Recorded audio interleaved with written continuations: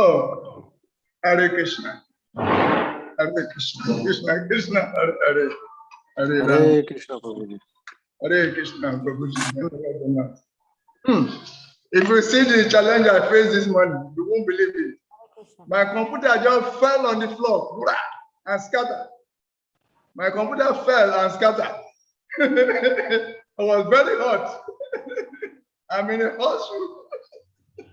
So I beg, forgive me. I was hurrying, trying to meet up and set up. Then the whole computer fell on the floor and scattered.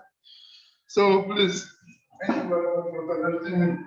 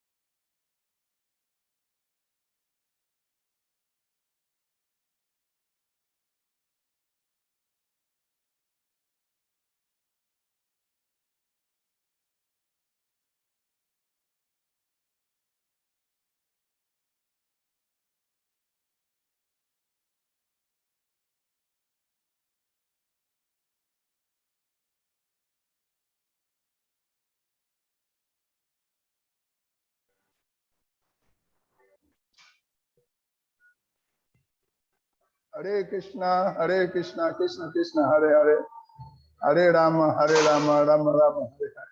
Can you hear me, please? Yes, Prabhuji. Hare Krishna. Yes, Prabhuji, we can hear you. Hare Krishna. Please forgive me. I'm very happy that I'm able to recover my computer halfway. Part of the screen is very dark now, but at least better little than nothing.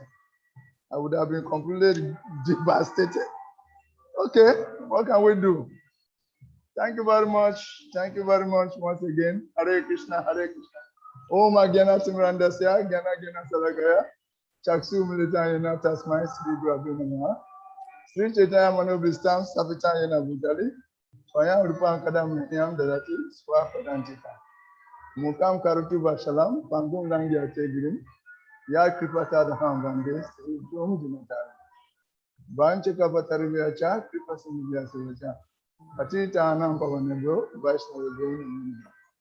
Sri Krishna Chaitanya Prabhu Nityananda, Sri Advaita Giridhar Sri Gauda Bhakti. Hare Krishna, Krishna Krishna, Hare Hare, Hare Rama, Rama Rama, Hare Hare. Hare Krishna, Krishna Krishna, Hare Hare, Hare Rama, Rama Rama, Hare Krishna, Krishna Krishna, Hare Hare, Hare Rama, Rama Rama, Hare Hare, Hare Krishna. So we welcome everyone to our Bhakti Sastri session today. And first of all, we're going to give a kind of recap of what we learned last time. And I will begin with where we started from. The spiritual Bhagavad Gita is to be in the mood of submission, just like Arjuna. Just like Arjuna, we should be in the mood of submission. That is the spiritual Bhagavad Gita.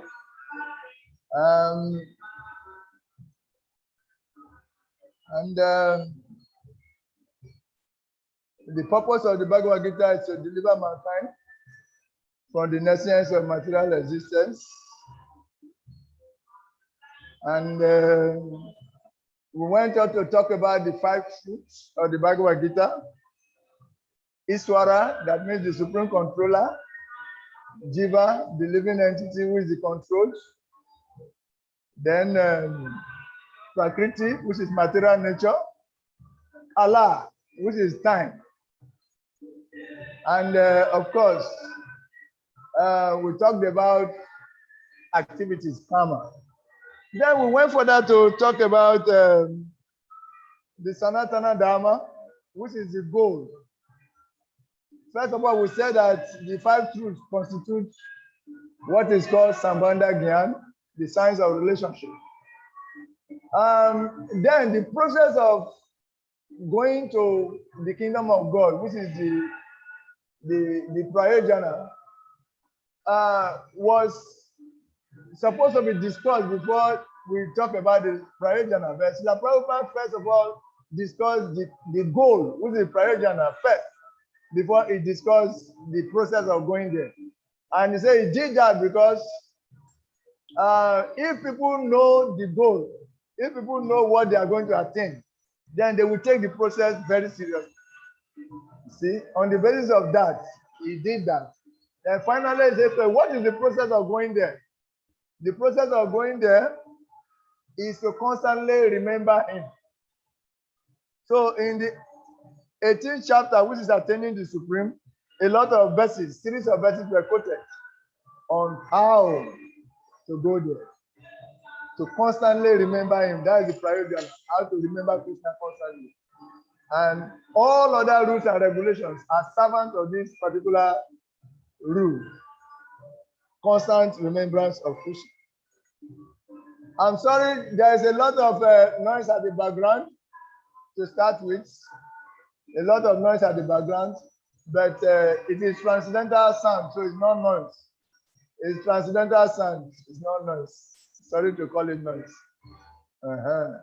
Then we went on to discuss the first verse of the Bhagavad Gita. Hare Krishna, Satan Prima Prabhu, please accept my obeisances. Hare Krishna. All grace to Prabhupada. All grace to you, Prabhu. Sorry, I was attending to something quickly. We need the hosting to share the screen, right? Yes, definitely. So let me give you the hosting so that you can be able to share. Okay, thank you very much for your kindness, Prabhu. Thank you. And be careful not to move the computer. Maybe if I move it now, something will go off. So you have to keep it steady. Okay, they are trying to give me the hosting rights so that I can share my screen. But we discussed the first verse of the Bhagavad Gita, and that is Dhamma Kshetra Kurukshetra. Where is it? Everybody should try and memorize that verse because it is very popular And it's a very beautiful verse. So you are now the host, Prabhu. Oh, thank you very much. Dhamashetra Kurukshetra, Samaveta Yuyu Savaha, Mamaka Pandava Chaiva, Im Akurbata Sanjaya. That in this particular sloka, Dhamashetra Kurukshetra, the word Dhamashetra and Kurukshetra, the importance of these places were emphasized, and we explained elaborately about it. Dhritarashtra was actually afraid of the influence of these holy places. Therefore, he asked Sanjaya, the secretary, that when my sons and the sons of Pandu gathered in the battlefield ready to fight, what did they do? That said, he actually knew what they were to do there. He knew what they were to do there, yet he asked. That is to expose the crookedness of Dhritarashtra, that he was a very diplomatic person. So he said that. But we see some other words that say, Samaveta Yutava, that they have gathered in the battlefield of Kurukshetra, Samaveta Bhakti Vrindaki Jai. Usually devotees gather together and do Mangala Arati. That is Samaveta. Samaveta. That is assemble together.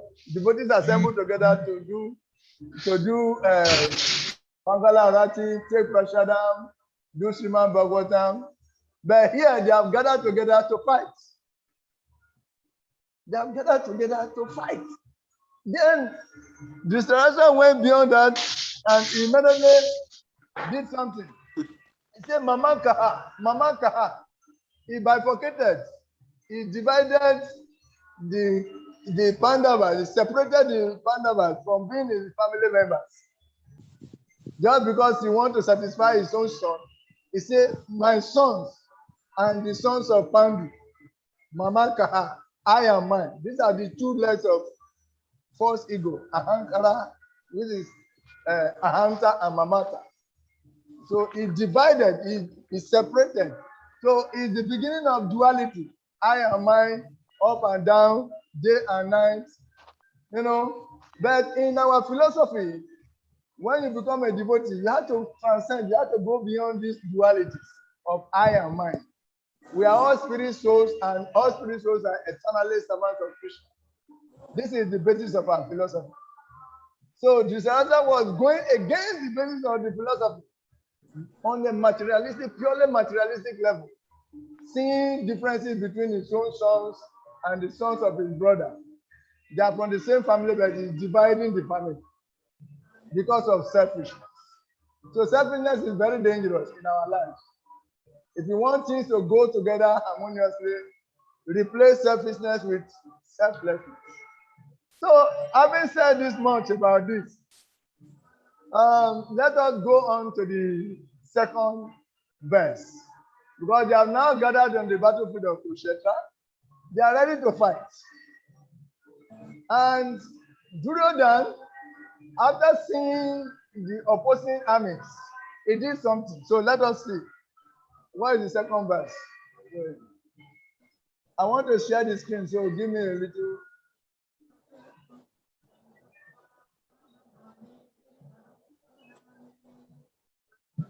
This is the second verse. Wait.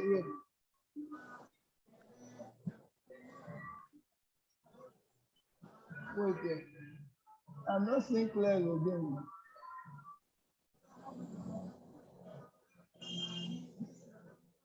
Can you see what I'm seeing now?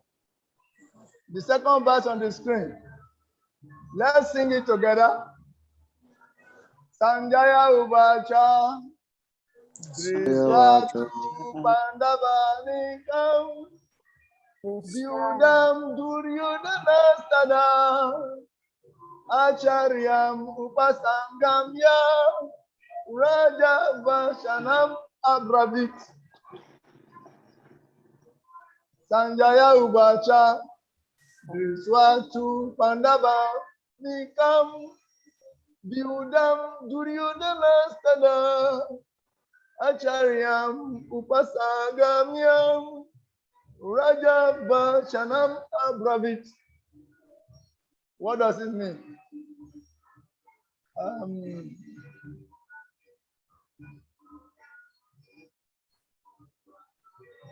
Sanjaya said, "O king,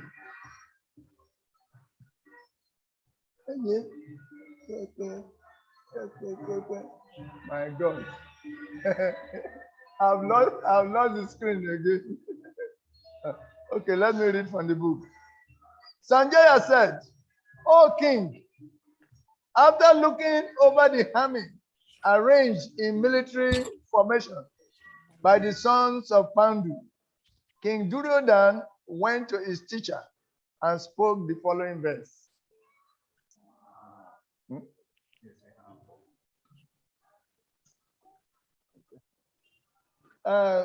Okay, it's a mistake. So Sanjaya is saying that Duryodhan saw the arrangement of the armies, so he went to his teacher. Yeah, Duryodhan has done something very wonderful. When we are in difficulties, we're supposed to approach our gurus. Even though Duryodhan is a diplomatic giant, he has done one nice thing. When he saw the armies on the opposing side and got a little bit confused, immediately he approached his teacher. So whenever we are in difficulties, whenever we are in a kind of confusion in our spiritual life, the first thing we should do is to approach our guru. Okay? When you approach your guru will clarify your doubts. You present everything without duplicity, what you are facing to your guru. Then the guru will give you a solution. So those who have not gotten gurus, they should just try to get a guru.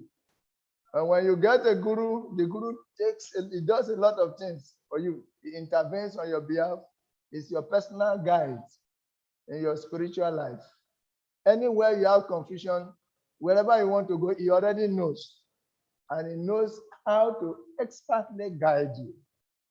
So those who have taken gurus, they are very fortunate. They have to take their relationship with the spiritual master very, very seriously. So that anytime they are in some dilemma, they should not waste time thinking about it up and down. They can think, but to make final decision, you have to approach your guru. Then the guru will clarify. It's neutral and it's for your benefit there. So it will just, without duplicity, without hiding anything from you, it will tell you exactly what you should do in that particular situation. The mind and the ego may come in between, but you should surrender it. Just carry out. If you carry out the order of the guru, you will surmount all kinds of obstacles automatically. So Duryodhan did this. When he saw the armies on the opposite side, he saw very great generals there. And he said, what? These are powerful personalities. We are going to talk about some of them because when they are mentioned specifically in the verse, we try to talk about them. These are powerful personalities. All these people are there on the opposite side. Hey, how to stand firm. This is a big battle. So he approaches Guru. What do we do? So please approach your Guru whenever you are in some kind of dilemma over anything. Okay? Let's go to the third verse. Sanjaya is relating this, that this is what Duryodhan did. The third verse, can we read together?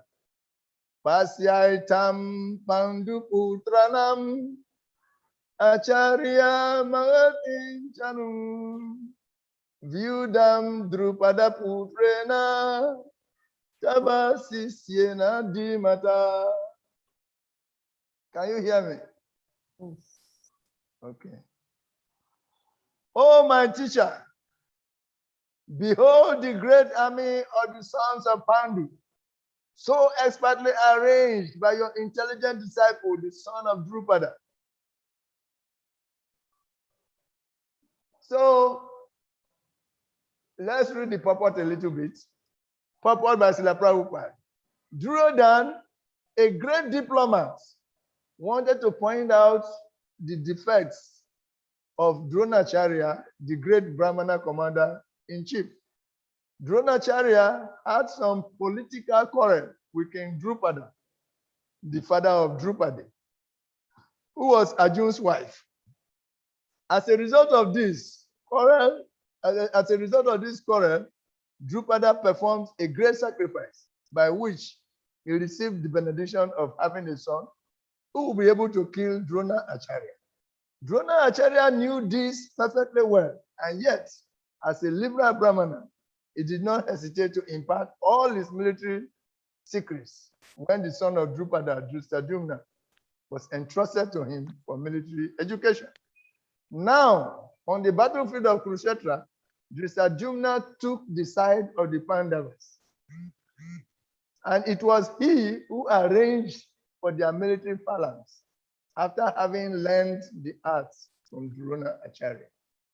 Duryodhana pointed out this mistake of Dronacharya so that he might be alert and uncompromising in the fighting. By this, he wanted to point out also that it should not be similarly lenient in battle against the Pandavas, who were also Duryodhana and Dronacharya's affectionate students. Arjuna especially was his most affectionate and brilliant student. Duryodhana also warned that such leniency in the fight will lead to defeat. Okay? This is a very powerful purpose. Duryodhana is very diplomatic. And he is now pointing out to Dronacharya, his teacher. Ansara Saban, please. Ansara Saban, I'm in a class. His teacher, he pointed out to him that, look, you have affection for the Pandavas, especially Arjuna, whom you taught, he was your best student. So there is the natural tendency for you to be lenient to him. If you do that, we are going to be in serious trouble. If you do that, we are going to be in serious trouble. So please don't be lenient to the Pandavas, especially Arjuna. Then he recounted the history that, look, do you know the person who arranged this, the armies of the Pandavas? It is Drustajumna. Drustajumna is the son of Drupada. And Drupada, you know, you had a quarrel with Drupada when you were young. You know, Dronacharya and Drupada were in the same school. But Drupada was a king, while Dronacharya was a poor Brahmana, very poor Brahmana. Yes. But they were.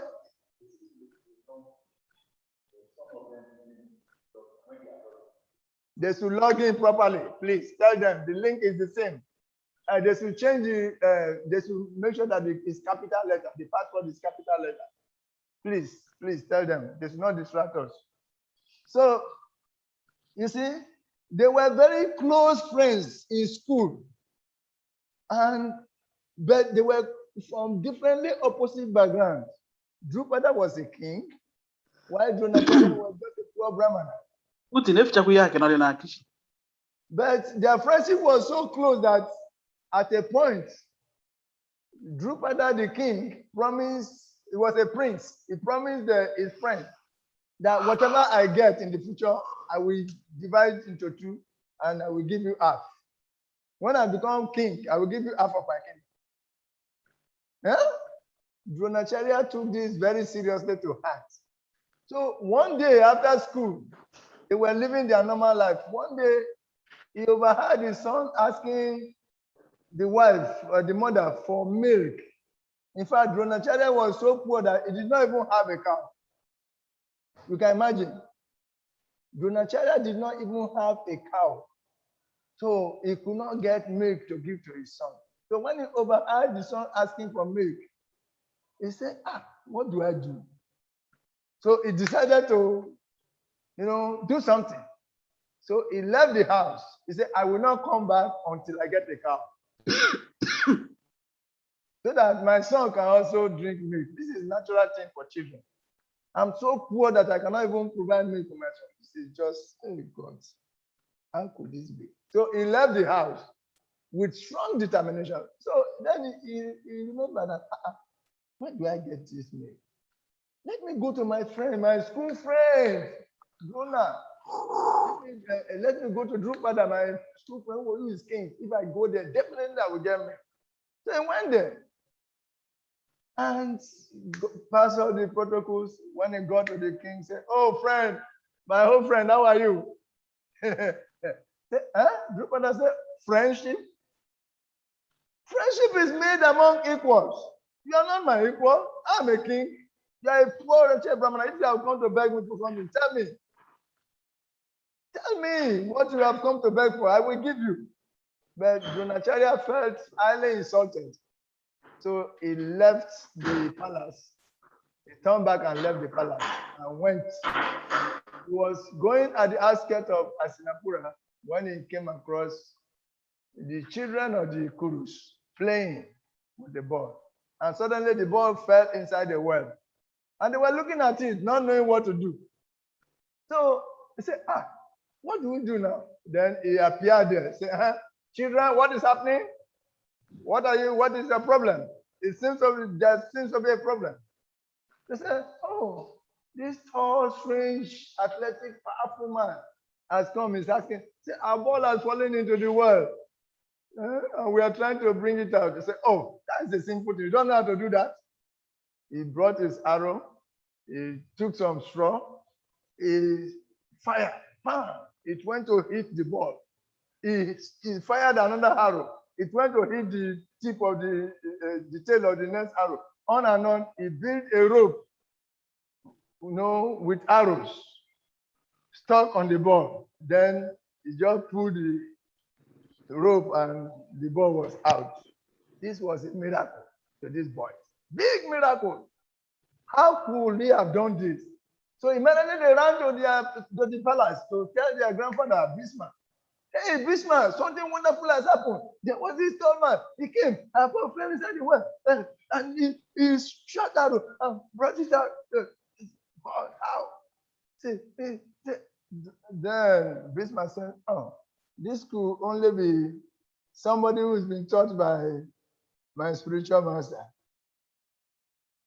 Somebody who has learned the science from Parasuram. So, and that could be no one other than Dronacharya.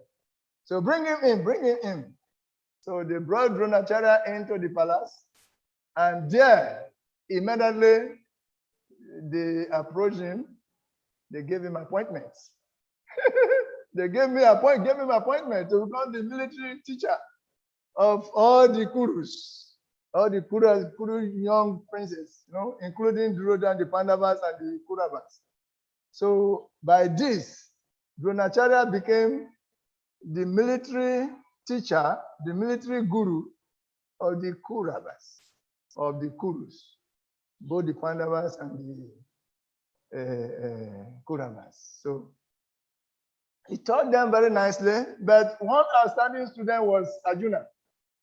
Arjuna was outstanding because, in fact, when others are sleeping, Arjuna is practicing. Arjuna never slept. He was always practicing. When others are snoring, he's practicing. So he excelled. Arjuna mastered all the arts. So he was outstanding among all the students. And the guru had affection for him. My most outstanding student. So after some years, when the children grew up to age, like 18 above, it was time for Guru Dakshina. Guru Dakshina is what you give to your Guru. That Dakshina you give to your Guru during initiation. You make some collections and you give some offering to your Guru because the Gurus were not paid. They do service. At the end, the students show gratitude. So the way to show gratitude was everybody went to their homes and they brought ornaments, clothes, chariots, some gave land according to their capacity. So Drona said, I don't need this. I don't need all this. Take your things back. I don't need them. I only need one thing from you. And what is this one thing? Capture Drupada, King Drupada, and bring him alive to me. That's all what I want from you. Go and capture Drupada and bring him alive. All the Kurus, they gathered together, they ran, they went to attack Drupada. And Drupada defeated them very carelessly. He defeated all of them woefully. And they ran back. They were defeated, some were injured seriously. Then Arjuna didn't go with them. Arjuna said, Gurudev, I can go and bring Drupada for you. Say, oh, okay, this is what I wanted. Try. Arjuna went. He confronted Drupada in a battle. He defeated Drupada. He disabled all his tactics and he defeated him woefully and bound him like a thief and brought him to his guru. Throw him down on the floor. This is Drupada for you. So Dronacharya laughed. He said, my old friend, Drupada, how are you? You are here bound like a thief in front of me. Now, can you fulfill that your promise of giving me half of your kingdom? Give me what I need is half of your kingdom. So in fact, he took half of the kingdom because it was already defeated. If he wanted to take the whole kingdom, he would have taken it. But out of mercy, he just took half of the kingdom, maintained the promise, and sent Drupada back. And Drupada became so offended as a Kshatriya, this humiliation is worse than death. He was so humiliated that this is worse than death. So what? What do I do? I will do something to retaliate. So he organized for a kind of sacrifice, very big sacrifice. And he did all that was necessary, very expertly.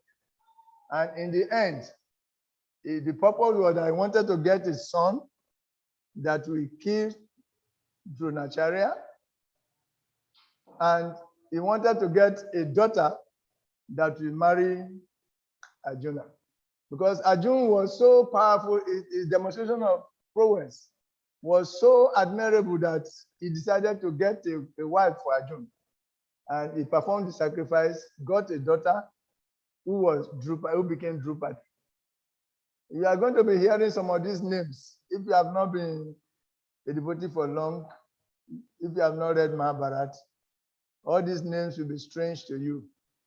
So that's why we are trying to take time to explain some of the names. If all of you are conversant with these names, we wouldn't go into details trying to explain some of the characters, outstanding characters. So please, just listen. If you can't get it properly, later when we meet one-on-one, we explain to you. But these characters are the characters in the whole Bhagavad Gita, the outstanding characters, and you need to know something about them. This is the background we are giving you. Okay? Okay? So this was the case of Drupada, Arjuna, and Drishtadyumna. So Drishtadyumna is the son of Drupada, and he was begotten for the singular purpose of killing Dronacharya. Now, Drishtadyumna is on the other side of the battle. In fact, Drishtadyumna went to learn the military arts from Dronacharya, the person he's supposed to kill.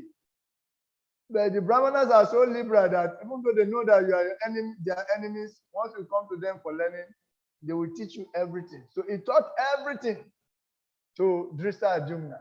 So being a powerful diplomat, Duryodhana is reminding him that you showed soft-heartedness to Drishtadyumna before and taught him all the military arts. Even though you knew that he came to learn this so that he can kill you, you taught him. Don't express such compassion here on this battlefield. Gurudev.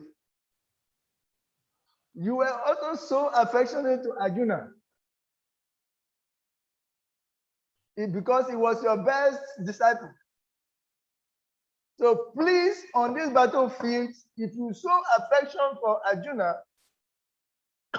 we will lose the battle.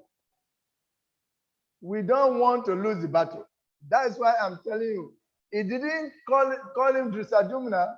He said the son of Drupada, so that he can technically remind him of his past times with Drupada and why Drisadumna was born. So the cause of your death is on the opposite side. So if you show any leniency, you put all of us in trouble. If you show any leniency, you put all of us in trouble. Don't do that. So this is the one. Okay? So let's see.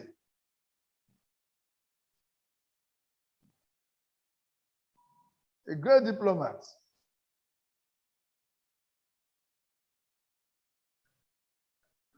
Oh, my teacher, behold the great army of the sons of Pandu, so expertly arranged by your intelligent disciple, the son of Drupada.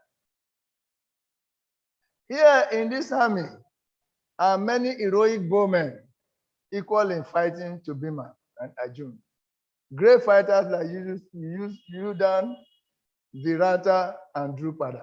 So he said, not only these persons are pointed out, but there are other great fighters, who are equal to Arjuna. So you have to be very careful. Don't show leniency. Please. This is the warning he gave. Okay? So now let us go to, in fact, this section of the Gita, this verse 3 to 11, you can say this is Durodan Gita. Durodan Gita, because Durodan is giving instructions. Durodan is evaluating the battlefields, is evaluating the armies, and is giving instructions. So this is Durodan Gita. Now, verse 4. Atra Suramaya Surasa Bhima Arjuna Samayudi Yuyudano Viratascha Drupadascha Maharataha. Here in this army are many heroic bowmen equal in fighting to Bhima and Arjuna. Great fighters like Yuyudana, Virata, and Drupada. Virata. Let us talk about Virata a little bit again. Virata was a very powerful king. And during the time the Pandavas were in exile, the last year, they were supposed to be incognito. That means if the Kurava detected where they were hiding and they exposed them, they will go for another term of 13 years of 12 years or 13 years of exile. So it's the most critical year. So during that year, they disguised and they were in Virata's kingdom. So somehow or the other, the Kuravas had a hint. So they went there. They went to Virat's kingdom and spied, and they actually attacked the kingdom. So that if they attack and the Pandavas are there, they will definitely come out. And once they detect them, they send them on exile for another 13 years. So with that intention, they went to attack the kingdom of Virat. But what happened was that Virata went to the battlefields and he was fighting furiously. But the generals on the other side were too powerful. Bhisma, Drona, Kana, so many Aswatthama, so many powerful Maharathas. So they defeated Virat. But while that fighting was going on, there was another attack from the other side of the city. So at this time, only the little prince, Uttara Kumara, was there in the house. They are attacking from this other end. So Arjuna, who was in disguise, he said, okay, Virata was boasting first. I would like to go and fight as a Kshatriya. I will defend my country. I will destroy all these soldiers. But the only thing I lack is a charioteer. If I get a charioteer, I will go and attack all these Kauravas and defeat all of them as a prince. So Yudhishthira, who was Kanka at that time, he immediately called his attention. Look, This person, Brianala, is a very good chariot driver. In fact, he was the chariot driver of Arjuna, the great Arjuna. This Brianala was the chariot driver of Arjuna. Say, is that so? Yeah, Brianala said, yes, I'm the chariot driver of Arjuna. And in fact, he said, look, I am Arjuna myself. I am Arjuna. He said, are you Arjuna? If you are Arjuna, okay, tell me the 10 names of Arjuna. Immediately, Arjuna recited all his 10 names. He said, are you truly Arjuna? He said, yes, I am Arjuna. You know what? This is our last year of exile, and we are hiding in this kingdom. But technically, the 13 years is over already. So he was not afraid of coming out. He said, look, you see that tree, which was very close by, Sami tree? On top of that tree, all our weapons are there. Drive the chariot, because Uttara Kumara, when he saw the armies, the generals, he was practically running away. So Arjuna has to pursue him and catch him. While the other generals were watching, what is happening? Look at these children. They are coming to the chariot driver. The fighter is running. His driver is running after him, catching him and putting. What is happening? Yeah, it was a drama, small drama for them. Like they were just enjoying themselves. Then when they said, hey, Dronacharya said, that looked like Arjuna. Immediately they brought the weapons down, the weapons that were hidden on top of the tree in the casket. They brought it down, opened it, and this is my Gandiva bow. These are my arrows. There was a forgeance there. Then he carried the Gandiva bow, he twanged it immediately. And he said, who could that be? Dronacharya said, that is Arjuna. This is Arjuna. So immediately he shot 2 arrows. The first arrow fell at the lotus feet of Bhishma. The second one fell at the lotus feet of Dronacharya. They said, this is Dandava Pranams, Gurudev. Arjuna offered obeisances to Bhishma and Gurudev of Dandava Pranams. That is the meaning of those 2 arrows. They fell at their feet. Say, wow, this is wonderful. This is Arjuna. Immediately, Arjuna went further without any delay and started attacking them. He sent 1 arrow, he cut off Bhishma's bow, he killed the chariot driver, he did the same thing to Dronacharya, he did the same thing to all the generals. He cut their arrows to pieces, individually defeated all of them.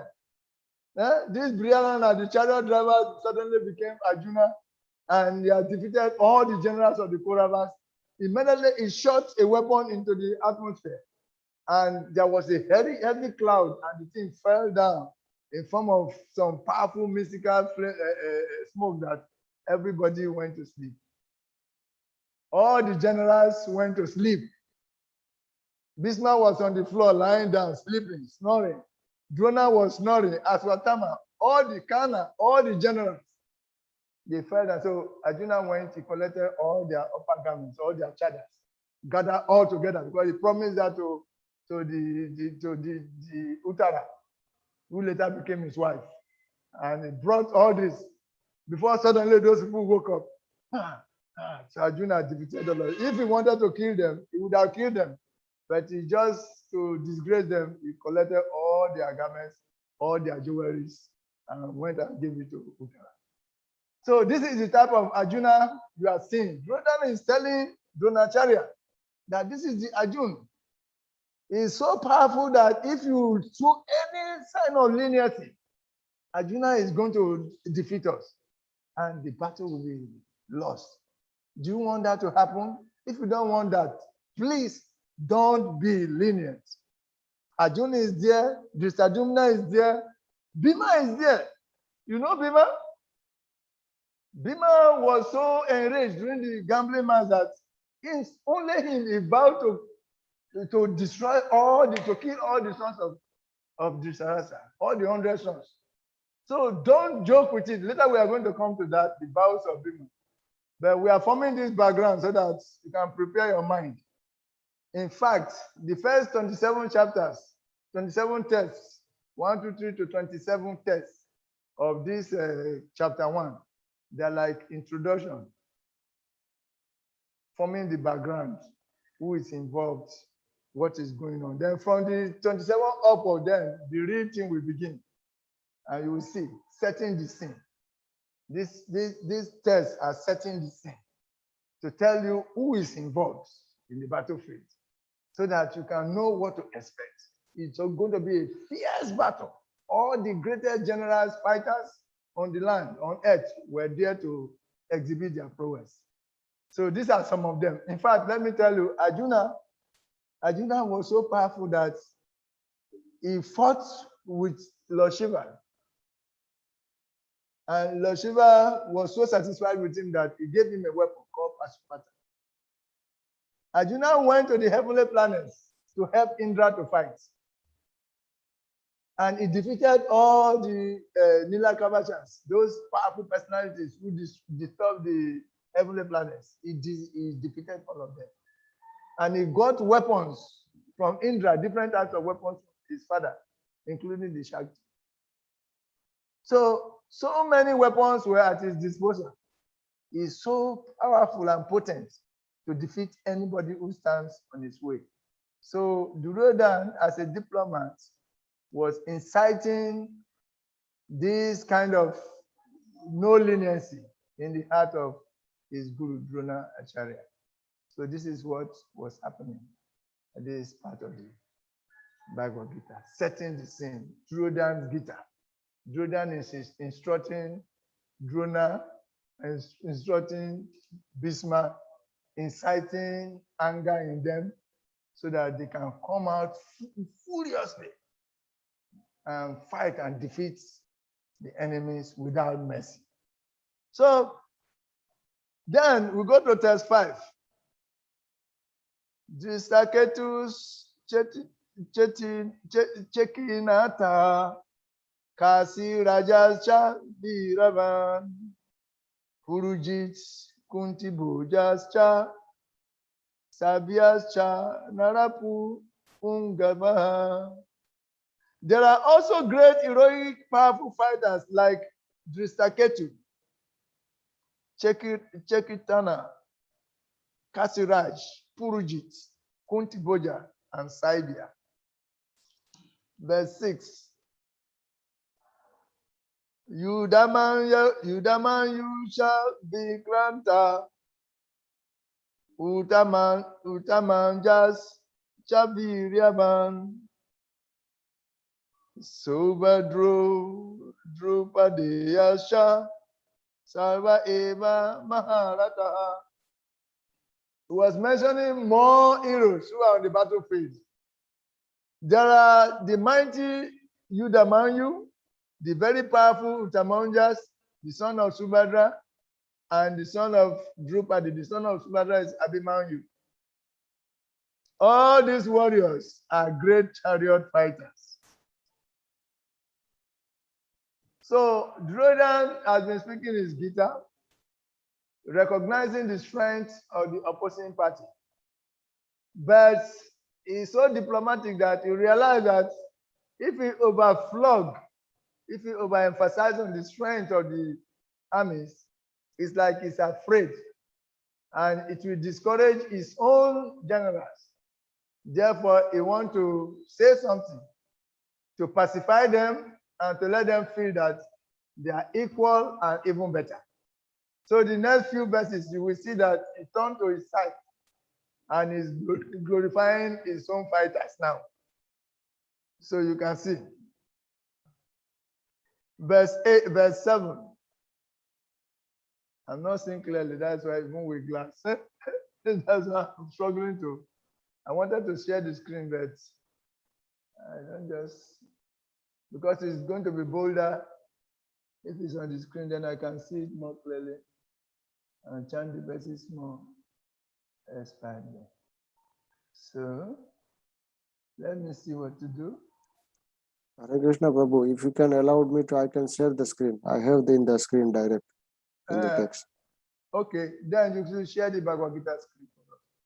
Oh, okay. But you have to give me the access to screen. And I don't know how to do it.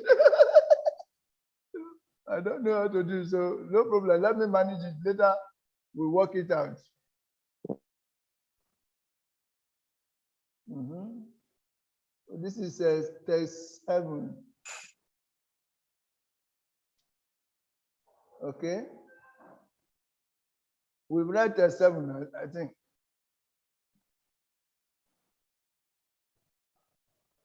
Okay. Asmakam tu bisis taye tamni boda dvijo tama nayaka mama sanyasya sangyata tan bravinite. Translation. But for your information, O best of the Brahmanas, let me tell you about the captains who are especially qualified to lead my military force. Earlier, Drisarasa said mine, Mamaka. Here, Drodan is repeating the same thing, riding on the platform of false ego. Say my armies, my armies, my armies. Drodan did not want to discourage those listening to his own fears concerning the Pandava's strength. Therefore, he added, let me tell you about the great warriors on my side. This is what is happening. So as a diplomat, he was able to do these things successfully. Now, verse 8. Bhavam Bismas Chakanas Cha Kripas Cha Samitin Jaya Aswatama Vikanas Cha Samadati Stataiva Cha. So you couldn't log in, eh? Okay. There are personalities like you, Bismarck, Kana, Kripa, Aswatam, Vikana, and the son of Somadatta called Buritswara, who are always victorious in battle. Now there's something technical there. Duryodhana was speaking to the two great warriors, Bhishma and Drona Acharya. Okay? While the king addressed Dronacharya, all the other fighters gathered to listen.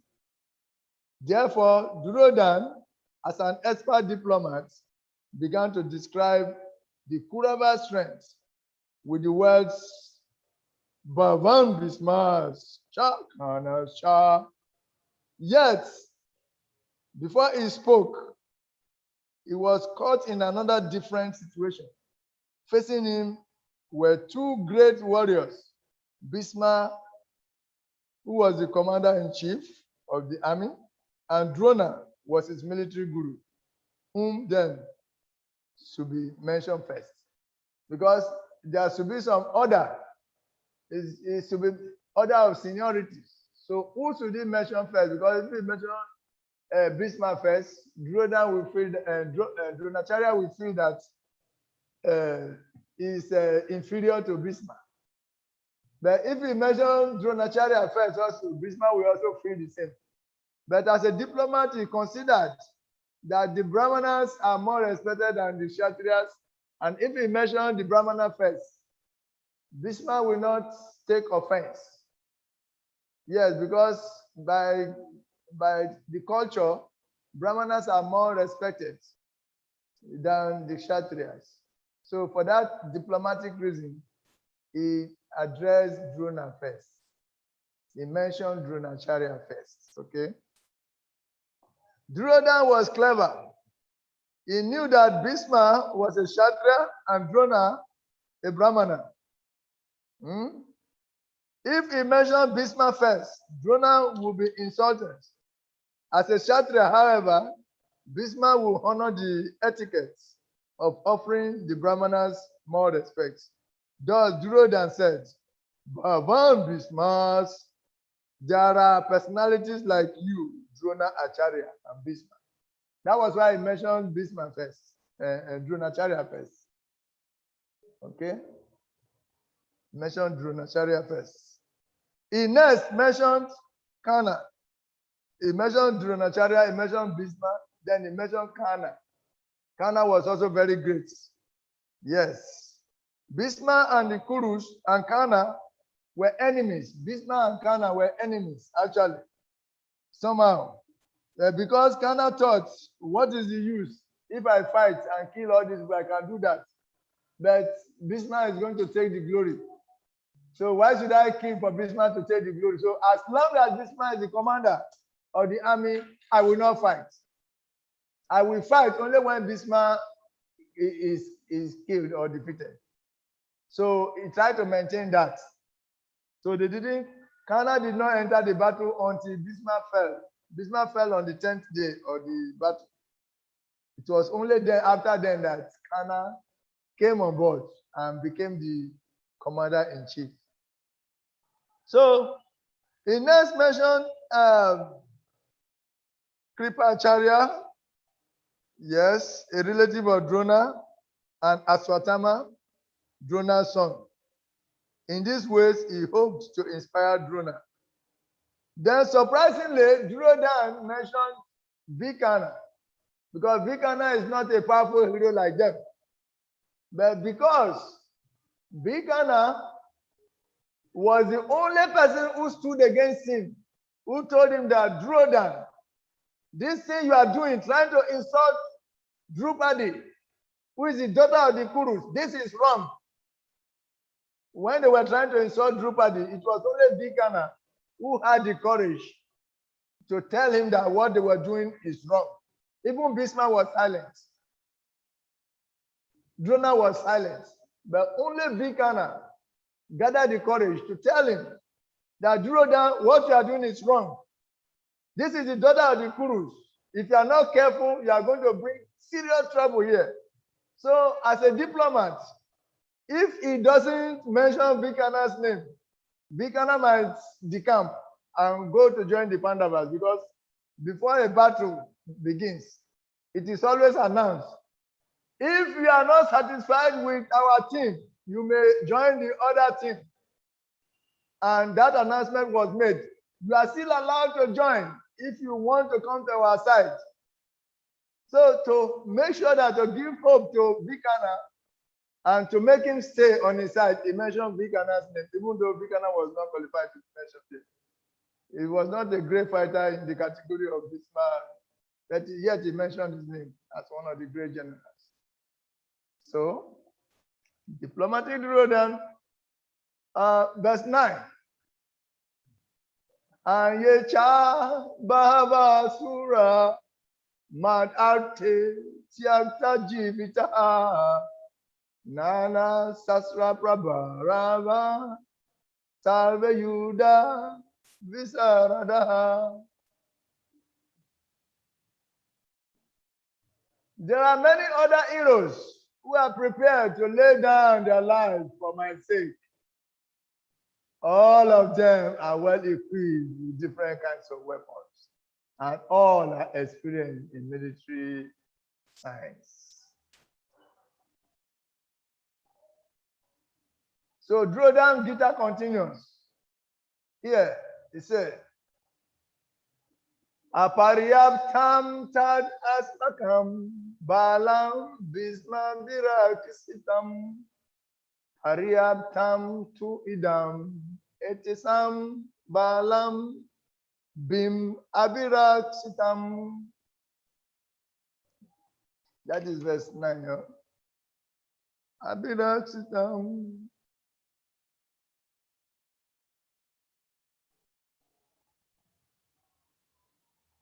Our strength is immeasurable, and we are perfectly protected by Grandfather Bhisma, whereas the strength of the Pandavas, carefully protected by Bhima, is limited. So, there's some diplomatic talk there also. There's some diplomatic talk there. It said here, Srila Prabhupada has translated the first words in the text, Apariyaptam, as immeasurable. And his purport explained the verse accordingly. Srila Baladev Vidyabhushana has also taken the meaning of Apariyaptam in that way. Srila Viswanatha Chakravarti Thakur, however, has given apariyaptam an opposite meaning. The introduction discusses acharyas differing. Thus, depending upon which way the word is taken, the first time or the first line or the verse can mean either our strength is immeasurable or our strength is insufficient. Our strength is immeasurable or our strength is insufficient. When you say our strength is insufficient, it's indirectly addressing Bhismadev. That Bhismadev has leniency for the Pandavas. Yes, he had affection for the Pandavas so much that Arjuna used to sit on his lap and he was very affectionate to them. But if he exhibits that kind of affection here, there will be trouble. So he's indirectly saying that our strength is insufficient because of the leniency and affection of Bhismadev to the Pandavas. On the other hand, our strength is immeasurable.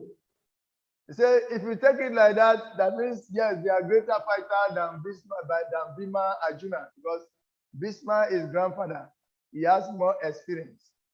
So if you take it the two ways, our strength is insufficient, our strength is immeasurable.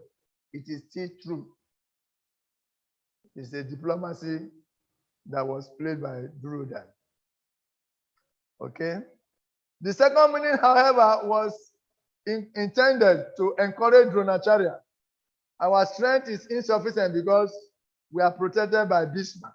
Bhishma was a formidable warrior, but because he favored the Pandavas, Duryodhana felt that he would not fight to his full capacity. Dronacharya took the second meaning and he understood Duryodhana's message to be our strength is insufficient because Bhishma splits loyalties.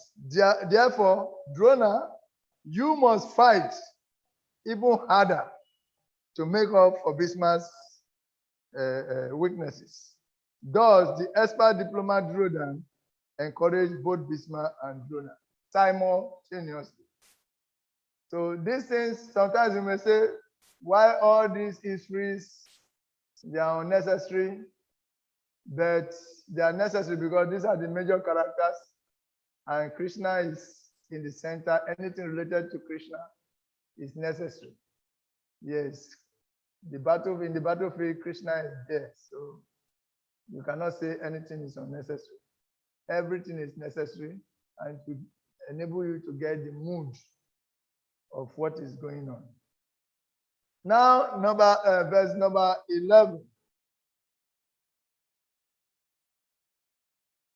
Ayanesu cha sarvesu yatabagan avasita Bisman eva birak santu bhavantaha salva ebai.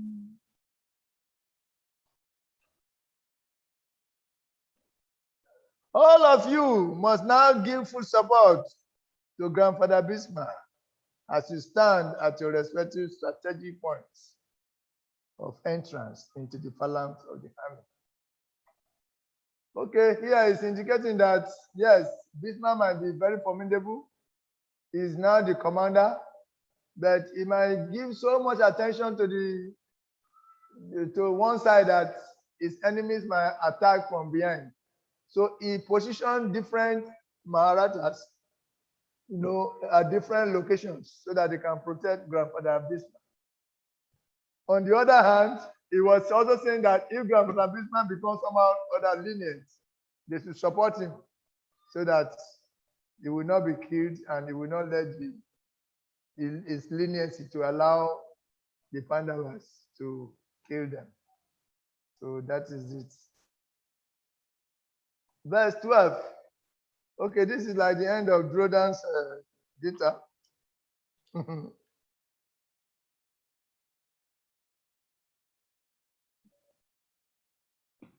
Verse 12. Kasya sanjan Tasya Sanjanayam Harsam Kuru Brida Pitamaha Simha Nadam Vina Joshai Sankam Damatu Pratapavan Pratapavan. That then this man, the great valiant dancer of the Kuru dynasty, the grandfather of the fighters, blew his conch shell very loudly, making a sound like the roar of a lion, giving Duryodhana joy. Yes, purport here.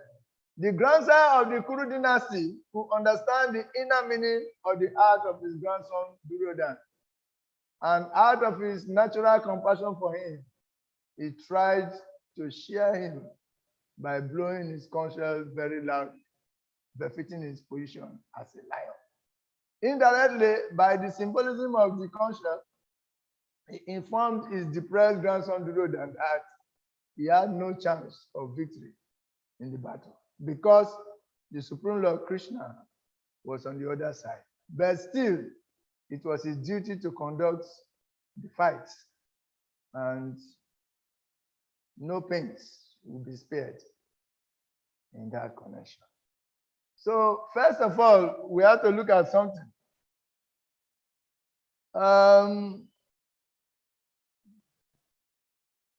Bhismadeva was actually a devotee of Krishna. It's a pure devotee of Krishna. Bhismadeva is actually a pure devotee of Krishna. But his relationship with Krishna is that of childbearing. His relationship with Krishna is that of childbearing. So it is said that actually Bhismadeva was more fortunate than Arjun. He was more fortunate than Arjun because Bhismadeva was right in front of Krishna, and he was having a direct darshan of Krishna. So Bhisma could see the dust covering the face of Krishna. He could see some wounds of arrows, the dust covering his eyelids, the dust covering his hair. You know, the dust from the battlefield was all over the body of Krishna. And this was an udipana. It was a stimulant to Bhismadeva because Bhismadeva's relationship with Krishna was that of childbearing. So he was very happy to see Krishna in this mood on the battlefield, and it was a service he was giving to Krishna. Bhismadeva was giving this service to Krishna. He was in front having this darshan, but Arjuna was at the back of Krishna, so he was not seeing all this. So technically, it is said that Bhismadeva was more fortunate than Arjuna because in that furious form, he was having a direct darshan of Krishna, while Arjuna did not have that kind of darshan. And let me tell you, we say Bhismadeva is a pure devotee of Krishna, but something made him to take the side of the Pandavas, or the Kauravas. Yes, he was living in the palace. He made a vow to his mother. When he took the vow of celibacy, people were disturbed. Then he made a vow that he's going to support anyone on the throne. Anybody who comes to the throne of the Kuru, he will give him full support. That was the vow and pledge he made to his mother. So somehow or the other, he was in the palace, and Duryodhana, he did not imagine that someone like Duryodhana will come and become king, will come and be on the throne. But it has come to be, and he has to maintain his vow. Therefore, he was there supporting Duryodhana, so that his vow to his mother will be fulfilled. And as a matter of duty, Bhisma was there on the battlefield as a matter of duty, and also for the fulfillment of his vow. He was on the opposing side of Krishna, even though he was a devotee of Krishna. And Bhisma realized that whether he's on this side or that side, whatever Krishna has arranged will come to pass. If it is Krishna's desire that the Pandavas win, they will win. Bhishmadev knew this perfectly well. Therefore, he was there to just do his duty and give the result to Krishna. Let Krishna decide the result. So he fought vehemently on the opposing side, but he was doing that as a matter of duty. Yes, and to give the best of service to Krishna in the form of a fighter. And Krishna was very pleased with him. Yes, so this was the technicality. These are some of the technicalities involved there. Then one point I want to mention again is that there were 11 divisions of soldiers, Akshurinis, from the side of the Kauravas, and there were 7 on the side of the Pandavas. This is put together 18. 18. Then the chapters of the Bhagavad Gita are also 18. 18. Yes. The chapters of the Bhagavad Gita are also 18. Yes. And also the battle lasted for 18 days. 18. The Ashwini soldiers that were dead, 11 for the Kauravas, 7 for the Pandavas is 18. The battlefield lasted for 18 days. 18. The chapters of the Bhagavad Gita are 18. And also this 18 represent that there are 18 divisions of knowledge. That all these 18 divisions of knowledge were present in the Bhagavad Gita. You have to open it first before it becomes relevant.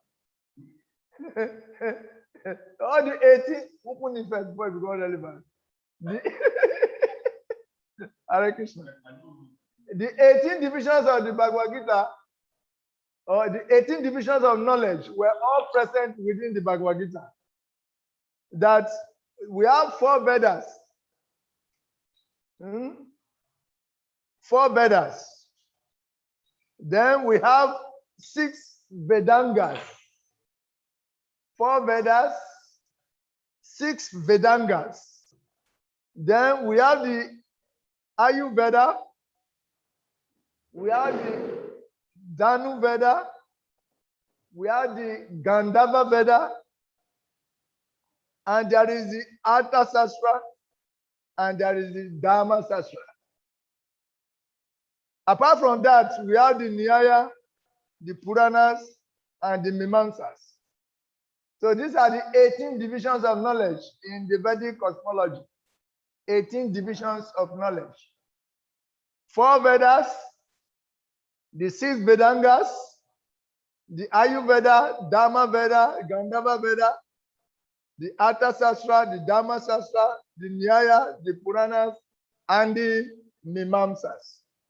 So there are different reasons why we have the 18 chapters of the Bhagavad Gita. 18 chapters of the Bhagavad Gita. Different reasons for that. And also, in the Gita Mahatmya, Krishna told Vishnu was explaining to Lakshmi that the first 5 chapters of the Bhagavad Gita represents his head. The second 10 chapters of the Bhagavad Gita represent his arms.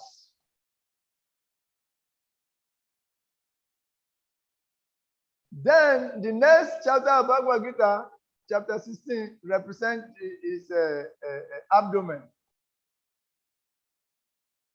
Then the last 2 chapters of Bhagavad Gita represent his legs. So Bhagavad Gita is having 18 chapters for various reasons. These are some of the reasons. Bhagavad Gita having 18 chapters for various reasons. Okay. Then again, we can move ahead. Bhishma was a pure devotee. Yes. Actually, his Easter Deva is Lord Narayan. The Easter Deva of Bhishma is Lord Narayan. And Krishna is actually the master of Narayan. Narayan is just an expansion of Krishna. So Krishna was, his Easter Deva was personally present in his front. So Bhishma was in ecstasy when they were in the battlefield. He did not think that he was fighting from one side. He was just doing his duty as a Kshatriya to give pleasure to Krishna. That was the mood of Bhishma. See, so that is it. Everybody have a relationship with Krishna, and Krishna relates with each and everyone according to the mellows, according to the ecstasy of the individual. You and me, we have a relationship with Krishna. Krishna relates to us according to that rasa, according to that relationship we have, the internal relationship with him.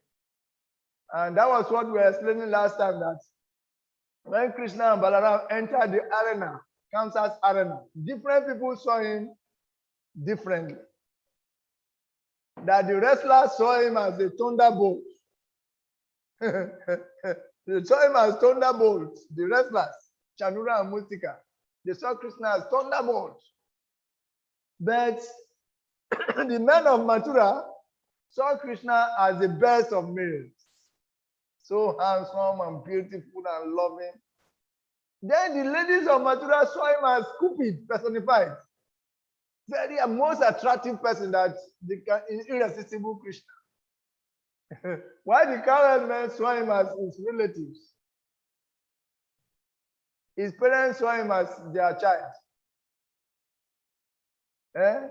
The impious kings, they saw him as a chastiser.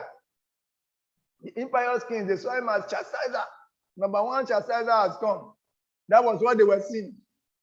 Then the Bojapati Virat, Mritu Bojapati Virat, that is Kamsa, was seeing Krishna as death personified. Kamsa saw Krishna as death personified. Then the yogis, they saw him as the super soul or the supreme absolute truth. While the unintelligent men saw Krishna as just the universal form. While the Vrishnina, Hara Devateti, the Vrishni saw him as the supreme worshipable deity. So in this way, different people see Krishna differently. Bhishma is seeing Krishna as Narayan, original Narayan, who is giving him his darshan. And as a Kshatriya, he is doing service to him. So he was doing his service without consideration of gain or loss or whatever. So this was what was happening. If I take this one, I think that I sang that because so let me take this one. So that is it. It was ecstasy for Bhishma. You see?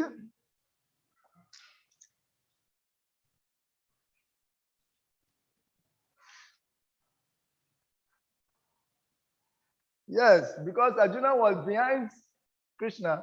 He was not as fortunate as Bhishma. Bhishma was in front of Krishna taking full darshan. So Bhishma's situation was powerful. And all the dust and the wounds and the chariots, the dust, on Krishna's hair, Krishna's eyelids, Krishna's face, and the blood mixed with the dust, all were just like stimulants. They were udipanas for Bhishma Dev. And it was very sweet. It was very sweet. So according to the meditation and ecstasy of the various devotees, the Lord assumed various forms. Just like an Indranila gem. There's a gem called Indranila Mani. This gem, any cloth you put on, it changes the color of the cloth.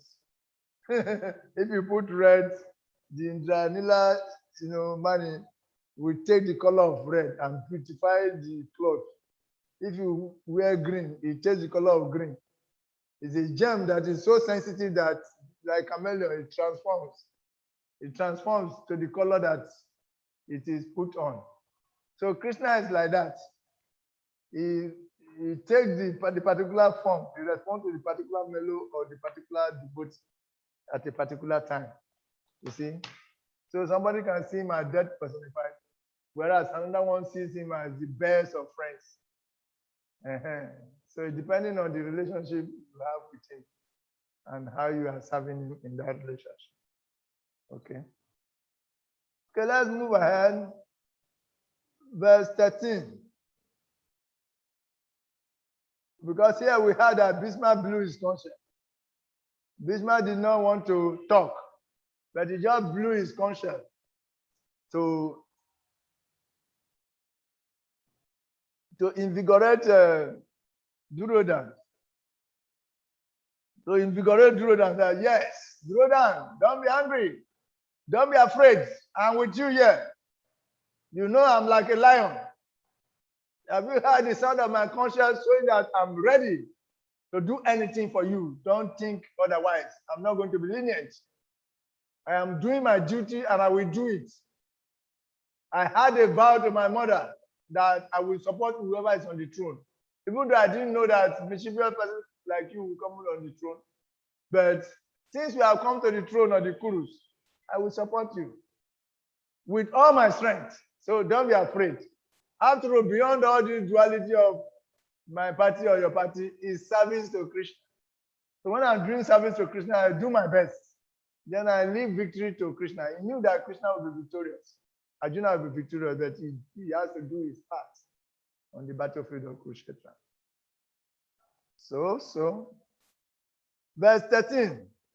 Tata Sankal Chaberiascha Panavana Kam Gomkaha Sahasaiva Viran Yanta Sasadal Tumulo Abhavat. Translation. After that, the concerts, drums, bugles, trumpets, and horns were all suddenly sounded, and the combined sound was tumultuous. Tumultuous. It was tumultuous.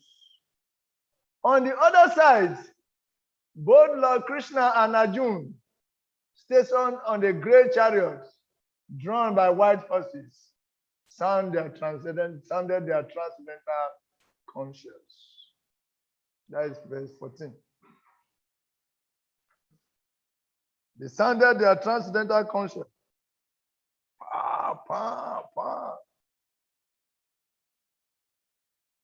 So let's read the purport here. In contrast with the conch shell blown by Bhismadev, the conch shell in the hands of Krishna and Arjuna are described as transcendental. The sounding of the transcendental conch shell indicates that there was no hope of victory for the other side because Krishna was on the side of the Pandavas. Yayastu Pandu Putranam Yesam Pakshe Janadana. Victory is always with persons like the sons of Pandu because Lord Krishna is associated with them. And whenever and wherever the Lord is present, the goddess of fortune is also there. Because the goddess of fortune never lives alone without her husband. Therefore, victory and fortune were awaiting Arjuna as indicated by the transcendental sound produced by the conscience of Vishnu. Oh Lord Krishna, oh Lord Krishna. Besides that, the chariot on which both the friends were seated had been donated by Agni, the fire god, to Arjuna. And this indicated that this chariot was capable of conquering all sides wherever it was drawn over the three walls. So these are the signs of victory. The signs of victory. Later, I'm going to show the slides. I'm going to show the slides that will show the summary of everything. These are signs of victory. Krishna's conscience is called Panchajaya. Panchajaya.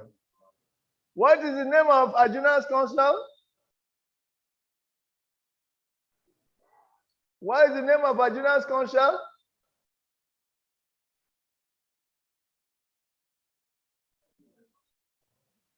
What is the name of Arjuna's counsel? Devdatta. Devadatta. Devadatta. That was the name of Arjuna's counsel. Then what was the name of Bhima's counsel? The name of Bhima's counsel.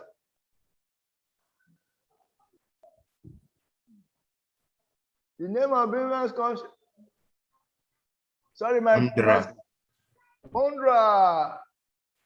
And what's the name of Sahadev and Nakula's counsels?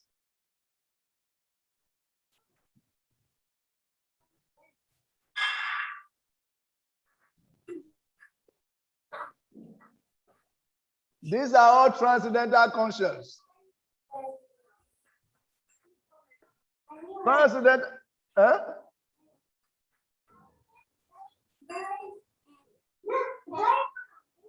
Manipuspaka is one of them. Manipuspaka is one of them. Anyway, later in the slide, I will show you all. Yes, I will show you all the.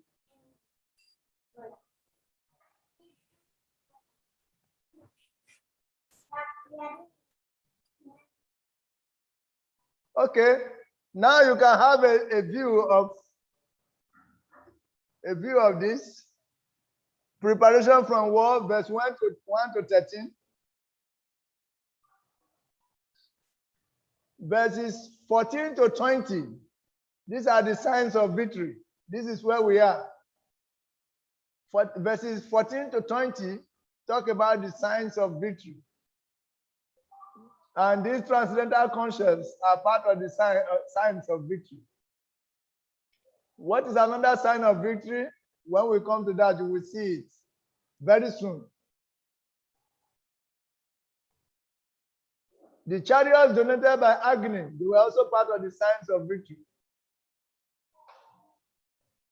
The goddess of fortune being on the sides, because goddess of fortune never leaves Krishna alone. So she's always there wherever there is Krishna. So our presence is a sign of victory also. Other signs of victory are there. So. Then verses 21 to 27. There, Krishna as Bhakta Vatsala. You know, Krishna as a servant of his devotee is there. Then verses 28 to 46. These are Arjun's doubts. So today we are going to stop at verses 27. We are going to go fast to stop at verse 27. Then tomorrow we go from 28 to 46. That's how we are going to go. That's how we are going to go. So we are already 3/4 into where we are there. We are going today. That's why I'm going slow now. I'm showing you some of these slides. Now, see the details. Chapter 2 to 3, this is Duryodhana's diplomacy and inner fear. The O king, after looking over the army arranged in military formation by, sorry.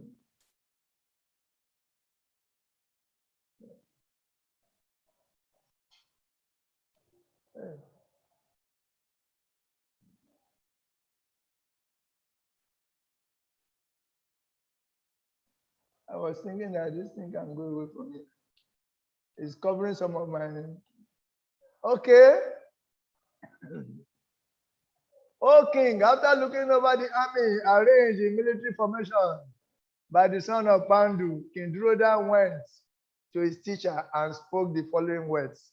We are making a little recap so that you can abreast yourself with what you have learned. Because that is the formula for teaching. You first tell them what you want to tell them, then you tell them what you have told them. You make internal summary. So I've told you something. I want to tell you what I've told you. Now, Why did Sanjaya speak like that? He wanted therefore to encourage the despondent king and thus assured him that his sons were not going to make any sort of compromise under the influence of the holy place. He was afraid of the influence of the holy place, and he, in his heart, Drusarasa did not want the war to stop because he believed so much in his armies, and he was thinking they were going to win. He didn't want to make any compromise. That's why even though Krishna talked, all the counselors, best counselors in the world spoke with him, he did not agree. But we see in the end. But first of all, you should remember that the Bhagavad Gita begins with a question asked by Dhritarashtra. But do you know that the answer to this question came at the end of the whole Bhagavad Gita? The Bhagavad Gita began with the question by Dhritarashtra, and the last verse, 1878, is the answer to Dhritarashtra's question. That wherever there is Krishna, wherever there is Arjuna, there is definitely going to be extraordinary power, morality, and therefore no victory for you. Don't expect victory when Krishna is on the other side. So this question asked by Dhritarashtra at the beginning, the answer is at the end of the whole Bhagavad Gita. So now let's see more of the summary. Preparation for war. Duryodhana diplomacy and inner fear. Why did Duryodhana mention Dhritarashtra as the son of Drupada? We said that he did that just to incite mercilessness in Dronacharya, because he reminded him of his antagonistic relationship with Drupada. What happened? How Dronacharya captured Drupada. Therefore, Drupada is very, very angry. And Drupada has gone to perform austerity to get his son to kill him. So don't joke. If you show leniency to Drupada's son, you'll be dead. Yes. So please, my military teacher and my commander-in-chief, don't be lenient. Why Bhima was named before everyone else? Because when Drupadi was insulted, Bhima took a vow to kill all the 5 sons, all the 100 sons of Dhritarashtra by himself. So even when there was opportunity for other Pandavas to kill them, they did not, so that Bhima can fulfill his vow. He killed all of them single-handedly from beginning to end. Duryodhana was the last person killed. He fulfilled the vow. And he promised to bring the blood of Dushasana, the one who personally pulled the sari, to wash Duryodhana's hair, because he grabbed Draupadi's hair and was dragging her on the floor. So Bhima vowed to make sure he uprooted those his hands, drink the blood there, tear his chest open, and drink. It was a ghastly scene. So Bhima was roaring everywhere on the battlefield, killing the sons of Dhritarashtra. So these terrible vows Bhima made, Duryodhana remember them. And immediately mentioned him. Bhima is on the other side though. Say, but Bhima is not as equal to you, Bhishma. So if you don't show leniency, you will defeat Bhishma. You will defeat Bhima. What is the purpose of such description in the Bhagavad Gita? So people may ask, by mentioning these great fighters, what spiritual progress do we make? We are meant for chanting the Hare Krishna Mahamantra. So by chanting the names of these great fighters, what do we gain? But the thing is that Niribanda Krishna Sambandhe, wherever there is connection with Krishna, that also becomes Krishna. So when all these names, including brother's name, is mentioned in relationship with Krishna, it is glorious. Anything that has a relationship with Krishna is glorious. That is why. Then Durodan's diplomacy and inner power. What made Durodan suddenly change the topic? Words of wisdom. This is intelligence. Once you calculate the opposing elements in fighting, the first thing is to estimate the enemy side, how strong they are, how they are arranged. Then, once you calculate how to counteract, how to fight with them, this is intelligence. A pragya, an intelligent man, not only thinks of the bright side of the business, of a business or anything. There is a darker side also. We should always think, if there is a thief, if there is some rogue, if they cheat us, what precautions am I going to take? See? So these are coming from the purport, the proper purport. So this is just a encapsulation, you know. Durodan's diplomacy and inner power. Was Vikana really a great fighter like the others mentioned here? The answer is no. But because Vikana was the only person that opposed Durodan when he was trying to derobe Drupadi, it was only Vikana who opposed it. What you are doing is wrong. Don't do it. If you do it, it is going to bring problem, serious trouble to the Kuravas. It bring problem to us. Don't do it. He spoke out. So fearing that he might decamp, he might change camp, because before the battle, the two sides, they declare, if you are not satisfied with the other side, you can still change over to our side. Oh, there is a chance, there's allowance. If you are not satisfied with your own side, you can change over to our side. Oh, then if you want to change, you can change before the battle begins. Understand? So this was why Durodan wanted to encourage Vikana that even though he had that mission, that he know that he's on his side, though, so he want to call his name among the great fighters so that he'll be encouraged to fight for him. He will forgive him for that thing he did, you know, for not listening to him when he was ordering them to derobe, to insult Drupadi. Then the word apariaptam had two meanings. That is, our strength is immeasurable.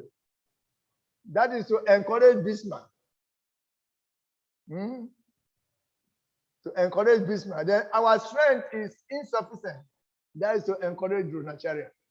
He used one word to encourage two generals. You see? Technically, so that Bismarck will relate to the side that encourages him, and Drona will also relate to the side that encourages him. And because Bismarck has leniency for the Pandavas, he said, because of that, we will not fight fully. So he said, our strength is insufficient. Because as long as Bismarck, who has leniency, is here in the front, he will not fight to his full capacity. He might not fight to its full capacity. Therefore, our strength is insufficient.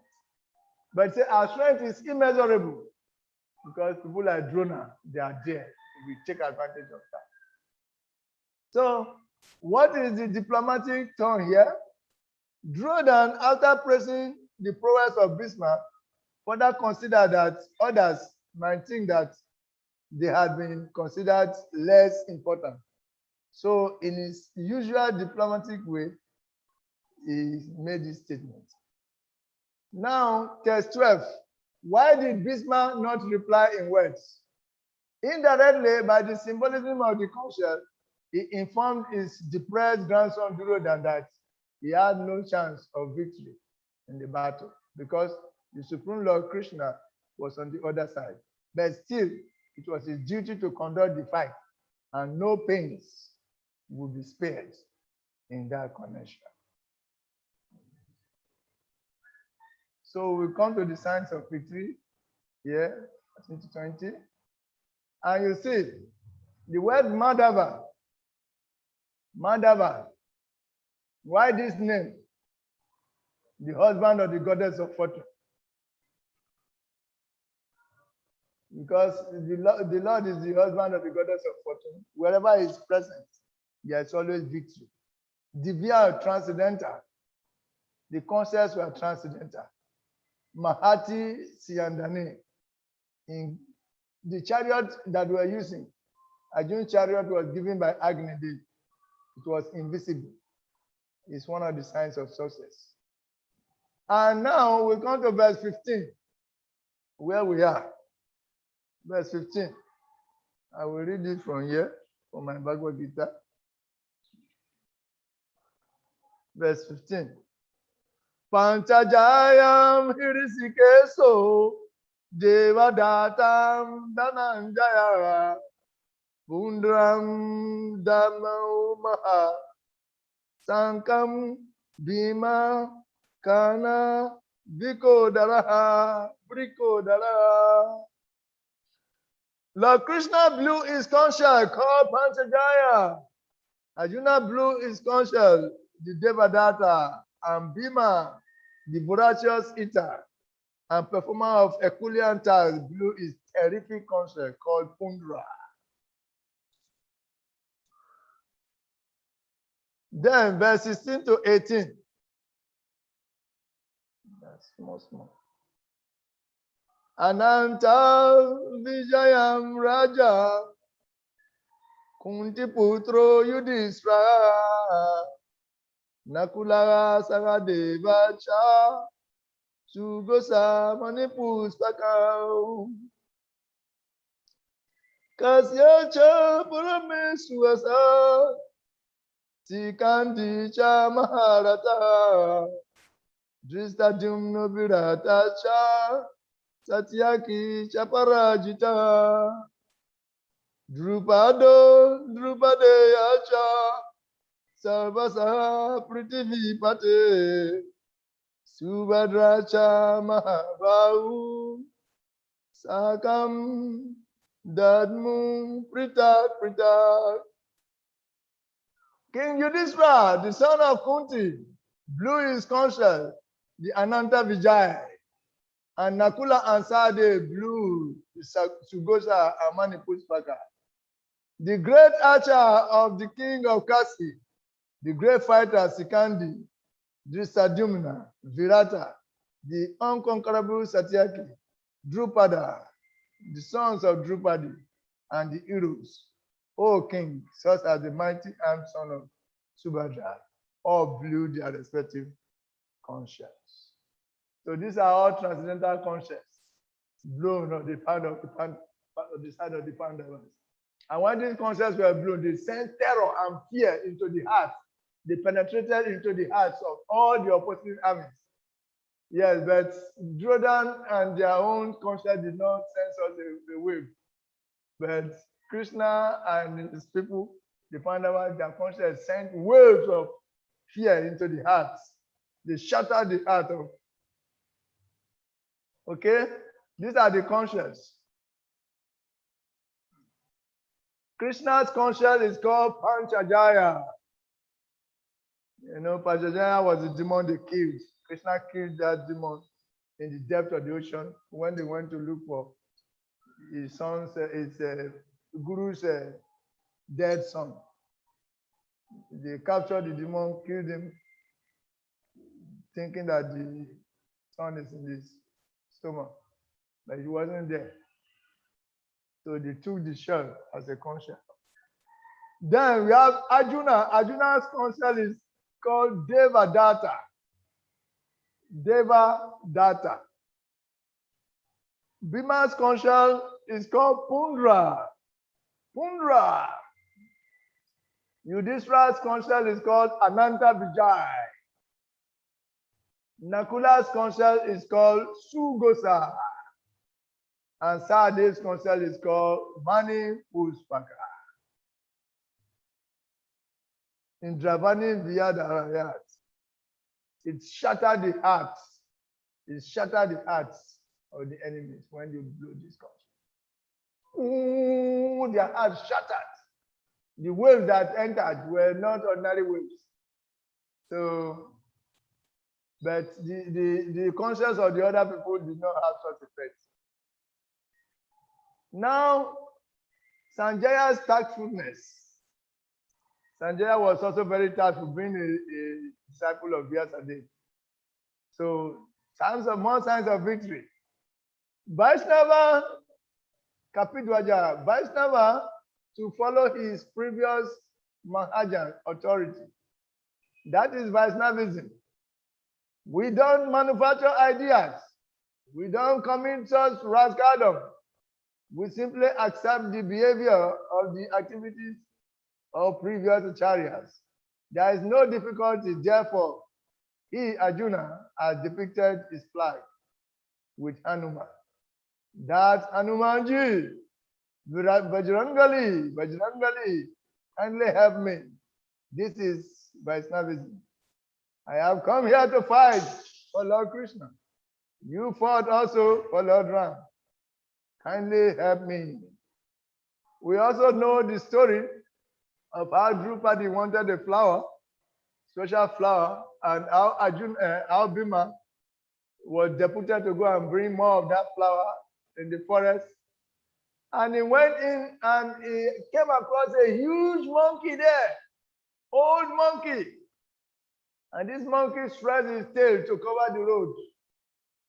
So the culture is not to cross the tail of the monkey, like crossing the leg of somebody.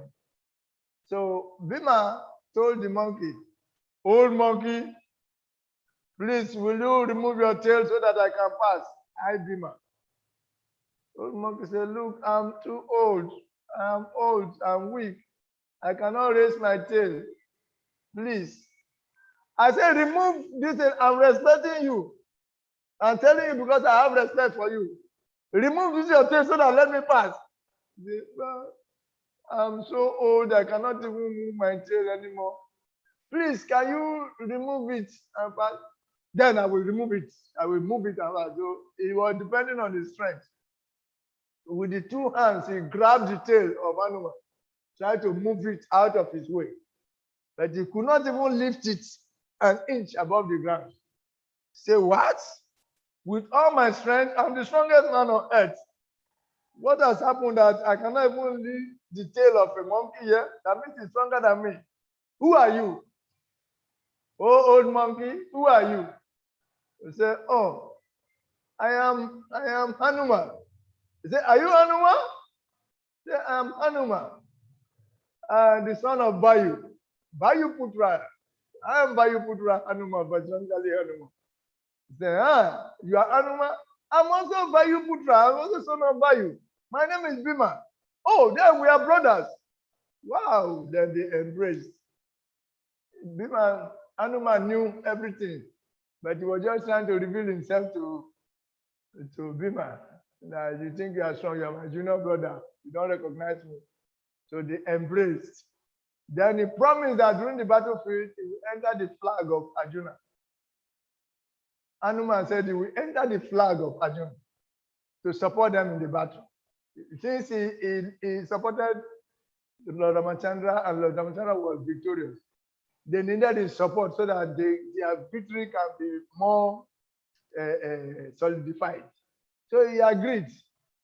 So he said, what I will do is that I will enter the flag of Arjuna. Then when you roar, I will reverberate the sound. When you roar like this, the animal in the flag of Arjuna will reverberate, will increase the frequency of the sound. Then it will go and shatter the heart of the opponent one. They put fear into their heart. So he was doing that. He was in the flag of Arjuna, unseen by anyone else. And he was there, sending terror into the heart of the opposing enemies. So this is the last part for today. Krishna Bhakta Vasala, says 21. Let's 21, 22. Let's okay.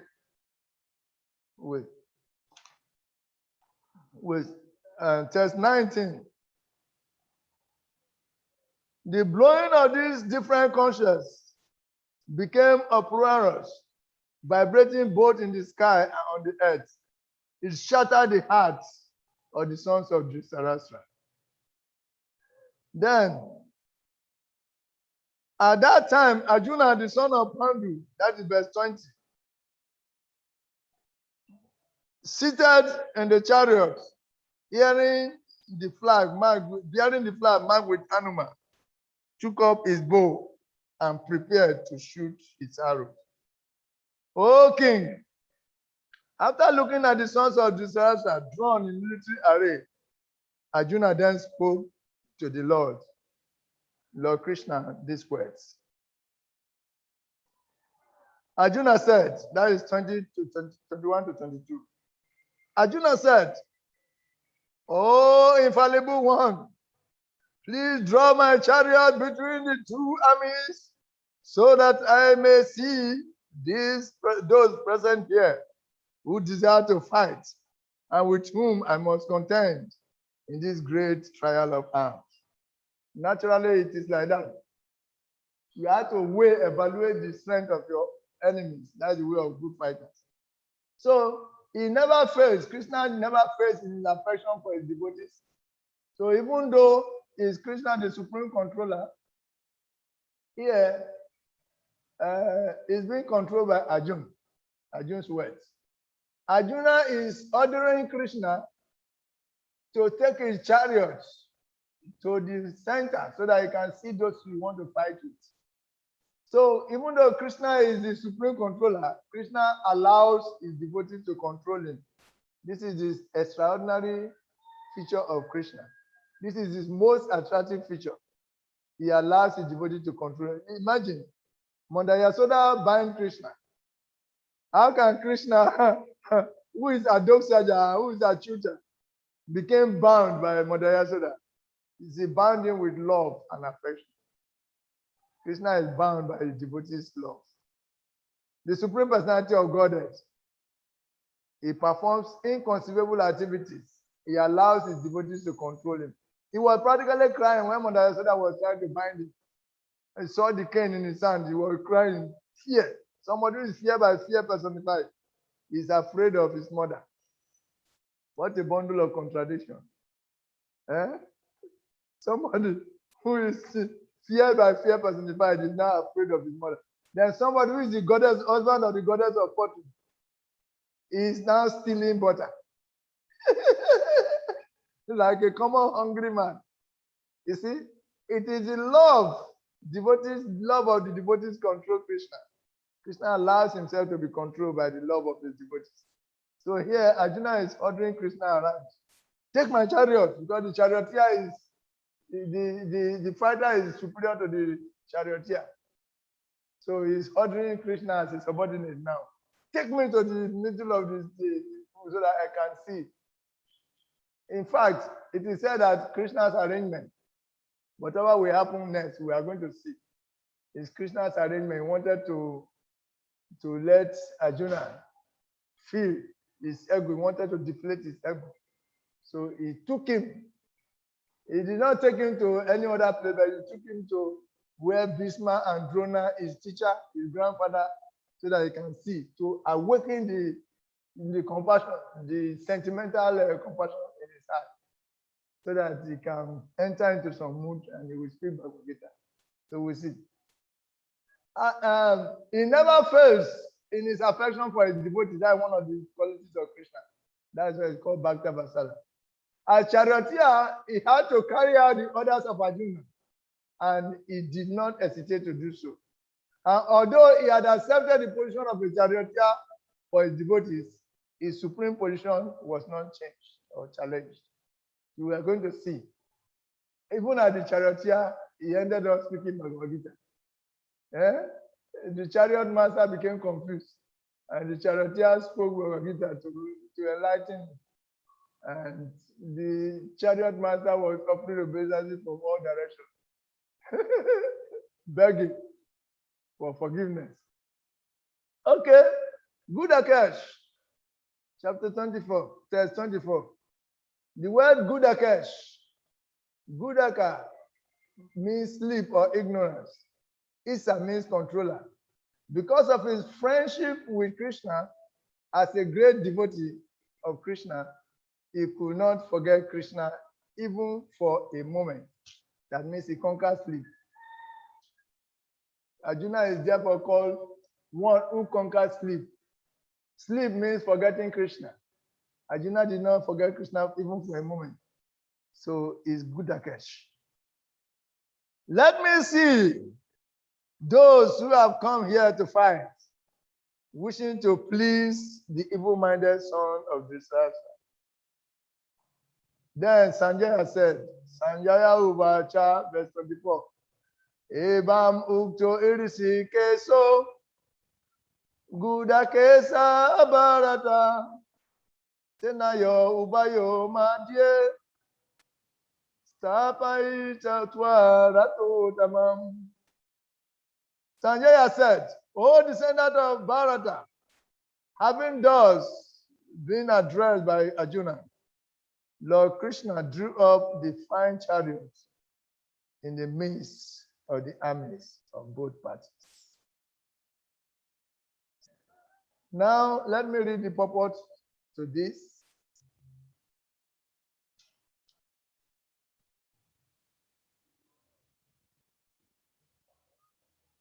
Purport. In this verse, Arjuna is referred to as Budakesha, Gaduka, means sleep, and one who conquers sleep is called Gudakesh. Sleep also means ignorance. So Arjuna conquered both sleep and ignorance because of his friendship with Krishna. As a great devotee of Krishna, he could not forget Krishna even for a moment, because that is his nature of a devotee. Either in waking or in sleep, a devotee of the Lord can never be free from thinking of Krishna's name, from qualities and pastimes.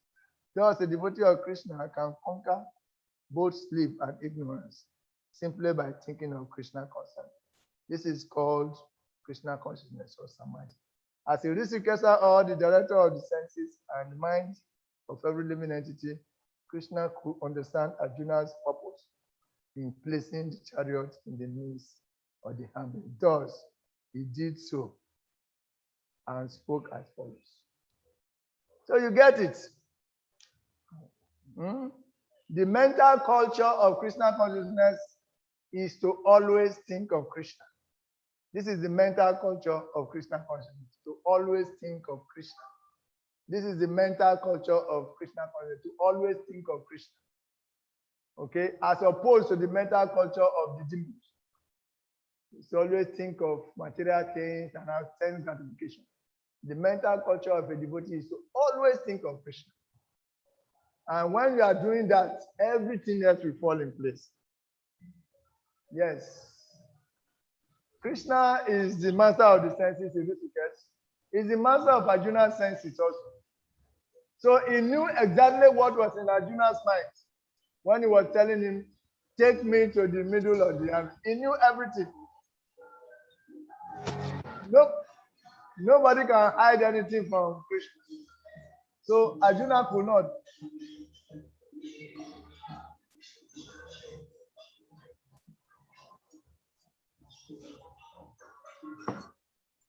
So you can hear the transcendental sound at the background. The holy name of the Lord is vibrating everywhere. So he knows everything by the wavelength of this sound that is happening outside. When the mantra, the supreme mantra is chanted, everything becomes revealed as the sun reveals everything in the daytime. Yatai damsi samidu agni, basmasat krute tata. Gyanan agni sarva karmani, basmasat krute arjuna. As a blazing fire burns everything to ashes. So there's the fire of transcendental knowledge born to ashes, all reactions to sinful activities. So Krishna, being Irisikesa, the master of the senses, he knows what is going on in everyone's senses, including Arjuna's senses. So Arjuna, when Arjuna said, take my chariot to the center, let me see those. He knew exactly what was in Arjuna's mind. And he obeyed him. He carried the chariot there. He threw the chariot there. So let me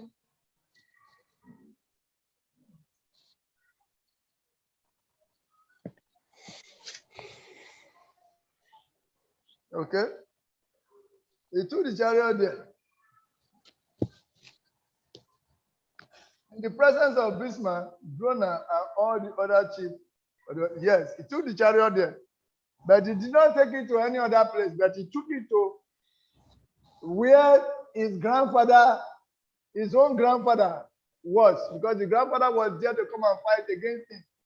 And his teacher was there. So he brought the chariot to where he could have direct access to his grandfather and his teacher. See them. See the people that are here to come out. Krishna has a plan. Krishna's plan is to incite fear, to induce fear in the heart of this man. Hare Krishna. Krishna has a plan. Krishna wants to incite fear into the heart of Arjuna. And therefore, he took the chariot to where Drona chariot was, where Bhisma Dev was. Yes. Sri Krishna Bhagavan ki jai. Ekadman Nitai Prabhu, you want to ask a question? Hare Krishna. Hare Krishna. Oh, that was just my bumble obeisances join the class later. Hare Krishna. You're welcome. So that is it. We are saying that Krishna is a Rishikesa, and as a Rishikesa, he knows what is going on in everyone's senses, including your own senses and mine. He's the master of the senses. So he knew what was going on in Arjuna's mind. Therefore, when Arjuna said, "Take me to the center, let me see those who are here to fight for the pleasure of this evil-minded ruler," Krishna knew exactly what was in Arjuna's mind. So, as Bhakta Vatsala is now acting as a servant of his devotee, a charioteer, he took him there. And did not take him to any part. He took him directly to where his guru was, where his grandfather was. He had Krishna as a plan. Krishna wants to incite that fear that we are working, that sentimental compassion in Arjuna. My grandfather wants to fight with me, my teacher he wants to put Arjuna into that bewilderment so that he can speak Bhagavad Gita. So please don't forget, Yoga Maya is the one that is forming all the background of Krishna's pastimes. Krishna putting Arjuna into Maya, it is not Mahamaya, it's Yoga Maya. By the same token, sometimes the devotee can be put into Yoga Maya. When Krishna wants to do certain things, want to utilize the devotee for certain things, or want to instruct others through the devotees, he can put him into a kind of Yoga Maya. We appear to be in Maya. Then in the process, Krishna will now give the message that he wants to give. So he's going to put Arjuna into Yoga Maya. It's not Mahamaya. He's going to cover him with his own Maya so that he can speak the Bhagavad Gita. So we see from this verse on, we are going to see exactly what will happen. And that's why the next part is entitled like Arjuna's bewilderment. You can entitle it as Arjuna's bewilderment. Arjuna will become bewildered. Zoom meeting. Then it will give reason, a lot of reasons as to why he will not fight. Then Krishna will now, when he finally surrenders, he put his bow down. I will not fight. I cannot fight. We give a lot of reasons. And they are very reasonable, they are very powerful reasons, potent reasons. In the mode of goodness. Powerful reasons. Krishna will take him beyond that level and will reveal to him what is actually beyond duality. That Krishna consciousness is even beyond the mode of goodness. Now, what you are telling me appears to be very nice. You are talking like a learned man, but you are actually fool number one. Because you do not know your real identity. So that is it. So a few more verses, then we stop for today. Sorry, we're almost there. Okay, 2 more verses. Two more verses. Bolo bolo. Two more verses. Verse 26. We want to stop at verse 27 to verse 26. Now, Arjuna could see within the midst of the army of both parties, his fathers, grandfathers, teachers, maternal uncles, brothers, sons, grandsons, friends, and also his father-in-law and well-wishers. You see? This is where Krishna took him to. Krishna took him to where he would see all these people. Because Krishna has a plan. Okay, so listen to this. Hundreds of millions of warriors were in the Kuru armies. Yet Krishna drove Arjun's chariot directly before Bhishma and Drona. Yes. In that way, Krishna forced Arjun to see that both his grandfather and his guru were determined to oppose him in battle. Krishna thus drew out Arjun's familial attachment so that he could speak Bhagavad Gita. No, Krishna was testing Arjun. It is only Kurus. It is only Kurus on both sides who were assembled. Not Kurus and Pandavas. They were all Kurus. You see, they were the same family members. You see, but it was Duryodhana who was trying to bifurcate them, who was trying to divide them into two. So Krishna wants him to see that it is your family members on the other side also. Arjuna, look at them. Look at Bhishma. Look at Drona. Look at your teacher. Look at your grandfather. Look at all of them. These are the people who don't think that. Okay? So that I can incite that, awaken that sentimental attachment. That is good. Okay? So that is it. So Srila Baladev Vidyabhusana add this explanation to Krishna's words. Because you are the son of my father's sister, I am going to serve as your chariot driver. But now you are about Ekadma Prabhu, please mute. Ekadma, mute. Yes. Ekadma Nitai Prabhu, please mute. Yes, Prabhuji. Yes. Okay. So, because you are the son of my father's sister, I am going to serve you as your chariot driver. But now, you are about to abandon your desire to fight. Thus, Krishna jokingly implied, what is the use of looking at the enemy's army? What is the use? Jokingly, Krishna is trying to tell you, okay, you want to see your enemies? Huh? Okay, come and see. See your grandfather, see your teacher, see your relatives. So what is the use of trying to see them? When you already know that you are all family members, okay, you want to see? Okay, let's go. He drove him to where he will see all those relatives. So in this way, Krishna affirmed the thoughts of Arjun's mind. Sanjaya described this scene to Dhritarashtra and then mentions family members, others whom Arjun sees before him. So we will stop here.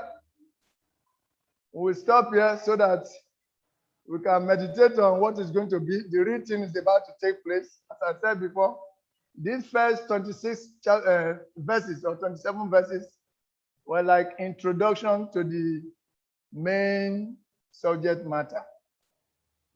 These first 27 verses are introduction to the main subject matter. They are background to the main subject matter. So from tomorrow, we are going to see what actually happened. So we stop here meditating on what will happen tomorrow. You can read ahead the rest of the chapter so that when we are discussing it, we can make it a bit more interactive so that everyone can participate. It's going to be very sweet. I've seen it. So we'll make it interactive. So read ahead so that tomorrow we'll participate. Thank you very much. Hare Krishna. Hare Krishna, Prabhuji. Thank you very much. Hare Krishna. If somebody wants to make one or two comments, we can receive that before we close for today. Prabhuji, I have one question, but I will ask tomorrow because there is no time. Okay, good. We can start with that tomorrow. Okay. You can start with your question tomorrow. Hare Krishna. Thank you very much. All glory to his confounder, chariots like AC Bhakti Vedanta Swami Prabhupada ki jai. Jai. All glories to all device now devotees. Hare Krishna.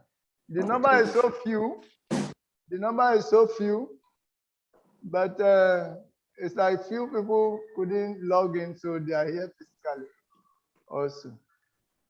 The numbers appear to be so few. I've taken notice of that, and I'm going to ask individual devotees why that attitude, epileptic attitude. Are they having spiritual epilepsy or not? Then the cure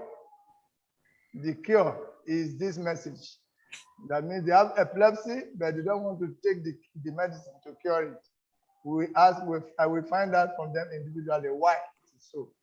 Then we shall see from tomorrow's attendance. Hare Krishna. Thank you very much.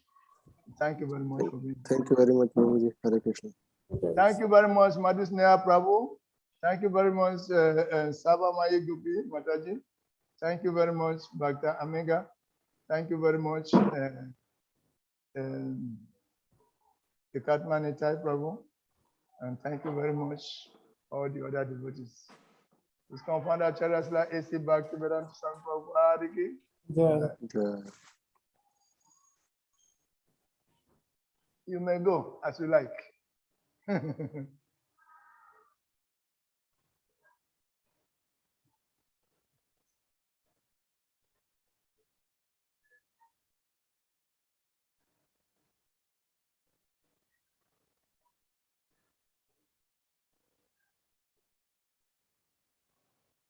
Ekatma Nitai Prabhu. Ekatma Nitai Prabhu. Ji Ekatma. Yes, Prabhuji. Hare Krishna. Goranga. Unmute now so that let me see your face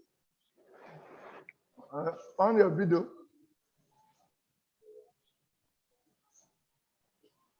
Hare Krishna. Haribo Goranga. Go Ranga. You know, in Africa, the thing is that the attendance is so epileptic. Somebody come and left.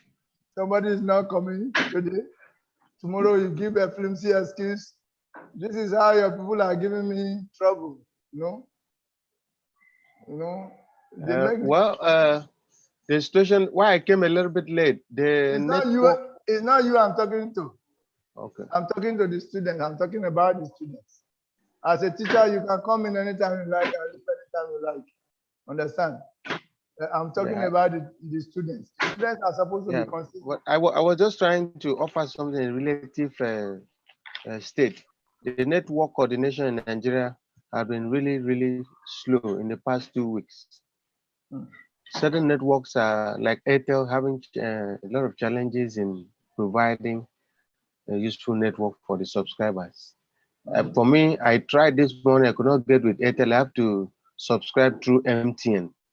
And to get out and get a recharge card took some time. So that's a challenge in Nigeria, you know. Okay. But like you said, on the side of the student, they should not have any excuse because they are the people who need the service more than others. Thank you very much for your wonderful class. It was so inspiring. And today I've got to learn the more reason why Krishna decided to take the chariot where where Bhishma Dev and Dronacharya were, so that he could actually see that the people were to contend in the battle were his own family members, and he could raise an opportunity for the Gita to be spoken. So that was intentional. Yes, intentionally Krishna did that. And actually, let me tell you, miss something. I don't know if you know before that the first question that the disciples asked, the answer is the last verse. So how interesting it is. The whole Bhagavad Gita starts with Dhritarashtra's question, and the answer to that question is in the last verse. That is one revelation. Yeah. Then, Okay, now, if not that for time constraint, I would have loved to ask this in the interest of the rest of the students as well. That is about why did Krishna not consider the point raised by Arjun, which was also relevant. Why That will you want me to contend in this ghastly warfare, whom you know that destroying family tradition is so heinous and dangerous, and people who do such goes to a special hell and suffer perpetually. I sometimes I get doubt in finding reasons to see why Krishna saw his own reason as above that question put by Arjun, which was also scriptural. Arjun was quoting the scripture. And the Lord says, for my purpose, because I desire this fight, so you get engaged. Why did the Lord not consider the quest of Arjun? Because the empathy was rose from his understanding, from his scriptural understanding that people who get engaged in destroying family tradition will suffer perpetually in hell. Ekatman Nijai Who Prabhu. will kill this? Yes. Ekatman Nijai Prabhu. We are coming to that Yes, tomorrow, not Prabhuji. today. It's not part of Okay. today's topic. Tomorrow we are finishing Okay, the I chapter. reserve it. Yes. I So that reserve it. you can bring it up in the presence of all of them so that you can trash it. But I don't before know whether that, it's relevant. it's very relevant, very, very. But Okay. I want Okay. to give another revelation to tell you that you missed something again. You are a teacher, Okay. but you would have enjoyed the Of next course. chapter. I know you enjoy nectars a lot. Do you know why the Bhagavad Gita is in 18 chapters? Why the Bhagavad Gita is built into 18 chapters? Yes, some of the reasons. Well, to the best of my understanding, the Lord purposely construe it that way, that it could have an opportunity to educate the later population of the world through Arjun, the successive means of devotional service. First, starting with using the incident of the war as a scenario, and then he started in chapter 3 explaining the different processes of attaining him by Kama Yoga, and then he went to devotional service.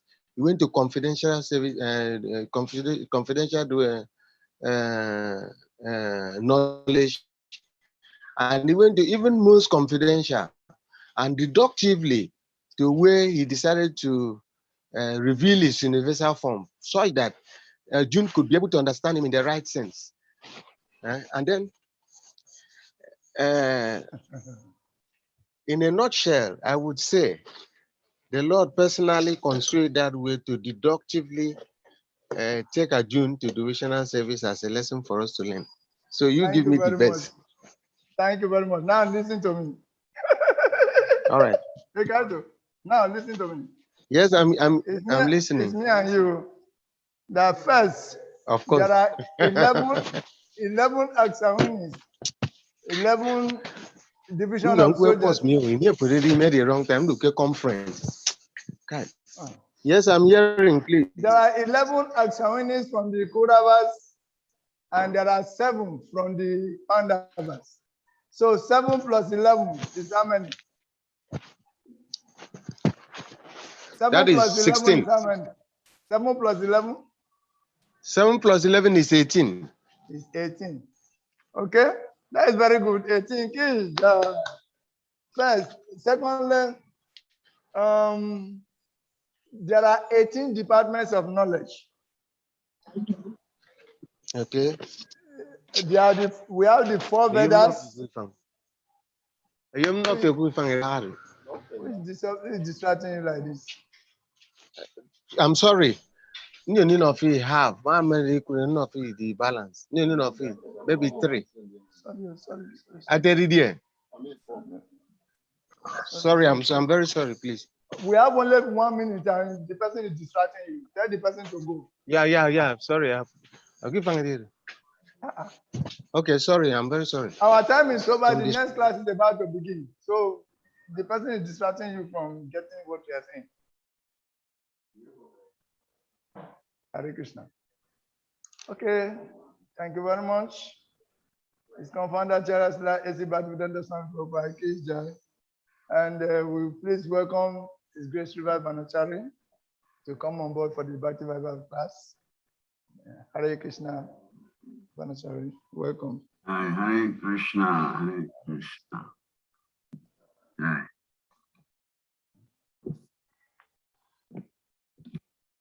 Instruction. That is running. Hello. Man, it's over. Our time is over now. We are in a Bhakti Bible time now. The person has successfully distracted you. So now, wow, they purposely. I'm very sorry. This is African station. I have put on notice that on Saturday, Sunday mornings, I am engaged between this time to this time. I don't know why my callers doesn't understand this. Sorry, please. Anyway, it's okay. It's okay. Tomorrow we'll see now. It's time for Bhakti Please, Bible. can you just say something, please? Don't be upset. Hey, You're about to it's, say. it's time for Bhakti Bible. It's 10 o'clock. And we are. Oh my God. I said there are 4 Vedas. There are 6 Vedangas. There is the Ayu Veda. There is the Danu Veda. There is the Gandhava Veda. And there is the Artha Sastra, Dharma Sastra. And then there are the Nyaya, Puranas, and the Mimamsas. These are the 18 divisions of knowledge. Okay. There are 18 divisions of knowledge. And there are 18 chapters of the Bhagavad Gita. 18 departments of knowledge. All are within the Bhagavad Gita. So this is one of the significant that Bhagavad Gita is in 18 chapters. Because the departments of knowledge are 18. And they are the Vedas, the Vedangas, the Ayurveda, Danu Veda, Gandhava Veda, Artha Sastra, Dharma Sastra, Nyaya, Purana, and Mimamsa. So that is what I wanted to drop. It's a kind of exoteric presentation. This idea you just dropped, I wish I can record it. I need to. Don't worry, me and you, we can talk later. All right. Please, it's Maharaj time. Srimad Banachari is here to take on back to my back. All right. The link is still the same? Yes, it's the same link. All right. Hare Krishna. Hare Krishna. Thank you very much, brother. For your information, my computer fell on the floor. Half of it is dark now. It's so pathetic. Oh, sorry. I was rushing to come and start only for computer to crash on the ground and made the whole thing better for me. So I have to start looking for computer again now to go and repair it next week. Go Ranga. Go Ranga. Haribo. Hare Krishna.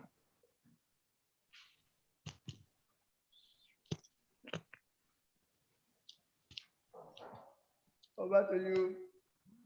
You have an challenge?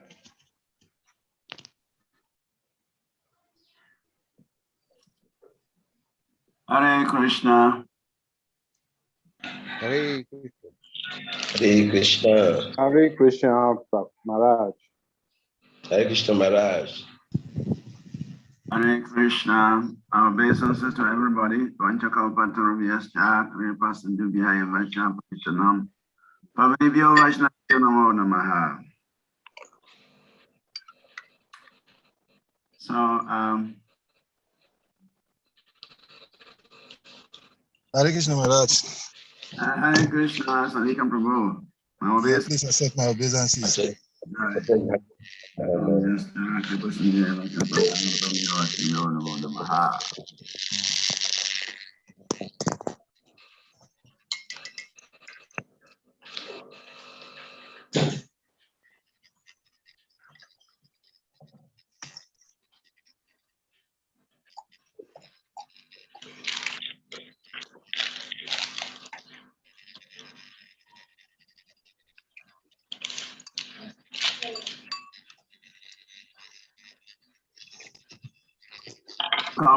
Can we start, or we should still wait for a few minutes?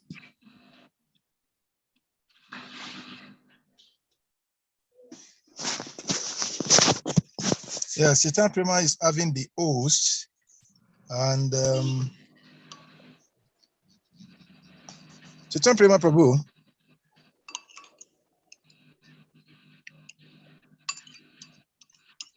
still praying, Prabhu. Is this online or yes? Yeah, I gave him the host before so that I can share the screen for the students. Okay.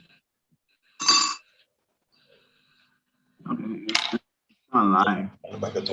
It's here. I've seen him online. He's still holding the host, but it's like maybe he just left. I need him to return the host. Hare I'm Krishna. coming. I'll log in and take the host from him. Just give me a second. Okay. I think Chita Prema Prabhu is having some challenges with his laptop. He just complained his laptop fell on the ground. Yeah. That will fix up. Open okay for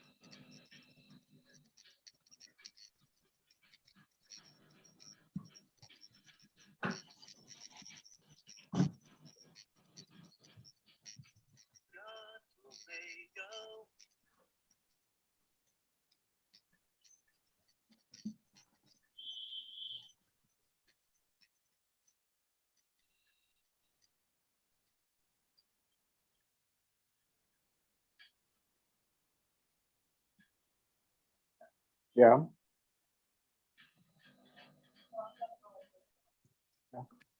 Não sei que nem lá vai. Conference. Costa Mansion. O reform tinha. Sim. O tipo a reform.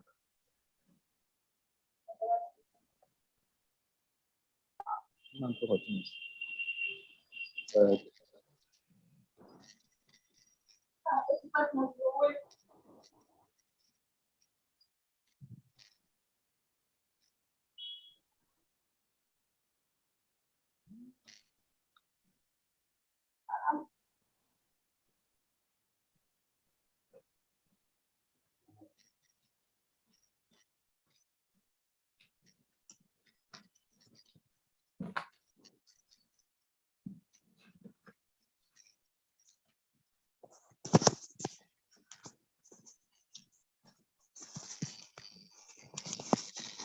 Hare Krishna. Just a second. I just logged onto my system and it's updating. It's delaying me.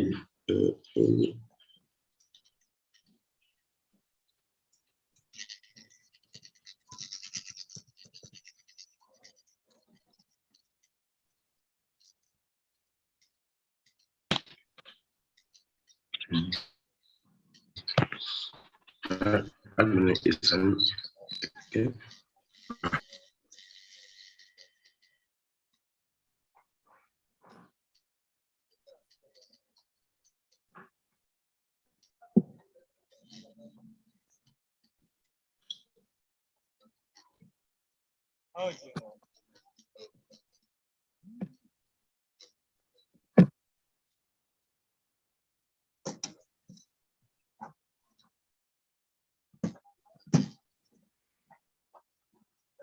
What's going on?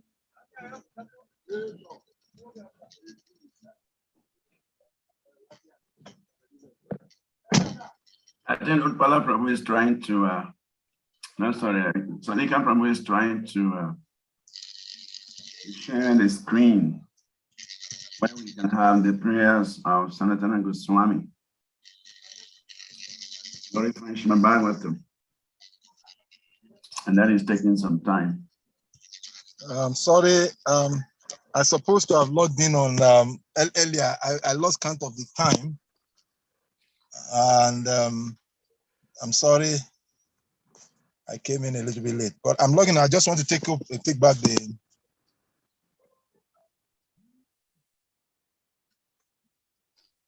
Oh shit. Otherwise,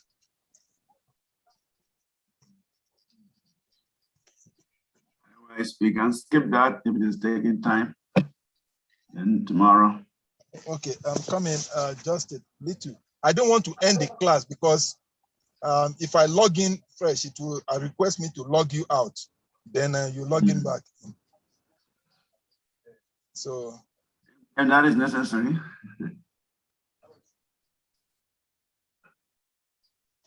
I'm logging in now. So once I log in, I'll take the host. Then I can share. I don't want to log out the whole everybody before taking the host. Okay. Sorry. I'm already online here. It's just that for me to share, I need to take back the host from Shaitan Priman. If it was online, it will have just give it back to me. It's taking so long time. I don't know why the network is. Yeah.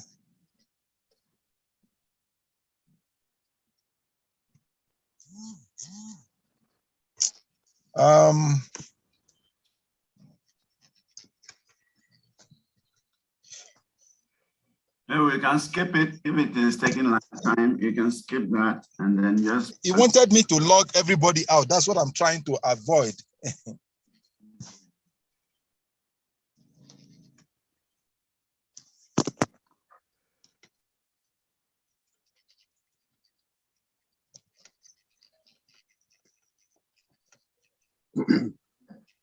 Salika Prabhu.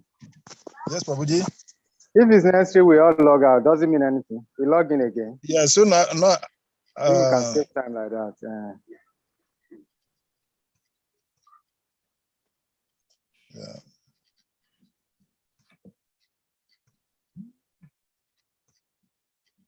Okay, I think I'm coming in now. Okay. Yeah, I'm in now. So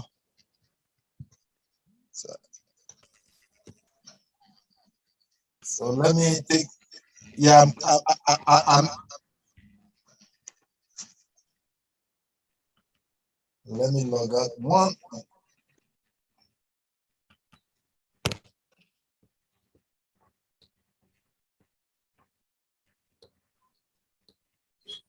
Okay, it's on now, so I can now share. Sorry for the delay.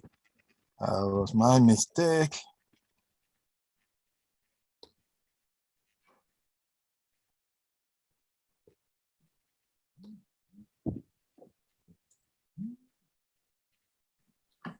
Amagyanatimirasya Gyanan Ganashalakaya Chapshuramlitam Yena Tasmai Sri Gurave Namaha Sri Chaitanya Mano Bistam Stapitam Yena Bhutale Swayam Rupa Kadamahyam Dadati Swapadantikam Vandeham Sri Guru Sri Yukta Padakamalam Sri Guru Vaishnavamsya Sri Rupam Sagrajatam Sahagana Ragunastam Vitam Tam Sajivam Sadvetam Savadutam Parijana Sahitam Krishna Chaitanya Devam Sri Radha Krishna Padam Sahagana Lalita Sri Visakam Vitamscha Namam Vishnu Padaya Krishna Prishnaya Bhutale Srimati Bhakti Tirtha Swamini Tinamini Namaste Krishna Padaya Prabhupada Sri Tatmani Shri Gaura Karuna Shakti Bhakti Tirtha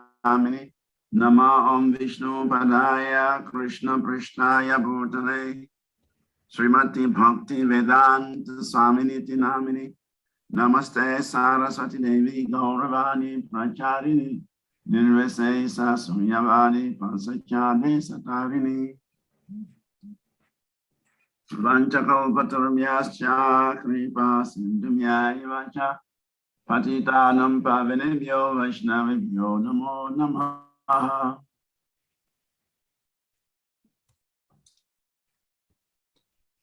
Jai Sri Krishna Chaitanya Prabhu Nityananda Sri Advaita Gadadhar Shiva Sadi Gauravakta Vrinda Hare Krishna Krishna Krishna Hare Hare Hare Rama Rama Rama Hare Hare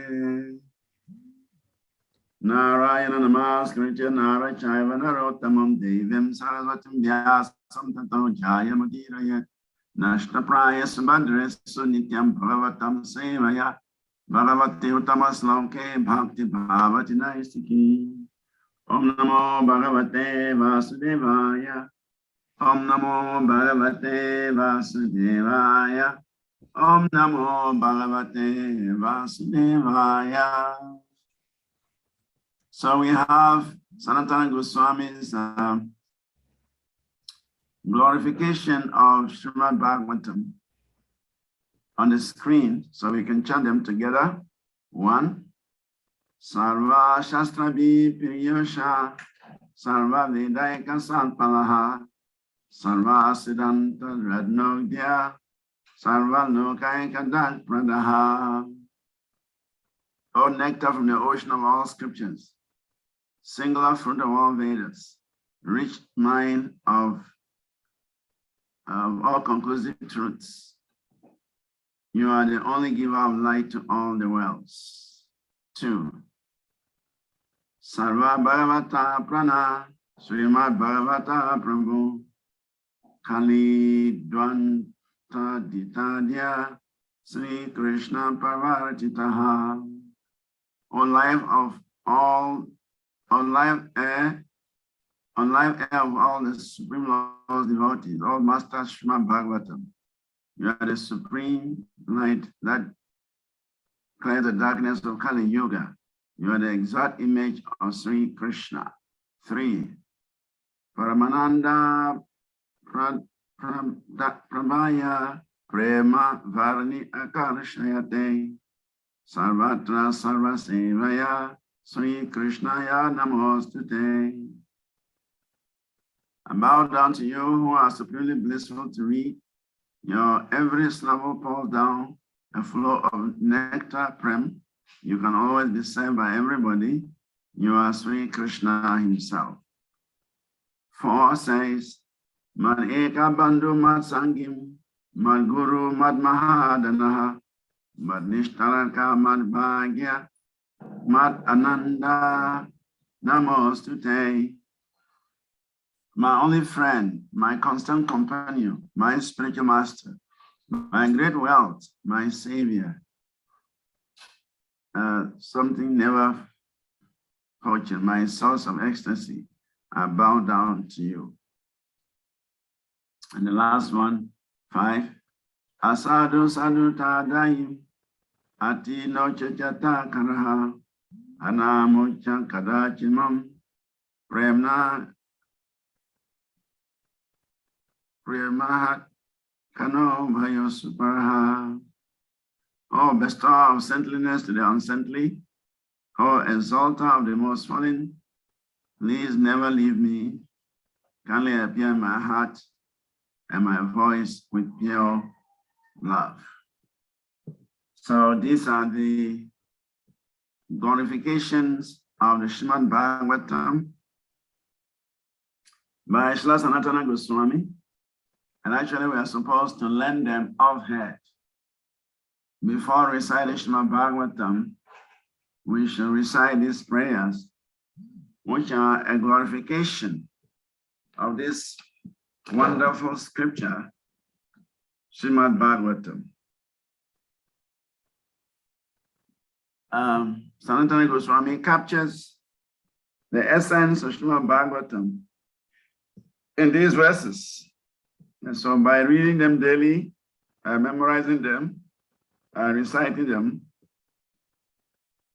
one is entering into the mood of studying Srimad Bhagavatam. Srimad Bhagavatam is a transcendental literature, Paramahamsa Samhita, and therefore there is a mood.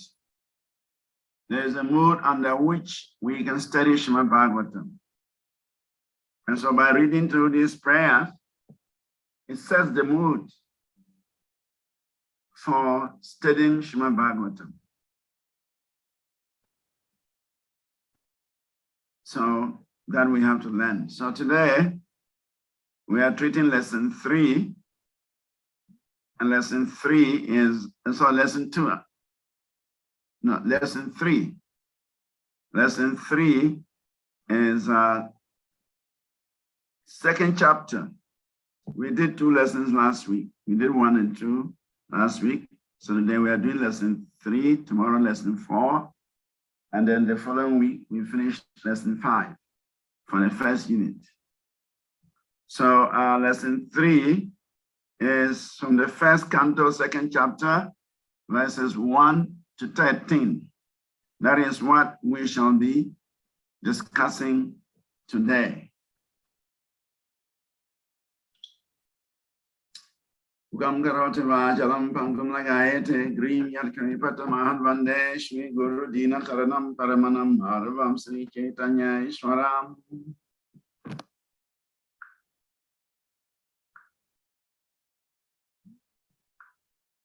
So, beginning from text 1 of chapter 2, chapter 2 is entitled Divinity and Divine Service. Divinity and Divine Service. So it means in this chapter, we're studying something about divinity and service to that divinity, which is called divine service. That means the absolute truth will be touched upon, and devotional service to the absolute truth will be discussed in this chapter. So the verse 1 says,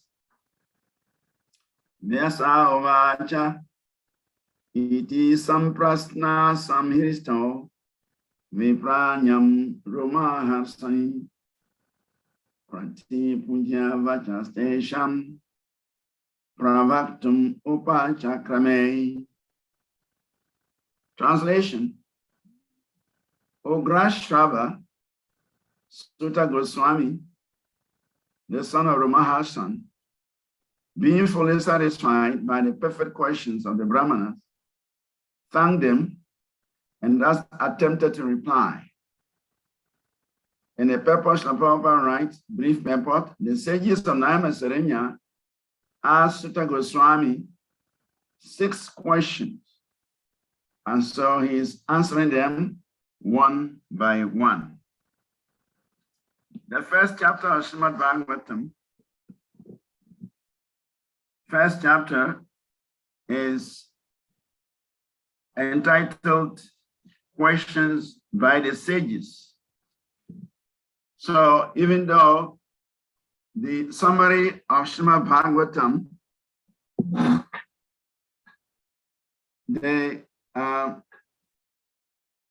the summary of Srimad Bhagavatam is given in the first 3 verses, 1, 2, and 3. But from there on, the questions now were set or asked by the sages became the main discussion. And so we identified those questions last week. So this time we are going to receive the answers to those questions. The sages that have gathered at Namen Serenya, when Sutta Goswami arrived in their midst, they asked him some very relevant questions, 6 relevant questions. And so Sutta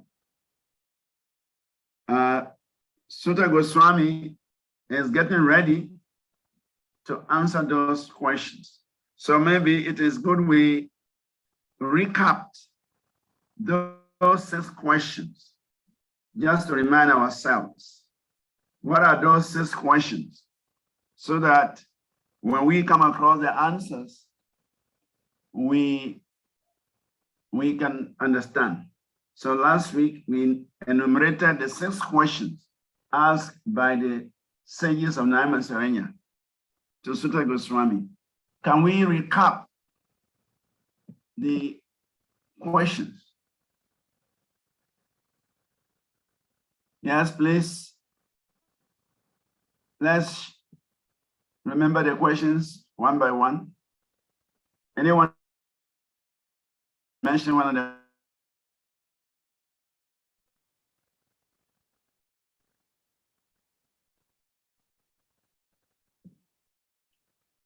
Anyone?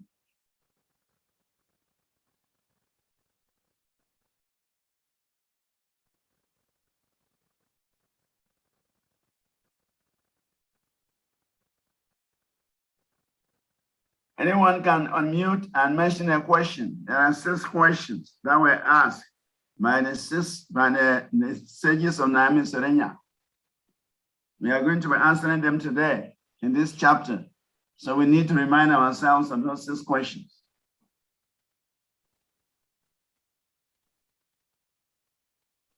Rasavan, from you are trying to say something, you have to unmute, otherwise we won't hear you.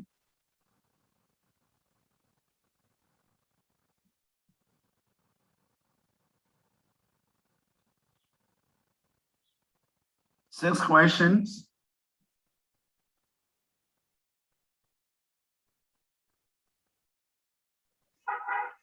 Hare Krishna Maharaj. Hare Krishna Prabhu. I just want to try. I think one of the questions was that could the Sutta Goswami, that I should give them a summary of what should be the religion for the human race, since we are in the age of Kali Yuga, you know, so that we can have the essence. Since yes, our lifespan is short and so on, so it should just give us a sort of a summary of what we should do. I don't know. Yeah, that's a good attempt.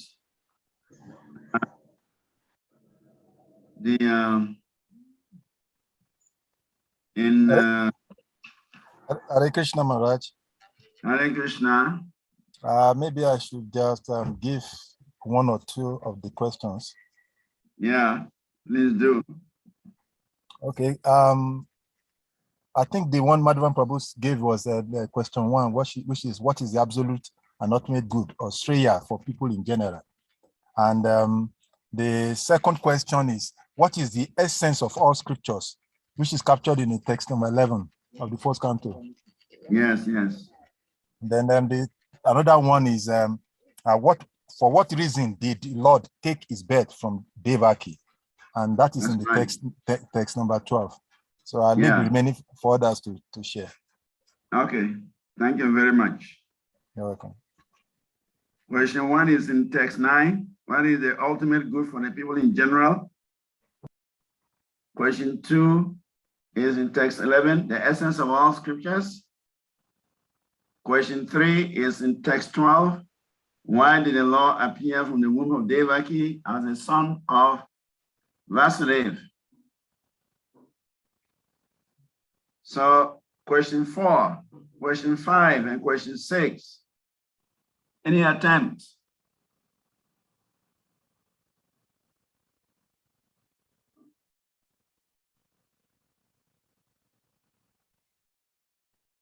You are likely to meet this question in your exams. Hare Krishna. Hare Krishna, Jyoti Swara Prabhu.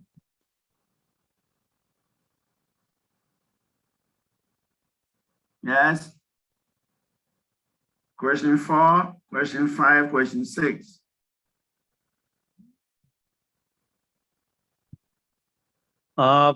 Pastimes of the Lord Krishna. That's right. That's question 5. Narrate the transcendental pastimes of Lord Krishna. The sages want to hear the pastimes of the Lord Krishna. Yes, that's question 5. Then question 4 and question 6 are left. Any trials?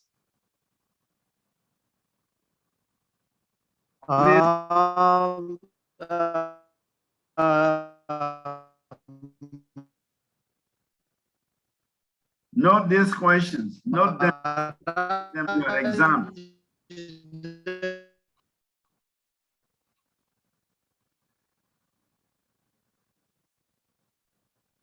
Yes, 2 more questions. There is one more question, like where has the religion has left this world? So where the Yes, good attempt.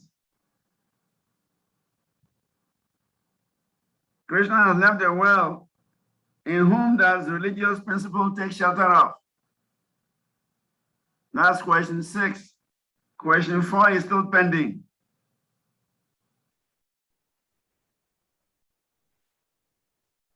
That's question 6. Jyoti Swara Prabhu. Where religious principles have taken shelter of? Okay, Maharaj. Yeah, thank you. Then the question 4 is still pending. So I'm waiting for Yes. Asavan Prabhu, or Tamakrishna Prabhu, or Yadunath Prabhu.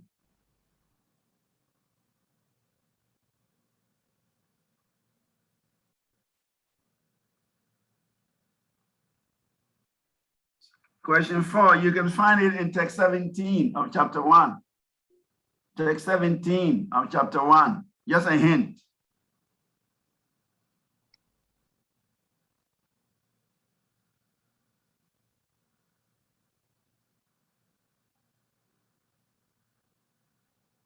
Any attempt?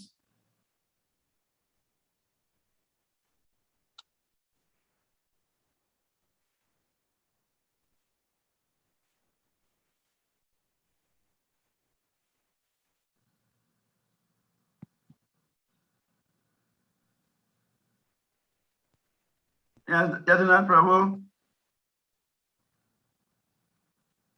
You want to say something? You're on mute.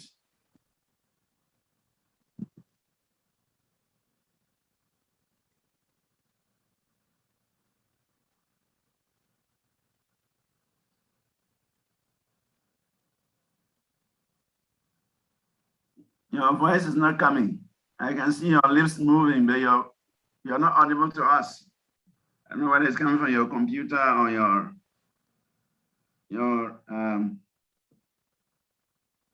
machine.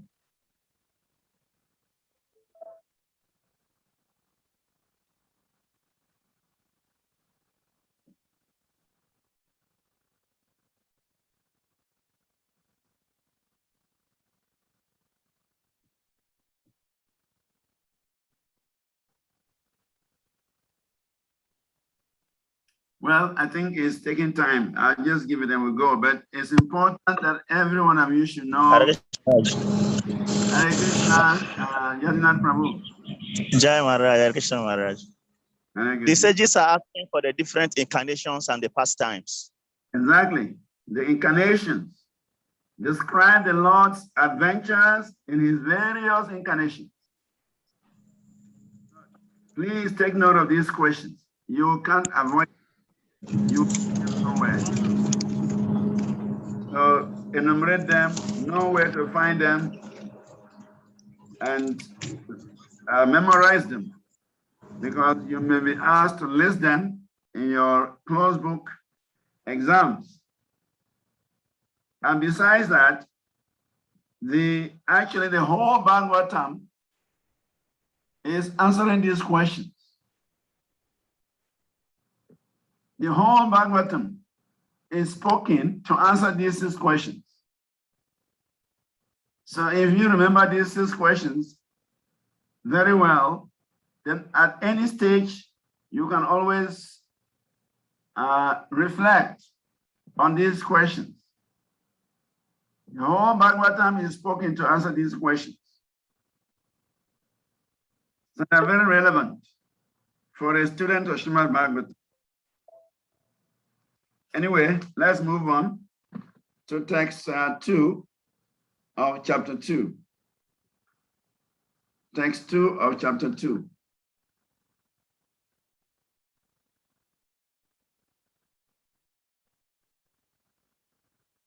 It says, Sutta Uvacha,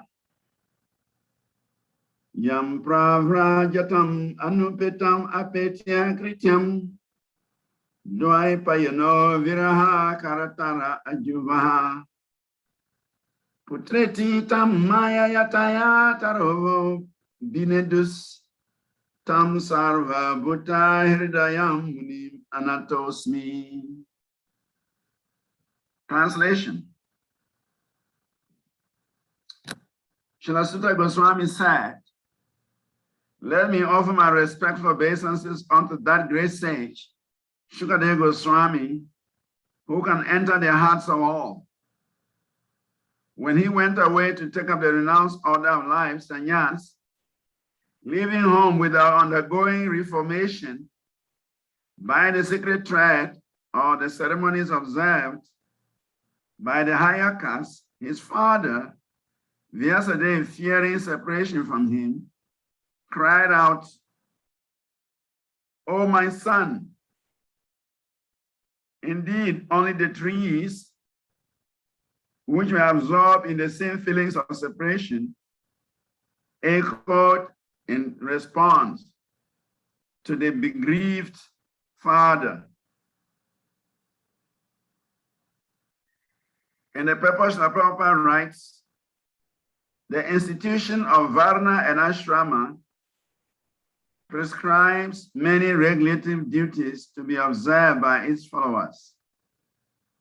Such duties enjoin that a candidate willing to study the Vedas must approach a bona fide spiritual master and request acceptance as his disciple. The sacred thread is a sign of those who are competent to study the Vedas from the Acharya or the bona fide spiritual master. So Shukadeva Goswami did not undergo such purificatory ceremonies because he was a liberated soul from his very birth.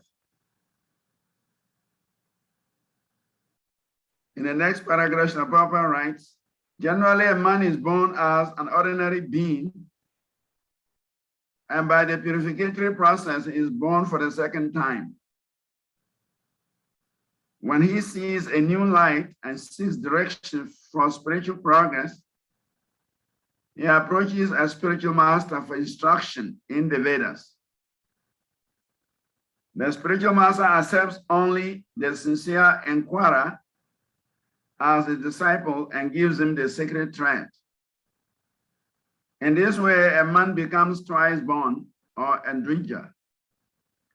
After qualifying as a dvija, one may study the Vedas, and after becoming well-versed in the Vedas, one becomes a vipra.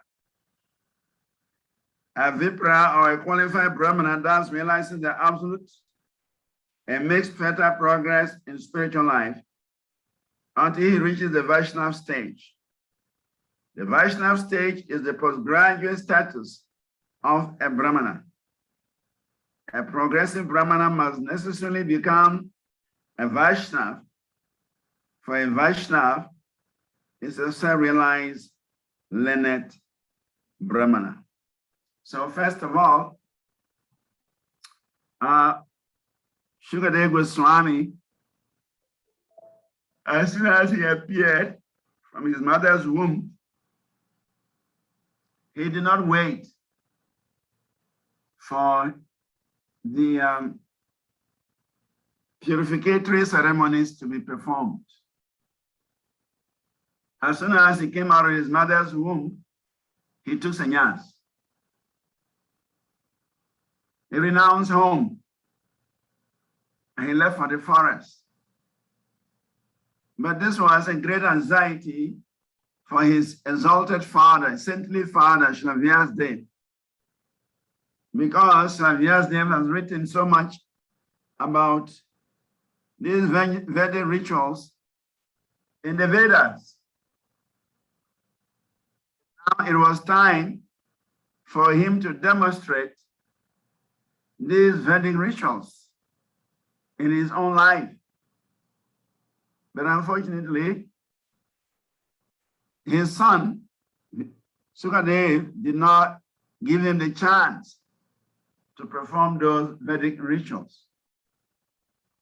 As soon as he came out of his mother's womb, he was already 16 years old, and so there was no need for any ritualistic ceremonies.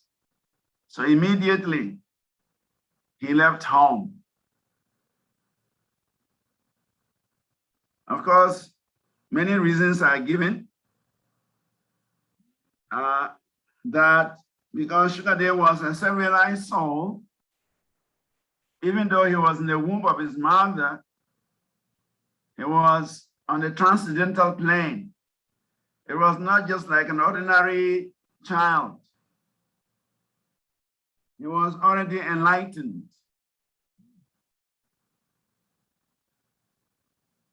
Actually, he's coming from a tradition of, a family of scholars.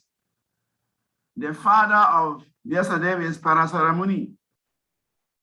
And Parasaramuni also spent a lot of time in his mother's womb. It is said that his mother was pregnant at the age of 12. And he was in the womb for almost 10 years before he came out. And from the womb, he learned all the Vedas. That is the grandfather of Shukadeva Goswami, Parasaramuni. So it's not surprising that Shukadeva Goswami also stayed in his mother's womb for 16 years. It's like a family tradition. Though for Vyasadeva, as soon as the mother was pregnant, he was delivered instantly. You know the story of the pregnancy of Satyavati. Satyavati is a fisherman's daughter. And Parasaramuni became attracted to her when she was crossing him on the river. She was driving the boat. The father wasn't there. And the daughter had to ferry people across the river. And so Parasaramuni, in the course of crossing the river with this fisherman's daughter, he became attracted to the daughter. And so he created a mystic cloud around and impregnated the girl there. And she delivered there. Instantly, everything happened within 1 second, one moment. She was pregnant, she delivered, the boy grew up, and she went her way, and Parasaramuni also went his way with his son. So it's a very mystical arrangement. But Parasaramuni, he spent so many years in his mother's womb and learned the Vedas in his mother's womb.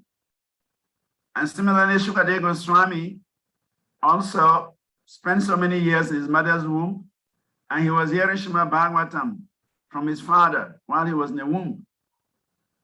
And even so, Lord Krishna himself came to speak to Shukadeva Goswami in his mother's womb. So therefore, we can understand that Shukadeva Goswami was in a very exalted position and did not need all these Vedic rituals. If the Supreme Personality of Godhead could give instructions to Shukadeva Goswami in the womb, if Shukadeva Goswami could hear the voice of the Supreme Personality of Godhead, what else is needed? That is the supreme Vedic ritual. To hear the voice of the Supreme Personality of Godhead within the womb of one's mother is considered the most auspicious thing, and nothing is superior to that. So therefore, when Shukadeva Goswami came out, because he was told by Lord Krishna that if you just continue to recite Srimad Bhagavatam, you will not be touched by the effects of Kali Yuga. You will not be attached by the effects of Maya. So as soon as he came out, he just wanted to carry out that instruction of Krishna. So he just left home. But his saintly father was not happy, because as a father, he was supposed to perform his duty. So he wanted to perform the Vedic rituals in order to execute what he has written in the Vedic scriptures. But since Sukadeva was already a liberated soul, Sukadeva was actually a Brahma Rishi or Brahma Varda. He did not need the ritualistic ceremonies. Actually, Prabhupada writes that he was already a Vaishnava. And as we heard, that when somebody takes a second birth, our first birth is from our father and mother. Our father gives the seed to our mother, and then we develop the body in the womb of the mother, and then we come out. When it is time for us to come out, that is the first birth. It's called Sukra Janma, birth by semen. So after that birth, is a common birth, it's an ordinary birth. Every living entity is taking such birth. The goat, the sheep, the cow, the insects, they are all taking birth. It's a common birth for all living entities. Everyone takes birth in this material world. It's a common birth. But the second birth is called Dvija. Dvija. One becomes a Brahmana. One becomes acquainted with the Vedic knowledge. One becomes spiritually inclined. For the first birth, it does not necessarily mean that one will be spiritually inclined. And so we have so many people who are taking birth in this world, but are not inclined to spiritual life. But after we take a second birth, that birth is by the spiritual master.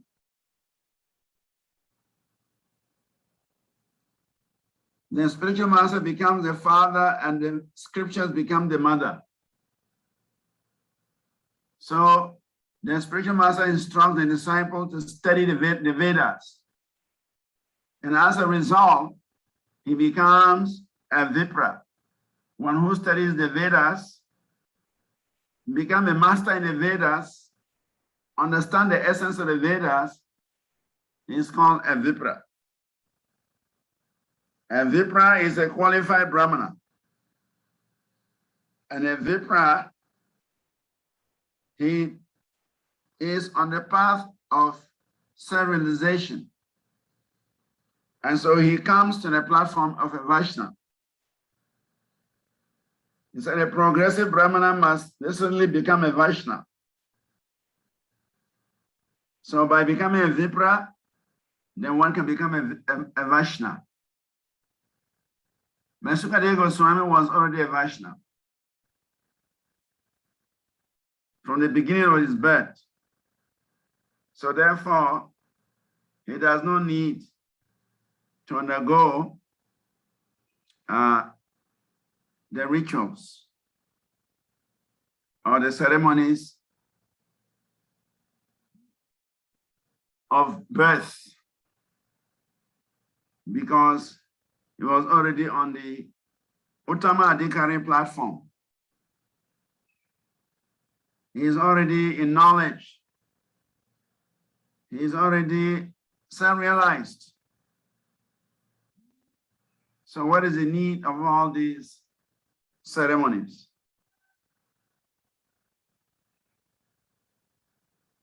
These ceremonies are actually part of the Varnashrama system.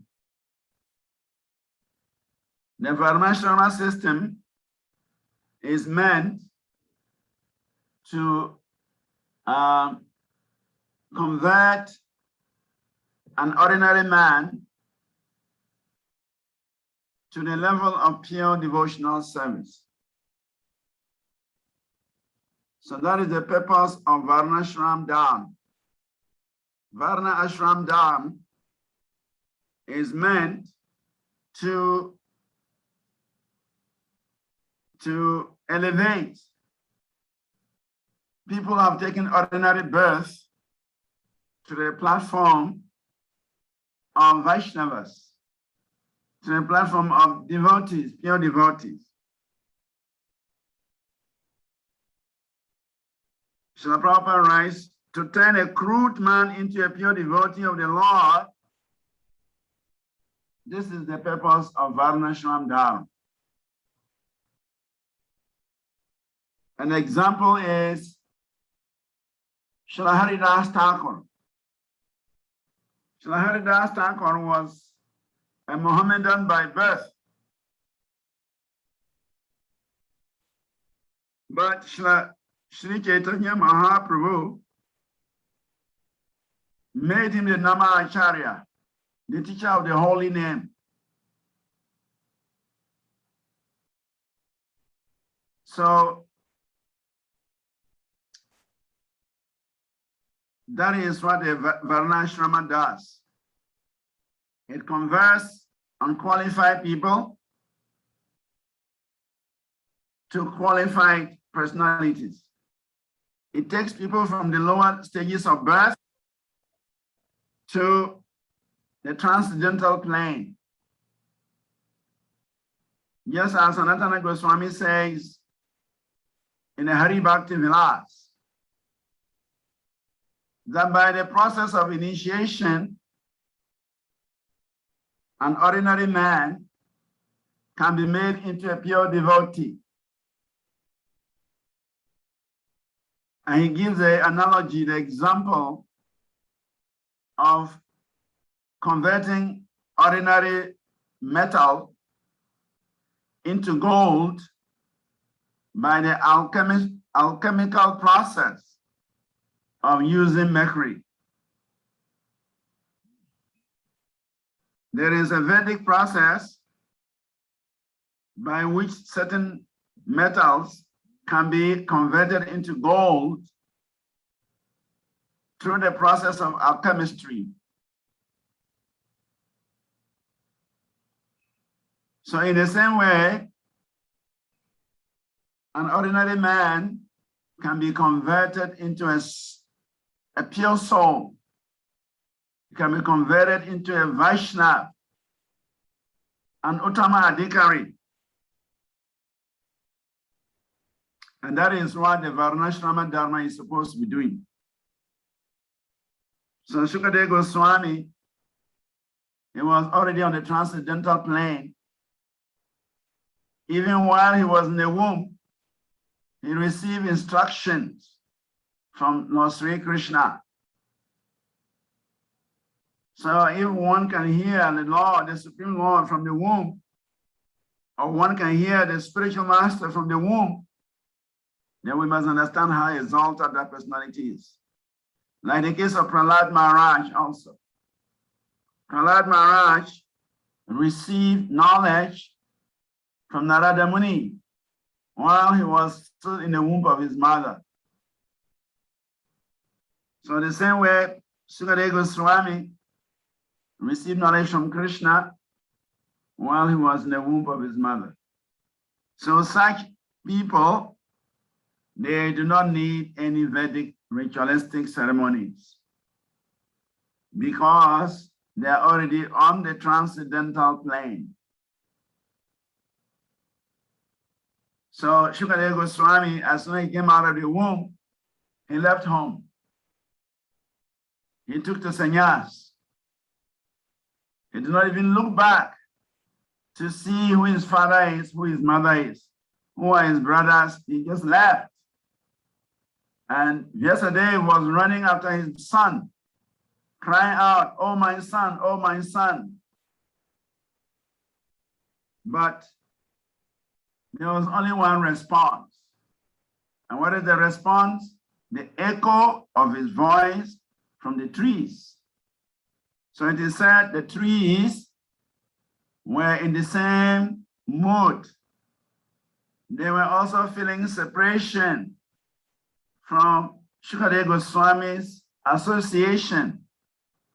So they were also in the same mood like Shalaviya's death. And therefore the echo from the trees was considered the answer to Vyasadev's cry. Shukadeva Goswami was on his path of renunciation and did not have time for father and mother. So Vyasadeva has to figure out how to get his son back home. So it is said that he sent some of his disciples to go to where Vyasadeva was staying in the forest and began to recite the Srimad Bhagavatam very loudly. And when Shukadeva Goswami heard the Srimad Bhagavatam recited by these disciples of Srila Vyasadeva, he was attracted and he approached them to find out how he could get that knowledge also. And they said, "Your father is the speaker of this knowledge. So if you want to hear more, then you have to come back to your father." And in this way, they were able to bring Shukadeva Goswami back home. He received full tuition from his saintly father, Srila Vyasadeva.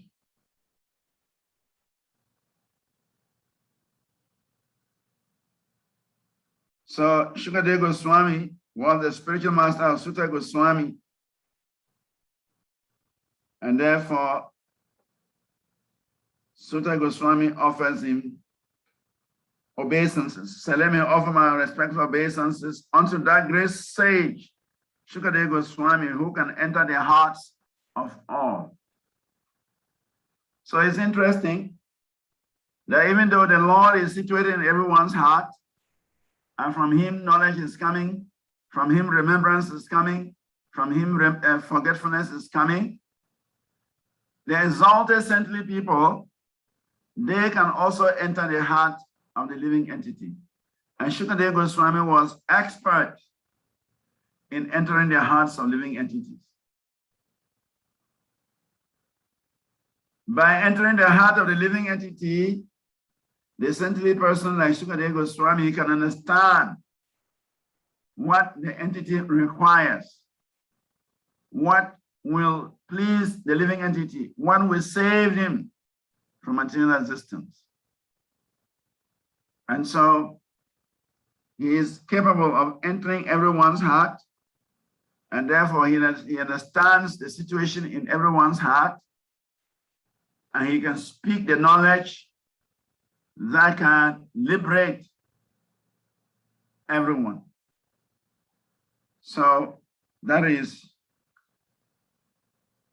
text 2. We go to text 3. Text 3 says, Yasanu Babam Akina Shruti Sharam Eka Adyadma Dipam Atiti Trishatam Tamon Idam Samsarinam Karunayaha Puranagyam Tam Vyasa Sunim Opayami Guru Muninam. Translation. Let me offer my respectful obeisances unto Sugar, the spiritual master of all sages, the son of Vyasadeva, who out of his great compassion for those gross materialists who struggle to cross over the darkest regions of material existence, spoke this most confidential supplement to the cream of Vedic knowledge after having personally assimilated it by experience. In the first paragraph, Srila Prabhupada writes, in this prayer, Srila Sukadeva Sutta Goswami practically summarizes the complete introduction of Srimad Bhagavatam. Srimad Bhagavatam is a natural supplementary commentary on the Vedanta Sutras. The Vedanta Sutras or the Brahma Sutras were compiled by Vyasadeva with a view to presenting just the cream of Vedic knowledge. Srimad Bhagavatam is a natural commentary on this cream. Srila Sukadeva Goswami was a thoroughly realized master on the Vedanta Sutra, and consequently, he also Bluetooth device is connected successfully. Srimad Bhagavatam, and just to show his boundless upon bewildered materialistic men who want to cross completely over omniscience, he recited for the first time this confidential knowledge. So, Sukadeva Goswami is said here to be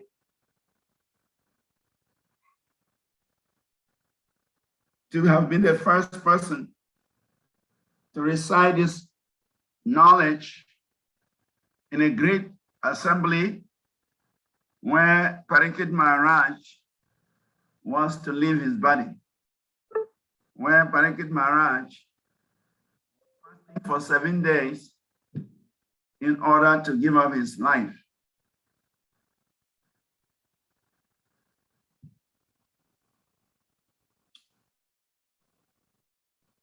And Srimad Bhagavatam is considered the natural commentary. Prabhupada explains that both the Vedanta Sutras and the Srimad Bhagavatam are authored by Srila Vyasadeva. Srila Vyasadeva is the author of both scriptures. The Vedanta Sutra is said to be the summary of all the Vedas, the summary of all the Upanishads, the summary of all the Puranas. That is the Vedanta Sutra. But after writing the Vedanta Sutras, still Srila Vyasadeva wasn't satisfied. He was still despondent. He was still unhappy. And at that time, his spiritual preceptor, Srila Narada Muni, his spiritual master, Narada Muni appeared and told him that because he had not directly glorified the Supreme Personality, that's why he was not experiencing joy even after writing so many volumes of the Vedic literature. So it was after that that the Srimad Bhagavatam was compiled. So it is often said the Srimad Bhagavatam was compiled in the spiritual maturity of Srila Vyasadeva. So both Srimad Bhagavatam and the Vedanta are compiled by Srila Vyasadeva. And the Srimad Bhagavatam is considered the cream of the Vedanta Sutra. So wherever one can find the Vedanta Sutra can also be found in the Srimad. And whatever the Vedanta Sutra can give, Srimad Bhagavatam too can give.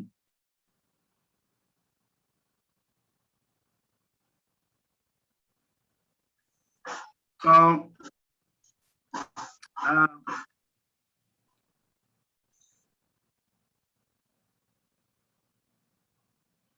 the Srimad Bhagavatam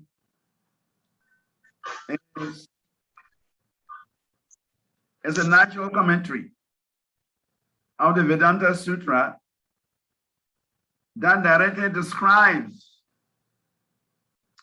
the glories of the Supreme Personality of Godhead as based on these 6 questions. These 6 questions is asking for the ultimate good of humanity, is asking for the essence of all scripture, is asking the description of the various avatars and their adventures, is asking for the pastimes of the Lord, is asking where the religious principles have taken shelter after Krishna departed from this world. So these are the questions that are answered throughout the whole Srimad Bhagavatam. And so we see that the Bhagavatam is simply talking about Krishna. And that is considered the cream of the Vedic literature. Anything that discusses Krishna is actually the cream of that. Anything that relates to Krishna is a cream, because Krishna is the summa bonum.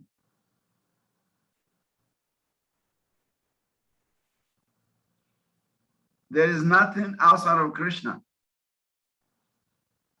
So,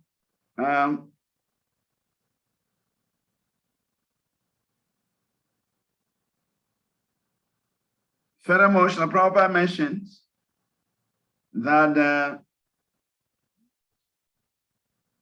the Srimad Bhagavatam is actually meant for those who want to escape from this material world.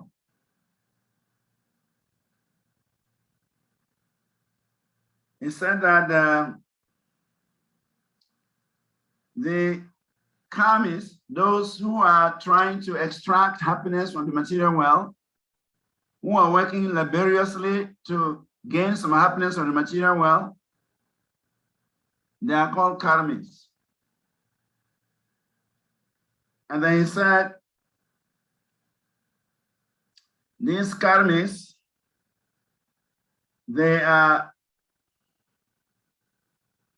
trying to make permanent plans for happiness in the material world, but they are baffled by the material laws of nature. And therefore, they are compared to camels who really turning tricks because the thorns are pricking his tongue and producing blood, and the camel is chewing the thorns plus his blood, and he's thinking he's enjoying. So similarly, these karmis, even though they're struggling, they're killing themselves and trying to become happy, but they're not getting the true happiness. But they continue to work in the same way. They don't think, why am I not getting happiness? Why am I not getting permanent life? Why am I becoming happy? I'm not becoming happy despite all these things. They're not thinking like that.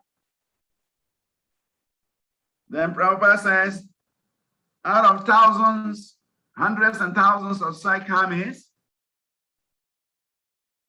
a few of them may feel embarrassed with the material existence. And so they may seek for knowledge, how to get out of this material world. And those are called jnanis. So the Vedanta Sutra is purposely written for the jnanis. But Srila Vyasadeva, being an incarnation of the Supreme Lord, he understood that in the future, these Vedanta Sutras will be misused. So therefore, he compiled the Srimad Bhagavatam for the Paramahamsas, for the devotees. So that is the reason why Srimad Bhagavatam was compiled, to give us the opportunity to go back to the spiritual world, go back to Krishna Loka. Though the Mayavadis, they write the Srimad Bhagavatam. Sankaracharya, he wrote his own Vedanta Sutra, which is called the Sariraka Bhasya, which is his commentary on the Vedanta Sutras. So the Mayavadis, they accept that as the ultimate, and they look down on Srimad Bhagavatam. They say Srimad Bhagavatam is a new creation, but the Sariraka Bhasya, written by Sankaracharya, is the topmost. Mr. Prabhupada mentions that one should not be misled by such a propaganda directed against the Bhagavatam by such a Mayavad school, because Mayavadis cannot understand Krishna. They cannot understand the presence of Krishna, because they are always envious of the Supreme Personality of Godhead. They have no access to Srimad Bhagavatam. But those who are anxious to get out of this material world, they may take shelter on Srimad Bhagavatam, spoken by Srila Sukadeva Goswami. Srimad Bhagavatam is a transcendental touchlight by which one can attain to the Supreme Brahman, attain the Supreme Paramatma, and attain the Supreme Bhagavan. So the Bhagavatam is such a scripture that by studying it, one can achieve the ultimate goal in life, which is the Supreme Personality of Godhead, Lord Sri Krishna. So if there are any comments, you're welcome. Otherwise, we move on to text 3.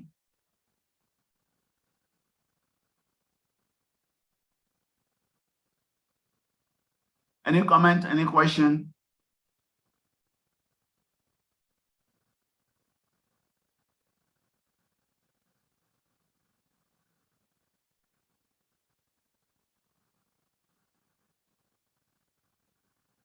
But actually, this is text 3. We go to text 4. Text 4. Text 4 says, Narayanam namaskritya narachaiva narottamam devim saraswatim vyasam tato jayamudirayat. So this is the popular prayer we all say when we recite Srimad Bhagavatam. So the translation is, before reciting the Srimad Bhagavatam, which is the very means of conquest, one should offer respectful obeisances unto the personality of Godhead, Narayan, unto Narayan Rishi, the supermost human being, unto Mother Saraswati, the goddess of learning, and unto Shri Vyasadeva, the author. In the purpose of Prabhupada writes, all the very literatures and the Puranas are meant for conquering the darkest beginning of material existence. The living being is in the state of forgetfulness of his relationship with Krishna, or God, due to his being overly attracted to material sense gratification from time immemorial. His struggle for existence in the material world is perpetual, and it is not possible for him to get out by making plans. If he at all wants to conquer this perpetual struggle for existence, he must reestablish his eternal relation with God. And one who wants to adopt such a remedial measure must take shelter of literature such as the Vedas and the Puranas. Foolish people say that the Puranas have no connection with the Vedas. However, the Puranas are supplementary explanations of the Vedas intended for different types of men. All men are not equal. There are men who are conducted by the mode of goodness, others who are under the mode of passion, and others who are under the mode of ignorance. The Puranas are so divided that any class of man can take advantage of them and gradually regain their lost position and get out of the hard struggle for existence. So, Prabhupada says, Shuta Goswami has set a stage for the future preachers of the Bhagavad school of the Srimad Bhagavatam, that before reciting the Srimad Bhagavatam, one should offer his prayers to the Supreme Personality of Godhead, Narayan, to the supermost human being, Narayan Rishi, to the goddess of learning, Mother Saraswati, and unto Shri Vyasadeva, who is the author of the Vedic scriptures.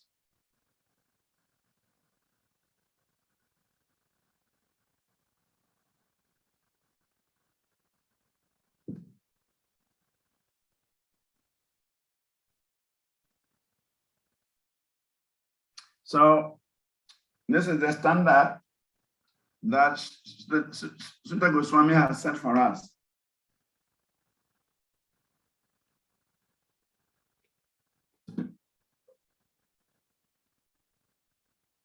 That we honor the Supreme Personality of Godhead. We honor Narayan Rishi. We honor Mother Saraswati. And we honor Shri Vyasadeva.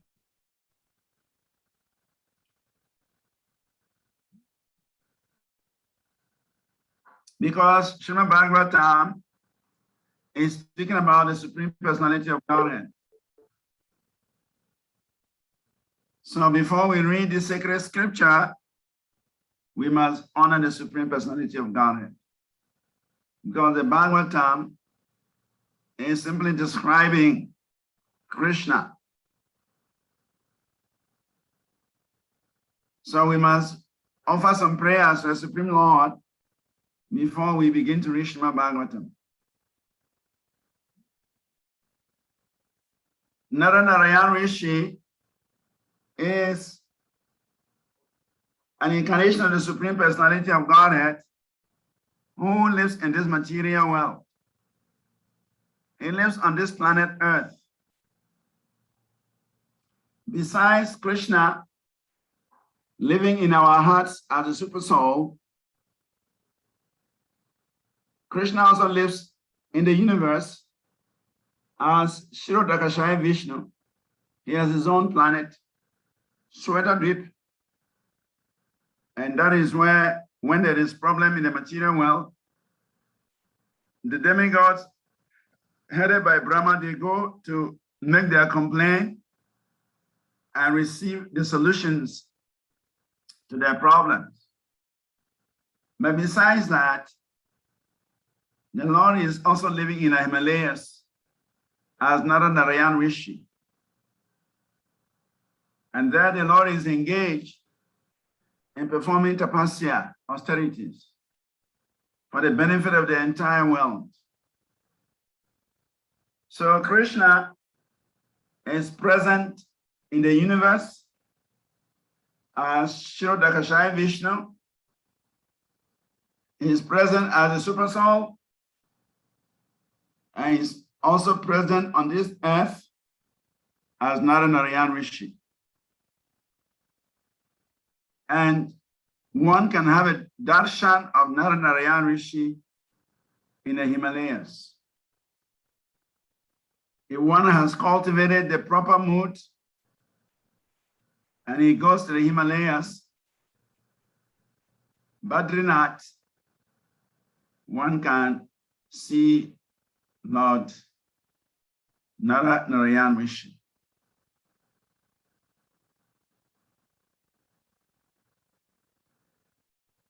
So therefore, before reciting Srimad Bhagavatam, it is traditional to offer prayers to such exalted personalities, including the Supreme Lord himself, including Naranarayan Rishi, including the goddess of learning, and of course, the author of the Srimad Bhagavatam, Srila Vyasadeva. So by seeking their mercy, by asking for their support, one can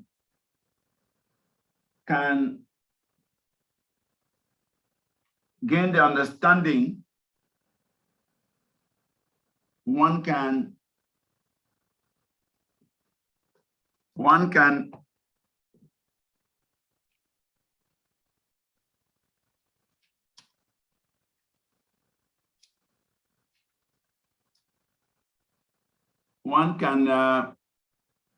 represent Srila Vyasadeva.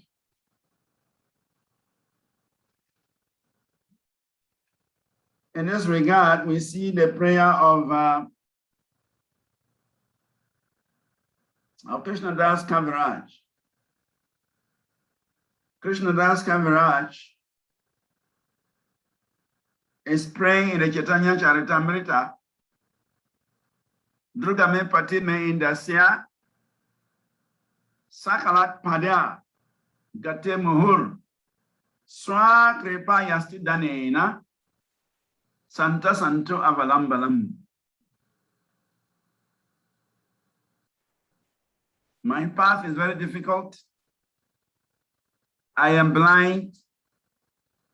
My feet are slipping again and again. Therefore, I need the help of the saints if they can lend me a stick of support. If they can lend me their mercy in the form of a stick of support.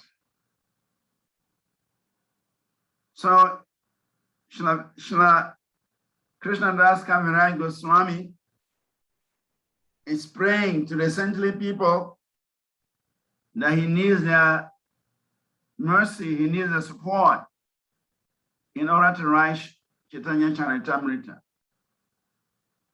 So before anyone speaks Srimad Bhagavatam, he has to seek the support of the Supreme Personality of Godhead, of Naranarayan Rishi, of Mara Saraswati, and of Srila Vyasadeva, who is the author. And when we receive mercy from these personalities, When we receive the support of mercy from them, then we can actually represent the Paramparam system. So here, Sutta Goswami is teaching us by example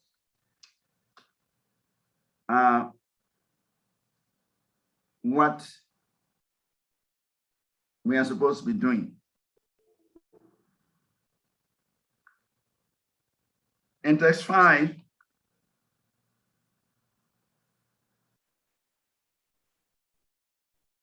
it says, Munaya sadhu prishtoham bhavadvi loka mangalam yakrita Krishna samprashno yenadma suprasidati.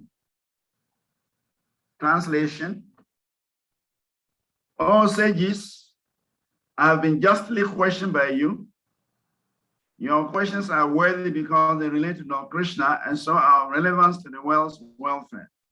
Only questions of this sort are capable of completely satisfying the self.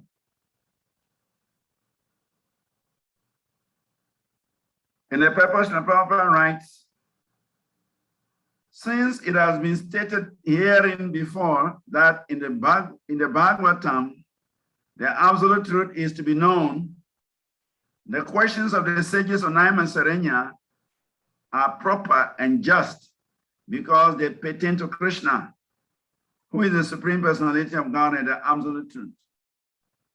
In Bhagavad Gita 15:15, the Personality of God says that in all the Vedas, there is nothing but the edge for searching after him, Lord Krishna. Now the questions that pertain to Krishna are the sum and substance of all the Vedic inquiries. Yat Krita Krishna Samprashno. Samprashno means questions. Samprashno means questions. And what are the questions? The questions relate to Krishna. Yat Krita Krishna Samprashno. Questions that are related to Krishna are relevant to the world's welfare. And such questions are capable of completely satisfying the self.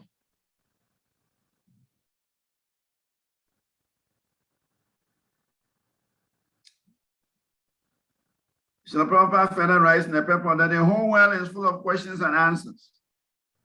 The birds, the beasts, and men are all busy in the matter of perpetual questions and answers. In the morning, the birds in the nest become busy with questions and answers. And in the evening also, the same birds come back and again become busy with questions and answers. The human beings, unless it's fast asleep at night, is busy with questions and answers. The businessmen in the market are busy with questions and answers. And so also the lawyers in the court and the students in the schools and colleges. The legislators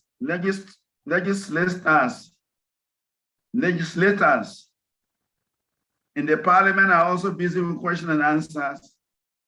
And the politicians and the press representatives are all busy with questions and answers. And although they go on making such questions and answers for their whole lives, they are not at all satisfied. Satisfaction of the soul can only be obtained by questions and answers on the subject of Krishna. Therefore, Sutta Goswami says, Yenadma suprasidati. Yenadma suprasidati. That which will satisfy the self. That which is capable of satisfying the self. So everybody is asking some questions. Even the birds, when we hear them chirping, we may not understand what they are saying. but in essence, they are also asking questions. That is the natural tendency of every living entity. Every living entity is asking questions. Every living entity wants to know something. These are natural tendencies. Once a living entity is conscious, he must ask questions. So when we hear the birds making noise, chirping, we should understand they are making inquiries. They are asking questions. When we hear the dogs barking, we must understand that is a language of questions. So everyone is asking questions.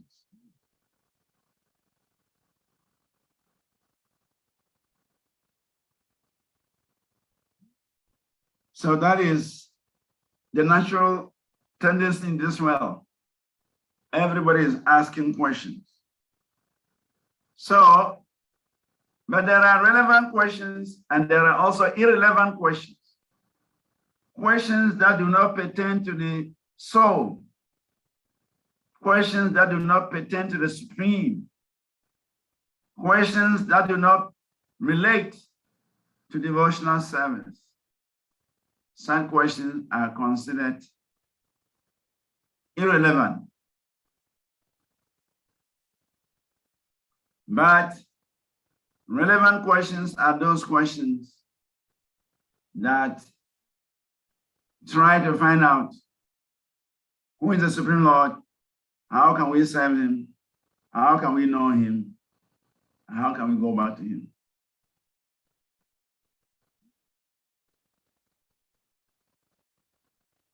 So in this verse, Sutta Goswami is actually glorifying the sages. Said,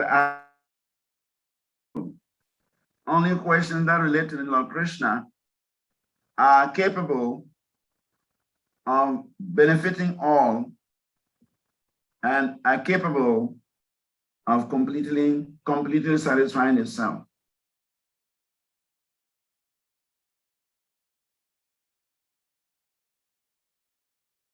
So Sutta Goswami is getting ready to begin answering the questions. I think from text 6, we shall see the beginning of the answers to the 6 questions that the sages asked him. So we go to text 6. Text 6 says, Savayim Pumsha Paro Dharmo Yato Bhaktiradok Sajay Ahaitiki Apratihata Yayarma Suprasidati. You see the last sentence is present in the verse 5. Kind of. In verse 5 it says Yanatma Suprasidati. Yananma Suprasidati. And in this 6 it says Yayatma. Yayatma Suprasidati. So the supreme occupation, Dharma for all humanity, is that by which men can attain to loving devotional service unto the transcendental Lord. Such devotional service must be unmotivated, uninterrupted, to completely satisfy the self.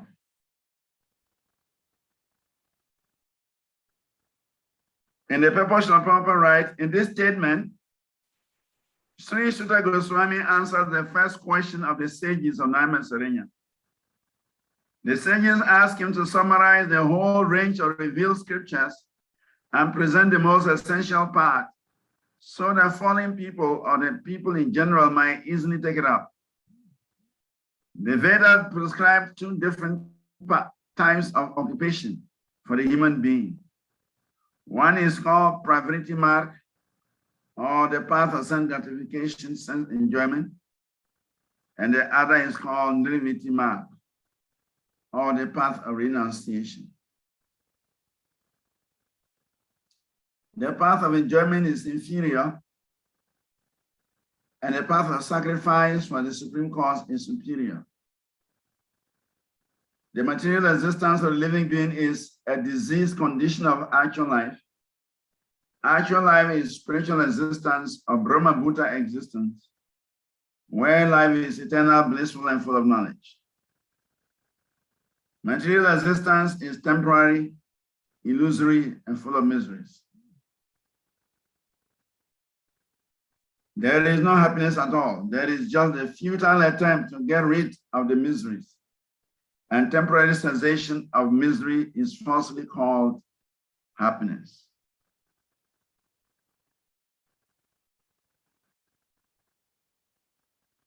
So, this is a very important verse. I think it's one of the memory verses. Savam Pumisha Paro Dharma Yato Bhaktira Doksaje. Ahaiti Kuti Aprati Hata Yayadma Suprasidati.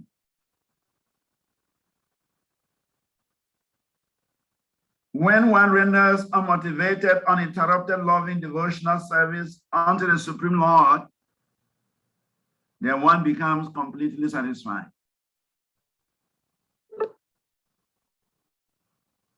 Everyone in this world is trying to obtain some satisfaction. Actually, every activity the living entity performs in this world is aimed at getting some satisfaction.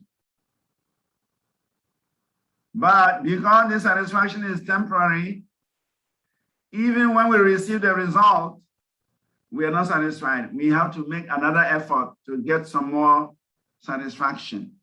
We get one satisfaction, it's not enough. We make effort to achieve the next satisfaction, the next level, and the next level, and the next level. Somebody is working as a clerk in the company, and he's thinking, if I were an executive officer, then I'll be happy. He worked and worked and worked, and he's promoted to become an executive officer. But he starts thinking, if I become a manager, I'll be better off. He works hard and becomes a manager. And then starts thinking, if I were actually the director, it will be better. He works hard, becomes the director. And then he thinks, oh, if I were the managing director, then things will be better. He works and becomes a managing director. But still he sees that actually he's not happy becoming the managing director. So everybody has some plan how to be happy. But these plans, they don't actually yield permanent happiness. But if one engages in unmotivated and uninterrupted devotional service to Krishna, at once he becomes satisfied. That is what is mentioned here. Ahaituki apratihata yayadma suprasidati. Suprasidati means complete satisfaction. That is what everyone is looking for. We all want to do something that will give us complete satisfaction. But in order to gain that complete satisfaction, then one must render devotional service, unmotivated devotional service, uninterrupted devotional service to Lord Vasudeva. That is the answer. But that is difficult because to render service without any material desire, to render service without any interruption is difficult for the conditioned soul. Because the conditioned soul has his own plans how to become happy. He has his own schemes how to become happy. But even though those schemes and plans have failed him in many, many lives, but he never gained any experience. He's still relying on the same method that failed him before. So here, Shuta Goswami is giving us an alternative path. He's giving us another path, another process by which we can actually achieve permanent happiness. And that is Ahaituki apratihata yayadma suprasidati. We have to render devotional service, unmotivated, uninterrupted devotional service unto the Supreme Personality of Godhead, and that will bring us complete happiness.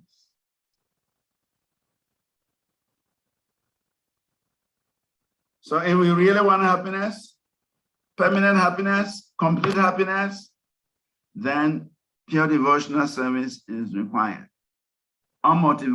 Unmotivated devotional service is required. That is what will link us up with Krishna. And actually, Krishna also mentions that in Bhagavad Gita. Mam chayo vyabicharini bhakti yoganam sevate.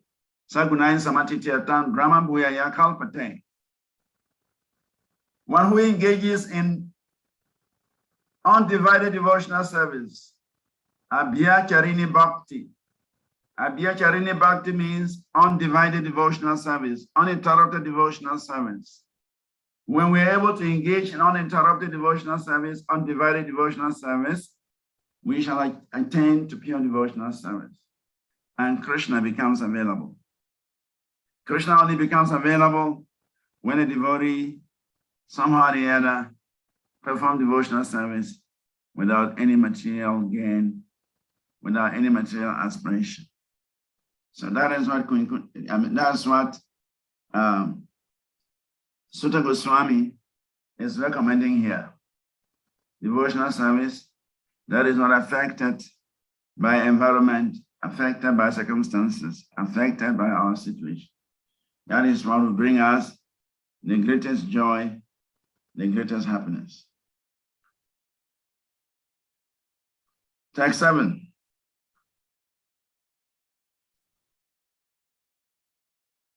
Vasudeve Bhagavati Bhakti Yoga Prayojitaha Janayati Asu Vairagyam Gyanam Charyat Ahayetukam.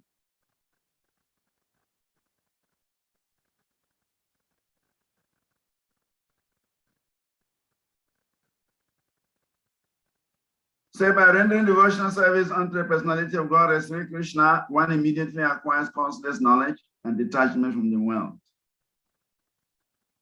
By rendering devotional service unto the personality of God as Sri Krishna, one immediately acquires causeless knowledge and detachment from the world. Prabhupada writes, those who consider devotional service to the Supreme Lord Krishna to be something like material emotional affairs may argue that in the revealed scriptures, sacrifice, charity, austerity, knowledge, mystic powers, and similar other processes of transcendental realization are recommended. According to them, Bhakti, or the devotional service of the Lord, is meant for those who cannot perform the higher grade devotional service. The higher grade activities, Generally, it is said that the Bhakti cult is meant for the Sudra, Vaishyas, and the less intelligent women class. But that is not the actual fact. The Bhakti cult is the topmost of all transcendental activities, and therefore it is simultaneously sublime and easy. It is sublime for the pure devotees who are serious about getting in contact with the Supreme Lord. And it is easy for the neophytes who are just on the threshold of the house of Bhakti. To achieve the contact of the Supreme Personality of Godhead, Sri Krishna, is a great science. And it is open for all living beings, including the Sudras, Vaishyas, women, even those lower than the low-born Sudras. So what to speak of the high-class men like the qualified Brahmanas and the great civilized kings? The other high-grade activities designed are sacrifice, charity, austerity, etc. All are corollary factors following the pure and scientific Bhakti call.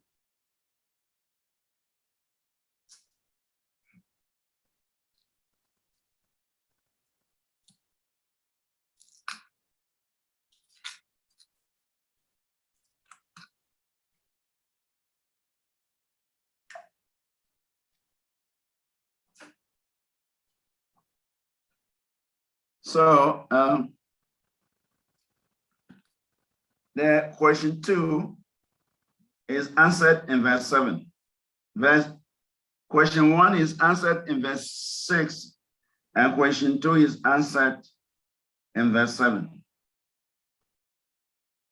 Bhakti unto Lord Krishna enables one to immediately acquire causeless knowledge and detachment from the world.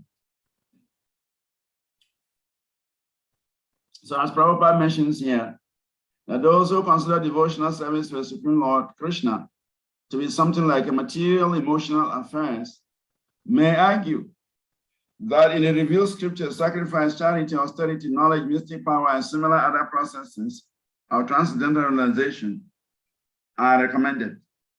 According to them, bhakti, or the devotional service to the Lord, is meant for those who cannot perform high-grade activities. But actually, bhakti is the highest grade of activity. To attain to pure devotional service is a rare event. To become a pure devotee is not an easy thing. It requires a lot of sacrifice. It requires a lot of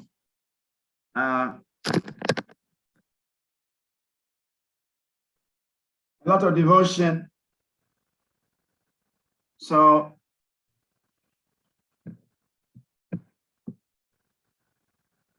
devotional service to the Lord,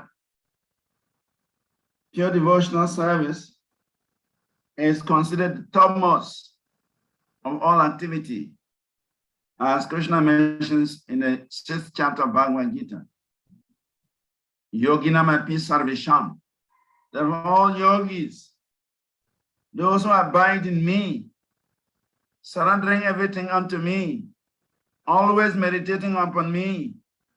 They are considered the topmost of all yogis. So the practice of bhakti is considered the topmost of all activities. Giving a charity, performing sacrifices, performing austerities, cultivation of knowledge, practice of mystic powers, and so on, they cannot be compared to bhakti. Because all of these things will not reveal the Supreme Personality of Godhead. Krishna tells Uddhava in the Srimad Bhagavatam that I cannot be known by those who are engaged in these activities.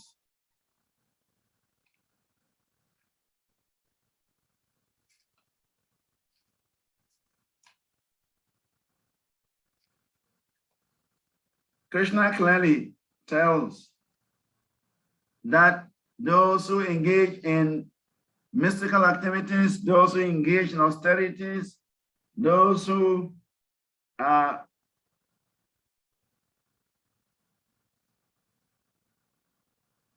Naya Sukapo Bhagavan, Dehinam Gopika Sutaha, Jnaninam Chatma Bhutanam Yata Bhakti Matam Iha.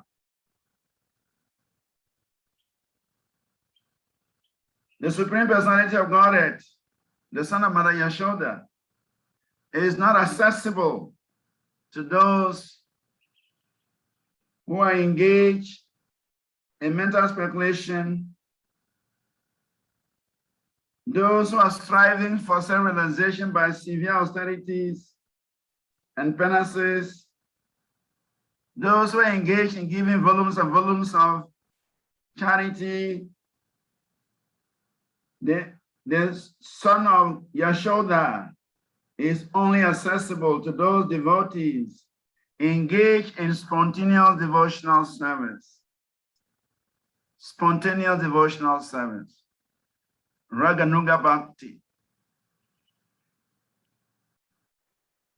So, how to come to this Raganuga platform is given here. Vasudeva Bhagavati Bhakti Yoga Prayojitaha.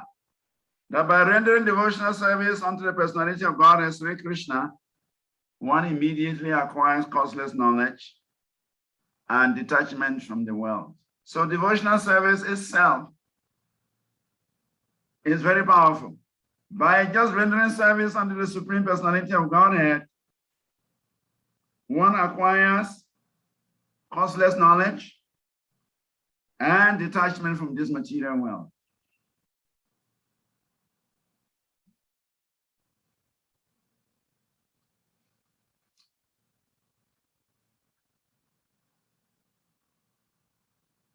So the ultimate good for humanity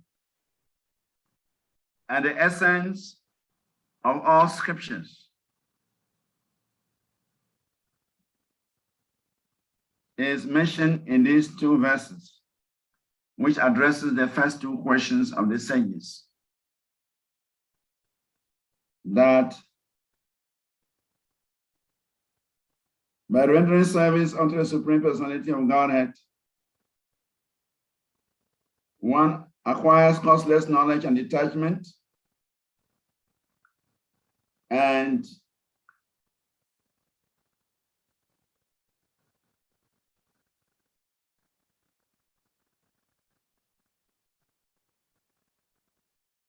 by rendering unmotivated, uninterrupted devotional service that can satisfy the self.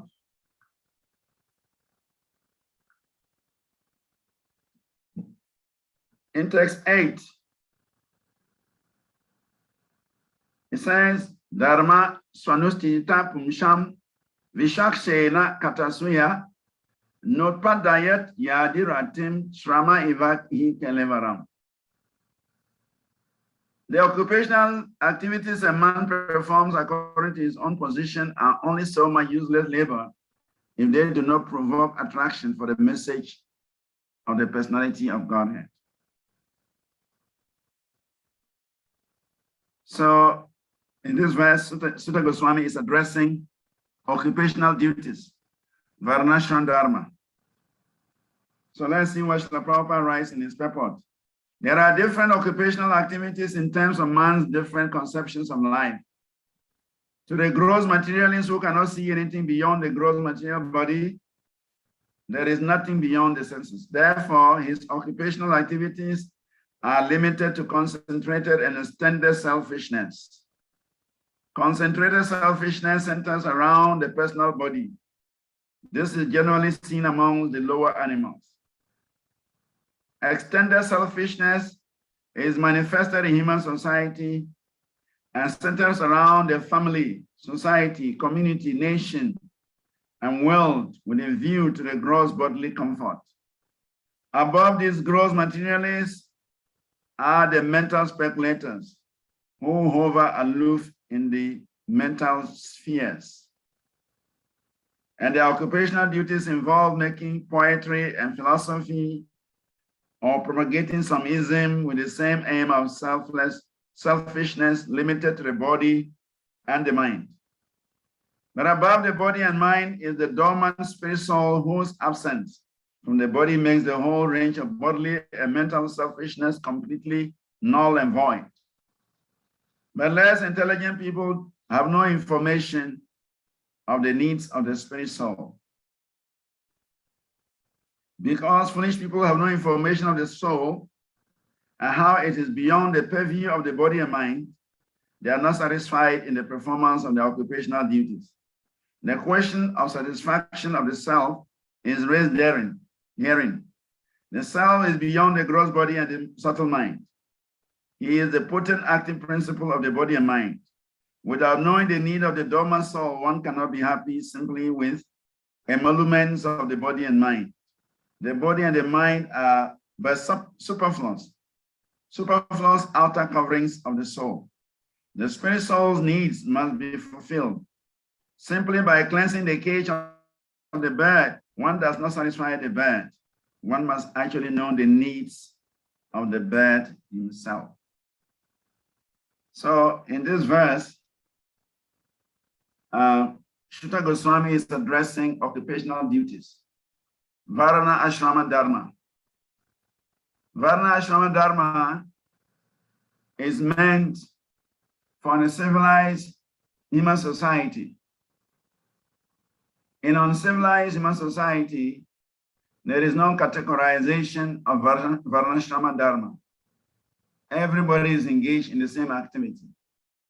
But in a civilized, advanced society, human activities are divided. We have the Brahmana class, they represent the head and they give spiritual knowledge. The Kshatriya class, they represent the arms and they give protection. The Vaishya class sometimes they represent the stomach, sometimes they represent the genitals, and they produce the economic needs of society. And then the Sudra class represent the legs, and they are meant to execute services for the benefit of the entire social body. So, but these activities should be directed towards the Supreme Personality of Godhead. If they are simply executed for selfish needs, then the purpose of action or activity is defeated. Because every living entity in this world is actually selfish. Everybody is working for his own self-interest. The animals are doing so, the birds are doing so, the insects are doing so, and we human beings are also doing so. We are working for our interests. And if our interest is not served, we will not work. This is called selfishness. In the animal kingdom, the selfishness is limited to oneself. But in the human society, this selfishness is extended to family, to tribe, to community, to nationality, to country, to race, and so on. But it's still the same selfishness. Activities must be performed not for the body or for the mind. Activities must be performed for the benefit of the spirit soul. And therefore, only activities that relate to the Supreme Personality of Godhead is beneficial for the soul. So therefore, one has to engage in activities for the benefit or for the pleasure of the Supreme Lord, and such activity will be beneficial for the soul. So that is the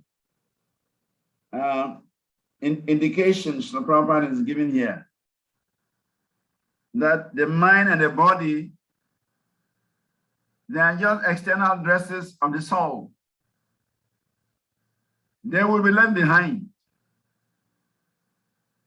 When somebody leaves his body, the physical body is left behind, and one carries a subtle body with him, mind, intelligence, and ego.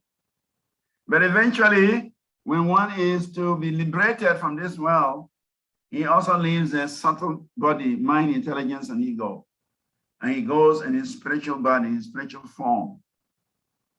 So both mind and body are temporary possessions of the soul. The body is possessed during one lifetime, and the mind may be carried for many, many lives, but eventually it will also be dropped. But for the soul, there is no question of dropping the soul, because that is our real self. So actions that are meant for the benefit of the soul are the recommended actions, recommended activities. Anything that is not for the benefit of the soul is simply waste of energy, waste of time. So therefore, Prabhupada is recommending that occupational duties must be directed towards the Supreme Personality of Godhead. And whatever occupational position we may occupy, but we should see that it is linked with the service of the Lord. We cannot all perform the same duty, but we can always use our duty to serve the Supreme Lord. If we are Brahmanas, then we must use our Brahminical position to please the Lord. If we are Kshatriyas, we have to use our Kshatriya abilities to serve the Lord. If we are Vaishyas, we have to use our Vaishya ability to serve the Lord. And if we are Sudras, then we must use our service attitude to serve the Lord. Even if we are outside of the four social classes, still we can serve the Lord. That is possible. Milechas and Yavanas, they can still serve the Lord in whatever they do. And this will bring about perfection. So Srila Prabhupada is recommending perfection here of occupational duties. When those occupational duties are engaged in the service of the Lord, then one can easily attain perfection.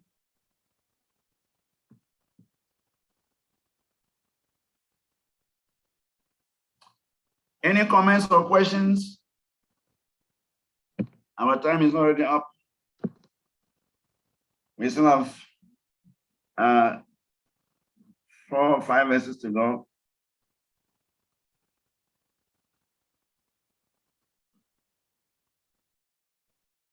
Otherwise, I can still try to read some 2 verses before we close. We can get to at least text 10. And tomorrow we go a bit faster. So let me cover 2 more verses and we close. Text 9 says, Dharmasya hi aparvagasya nato ritayopak kalpate nartasya dharma ikantasya karmon labhya hi smritaha. All occupational engagements are certainly meant for ultimate liberation. They should never be performed for material gain. Furthermore, according to sages, one who is engaged in the ultimate occupational service should never use material gain to cultivate sense gratification. In the purport of Prabhupada writes, we have already discussed that pure devotional service to the Lord is automatically followed by perfect knowledge and detachment from material existence. But there are others who consider that all kinds of different occupational engagements, including those of religion, are meant for material gain. The general tendency of any ordinary man in any part of the world is to gain some material profit in exchange for religious or any other occupational service. Even in the Vedic literatures, for all sorts of religious performances and allurements of material gain is offered. And most people are attracted by such allurements of blessings of religiosity. Why are such so-called men of religion allured by material gain? Because material gain can enable one to fulfill the desires, which in turn satisfy sense gratification. This cycle of occupational engagement includes so-called religiosity, followed by material gain, and material gain followed by fulfillment of desires. Such gratification is the general way for all sorts of fully occupied men. But in the statement of Sutta Goswami, as per the verdict of the Srimad Bhagavatam, this is nullified by the present sloka. One should not engage himself in any sort of occupational service for material gain only, nor should material gain be utilized for sense gratification. How material gain should be utilized is described as follows. So here, Sutta Goswami is saying that material gain should not be used for sense gratification. The general tendency is that people use religious means for material gain. And when they get the material gain, what do they use it for? For sense gratification. So it's like a cycle. People go to God to pray for material gain. And when they get material gain, what do they use it for? For sense gratification. So that is condemned here by Sutta Goswami. One who is engaged in ultimate occupational service should never use material gain to cultivate sense gratification. In other words, whatever we do, the aim should be to satisfy the Supreme Personality of Godhead. Actually, every activity is actually meant for Krishna satisfaction.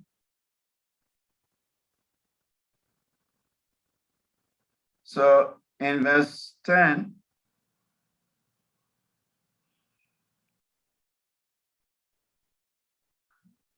it says, Karmasya Nedriya Pritir no Bojiveta Yavata Jivasya Tatva Gigyasa Nartuyastheha Karmabir. Life's desire should never be directed towards sense gratification.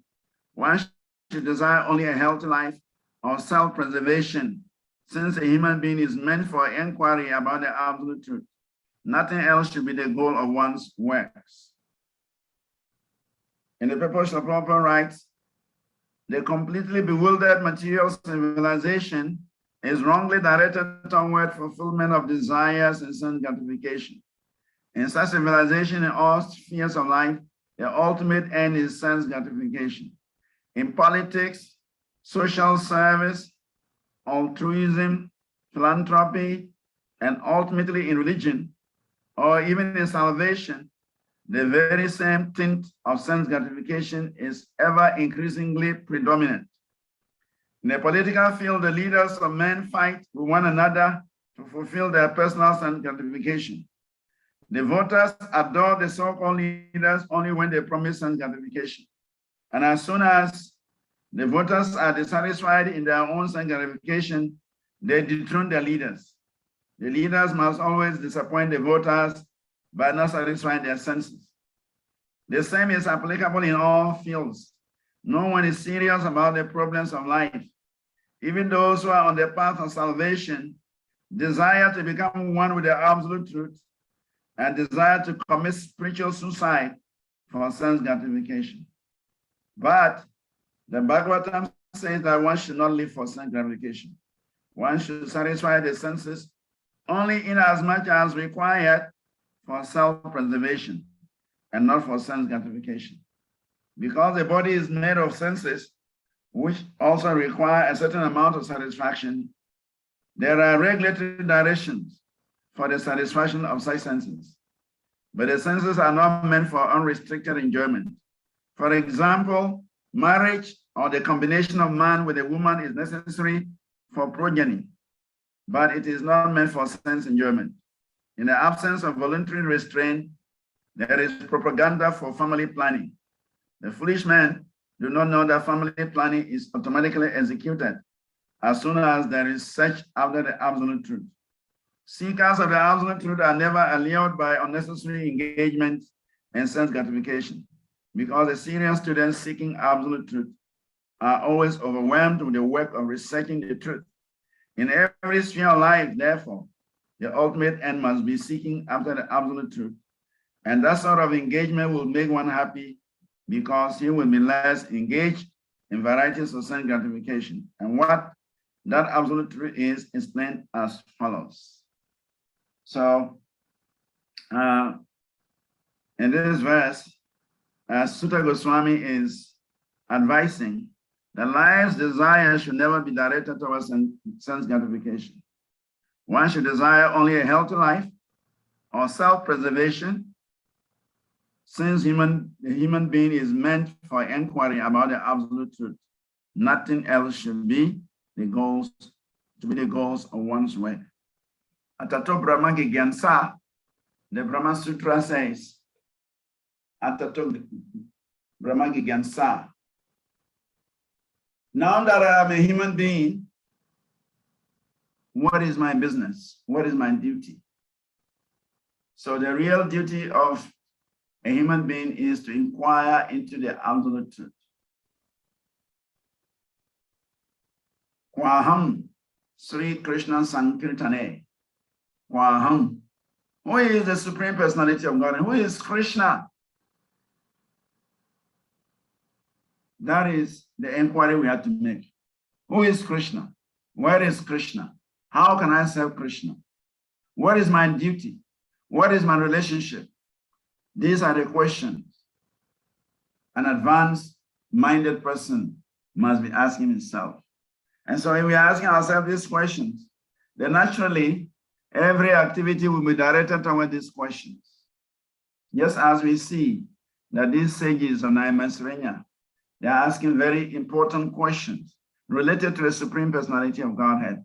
And as a result, the whole Bhagavatam is describing the Supreme Personality of Godhead.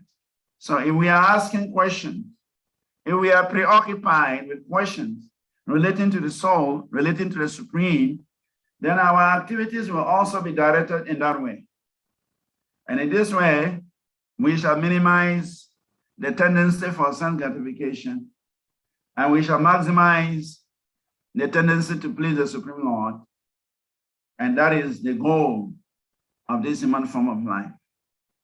So Sutta Goswami is advising that life desire should never be directed towards self-gratification. We desire a healthy life. Without good health, you cannot practice bhakti.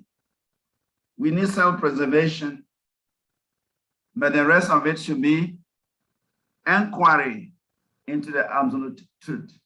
That is why this human form is given the greatest boon, the greatest body. Dehinam manasha deho. We are given the human form of life, manasya. Manasho. The human form of life is given for a purpose, and that purpose is to inquire into the absolute truth. And so Sutta Goswami is advising that we do that. We have already expended 14 minutes above the 12 o'clock. And so if there are some questions, they are welcome. If there are no questions, we'll continue tomorrow. I think tomorrow we'll start on time so that we can cover the 3 verses for today's lesson. And then tomorrow we have I think 16 verses, 14 to 29. So we are adding 3 verses. That means 19 verses tomorrow we have to cover. And so please let's start early tomorrow so that we can cover the rest of lesson 3 and 4 tomorrow. If there is any question, you're welcome. If no question, we call it a day. Thank you very much. Hare Krishna, Prabhu. Very nice, wonderful presentation. Most important to hear this wonderful narration from you. And we pray that Krishna will continue to strengthen you, increase your wisdom, especially in the course of the service. So if there are no questions, I will request that you all unmute. Loudly chant. Prabhu. Everyone has a question. Yes, please, I just have a big question or comment. When we listen to all these narratives, it's like the material life and spiritual life, they appear to be completely opposites. You know, the completely opposite activities. For instance, ordinarily, nobody will do anything without being motivated. You know, in this, generally, people work maybe for salary or this and that. So, but from this narration, it's a completely different, it's opposite. Having to work unmotivated, uninterrupted. Even in devotional service, after some time we get tired, some people get tired. You know, their service is interrupted. And sometimes too, we want something for our activity when there is no motivation. Even some people coming to the temple, some target the prashad, they come late for even the program. So it's completely opposite. That's just my little. I don't know if I'm correct. Right? Yes. Material existence is based on selfishness. That is a fact. Motivation. In material life, we don't do things unless we are going to gain from it, unless we are going to get something out of it for our sense gratification. That is material existence. Material existence means self. It means always endeavoring for some material result. That is material existence. And so, even though we have come to devotional service, we've come to the path of bhakti, but we are still holding on to different degrees of this material inclination. And that is what is delaying our progress, actually. The earlier we drop this desire to gain something, the faster our spiritual growth.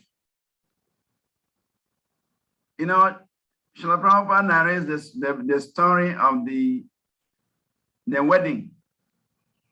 It is a biblical story that some people were to go for a wedding and they chartered a boat and they row all night. They were rowing the boat all night, but they did not remove the anchor of the boat.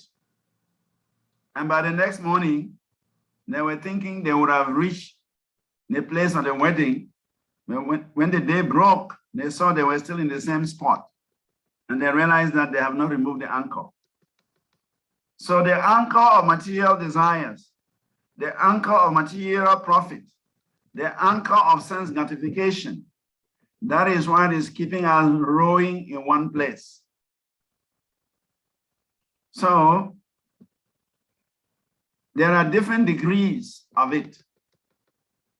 There is a gross aspect, there's a subtle aspect, and there's a very, very subtle aspect. And all of these things, they have effect on our spiritual life. But the earlier we do away with all these desires, the faster our growth will be. That is a fact. So,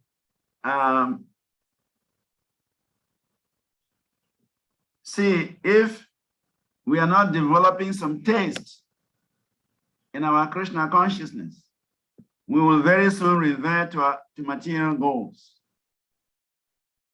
If one is not developing spiritual taste, if we are not developing taste in chanting, we are not developing taste in hearing, we are not developing taste in kirtan, we are not developing taste in studying the scriptures, definitely we are not dead entities. We are alive, we are conscious. We will go back to activities pertaining to the senses. But if we are developing some taste in chanting japa, some taste in hearing scriptures, some taste in kirtans, some taste in preaching, some taste, that taste will take us to another level and to another level and to another level. And before we realize, we have given up sense gratification. Sense gratification is the anchor that keeps the living entity in the material world. And is in different degrees. So all this study of the scriptures is meant to help us loosen that anchor. So Sutta Goswami is preaching to us. It may seem he's talking to the sages of Naim and Serenya, but actually Sutta Goswami is talking to us. And so by studying the Bhagavatam, we can understand what is required to actually become a devotee. So that's why we are studying the Bhagavatam. It is mentioned earlier this chapter that the Bhagavatam is written to convert ordinary men into Uttama Adhikaris. It is meant to convert ordinary people into Brahmanas, into Vipras, and into Vaishnavas. And the Vaishnavas are described as Uttama Adhikaris, topmost devotees, pure devotees. So it's a fact that even in devotional service, we still carry along those desires. But those desires are simply setbacks. They are setbacks for our progress. And the earlier we drop them, the better for us. So it's true that the material atmosphere is contaminated by this desire to enjoy the result of our work. That is material life. But now in devotional service, we channel those activities for the pleasure of Krishna. We still work. We still do the same things, but the result is offered to Krishna. That is the difference. The non-devotee is working very hard to enjoy the result. The devotee is also working very hard, but he offers the result to Krishna. And so they are different. One is working to enjoy the result. One is working by offering the result to Krishna. They are on different platforms. So that is what Sutta Goswami is trying to tell us in these verses of Srimad Bhagavatam. Hare Krishna. Hare Krishna, Maharaj. Thank you very much. Hare Krishna. So we see tomorrow. Okay. Hare Ki Jai. Vancha kalpatarubhyascha knipasnibhya vancha panitanam pavanibhyo vaishnavyo namo namaha. So we see. Hare Krishna, Krishna Krishna, Hare Hare. Hare Hare, Hare Ram, Hare Ram, Ram Ram, Hare Hare. Jai. Gora Pinande. Oh, glory. Hare Putra, Hare Krishna. See all of you tomorrow. Hare Krishna. Tomorrow class is earlier, it's 7:30 to 9:30. So don't forget. Okay, thank you. Yeah, 7:30 to 9:30 is earlier in the morning. Oh, okay, thank you, Maharaj. Hare Krishna. Jai. Shri Prabhupada ki. Jai.